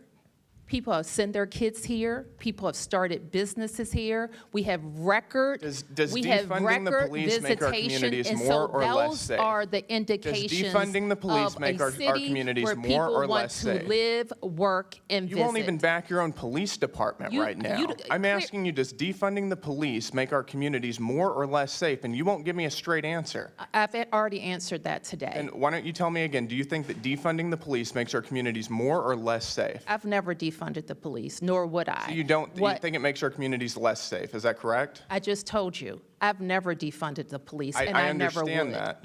You know, you may not have defunded the police, and that's a good thing, but you did provide a $125,000 grant to an organization lobbying to defund the police. Are you aware of that? What is that you just raised? It's an organization called HIPS that you provided just this year, fiscal year 2025, a $125,000 grant to. I think we funded them to do public health work. Quote, "It's time we shifted to a society free of police and systems of incarceration." We fund them for public health work. For public health? Yes. Does this make our communities more healthful? By defunding our police? Fund them for public Do you health. think defunding our police and lobbying to defund our police and undermine local law enforcement makes our communities more safe? I've answered or that helpful? question. Do you think that providing tax dollars to an organization who wants to defund our police is good for the residents of Washington, D.C.? We wouldn't fund them for that purpose. We would But you fund them. funded them, and you chose to give them money. You gave them hard-working tax dollars to an organization that wants to defund the police. We fund them for public health. Do you think that giving housing, free housing to illegal aliens is an appropriate use of tax dollars? We think if it keeps people off the streets, then we have to keep people off the streets. You agree with giving your residents tax dollars and using them to give subsidized housing for illegal aliens? But Mr. Gill, we also didn't agree with the governor of Texas or Arizona busing people, tricking them to come to our city. And it's we not, didn't agree not with that surprising either. to me because you're also funding NGOs that support free housing for illegal aliens. And I hope you And would they're lobbying agree for that You're other using tax governors dollars shouldn't to provide- send people on provide buses NGOs that don't that are have any lobbying to housing give to our city. free housing for illegal aliens in your city. That makes your city less safe. I want to move on. In May of 2024, and this was referenced earlier, there were some major pro-Palestinian protests and sit-ins at George Washington University. This was during final exam season. They were terrorizing Jewish students. They were doing it for weeks. It was a major problem. The police were called in, and you stopped them from doing their job. Why is that? I didn't stop the police from doing anything. It is illegal for them to block a roadway. We've got the law right here. It's unlawful for a person, alone or in concert with others, to obstruct or incommode any street avenue. That's exactly what they were doing, and you refused to allow police to clear them out. Why is that? That's incorrect. Why would you stop? Clear the record then. I never stopped the police. You didn't stop them. No, I did not. You didn't stop them. Would you like to explain what happened? Why police never cleared out this roadway? Police did clear roadways. They were there for weeks. Police cleared roadways. They were there for weeks, Actually, terrorizing Jewish they were students, and this was probably in your on city. private property, not on the roadway. No, they were on public roadways. No, they weren't. Terrorizing Jewish students, they and you weren't. allowed it to happen. No, I they yield weren't. my time back. No, they weren't. Gentleman's time's expired. Yeah, we're good. Yeah, I'm gonna give you time.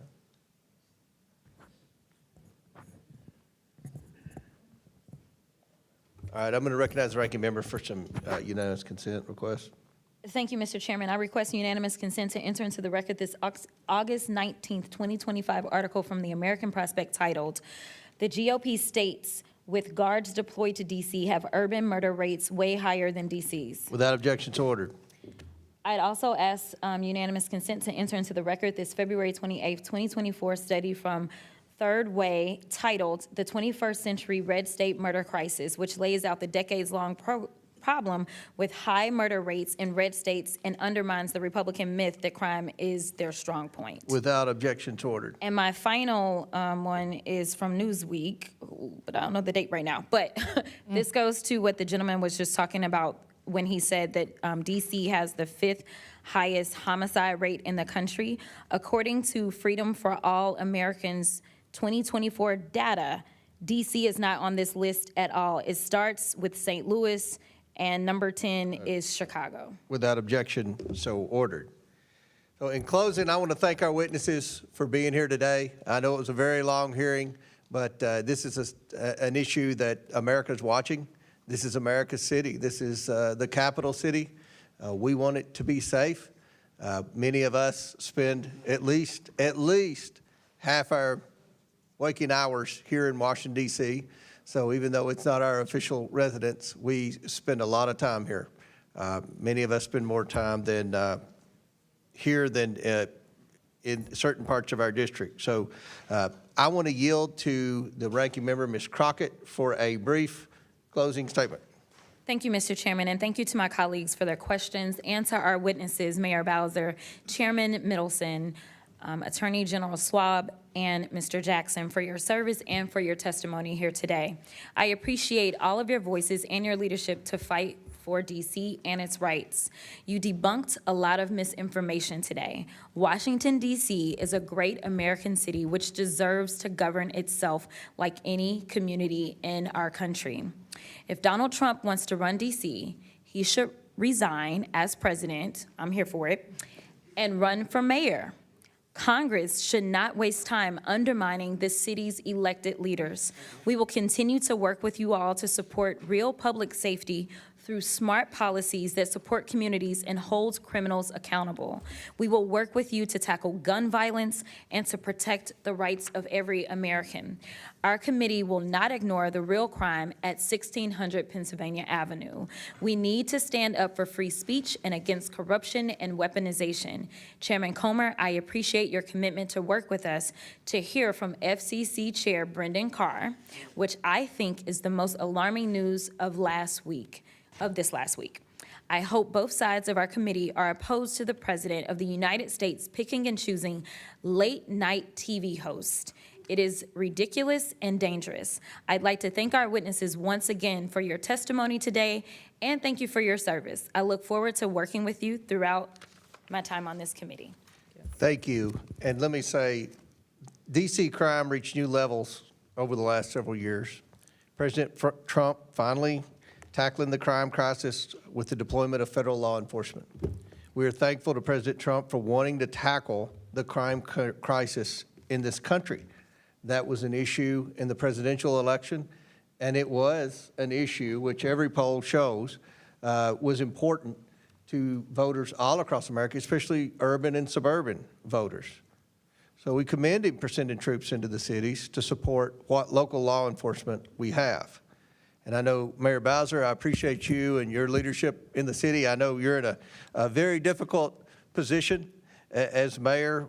We believe that a lot of the problems stem from a lack of accountability where our law enforcement's hands are tied in Washington, D.C., as well as our juvenile justice rules and laws and system is not where it should be to hold the most vicious criminals accountable, regardless of their age.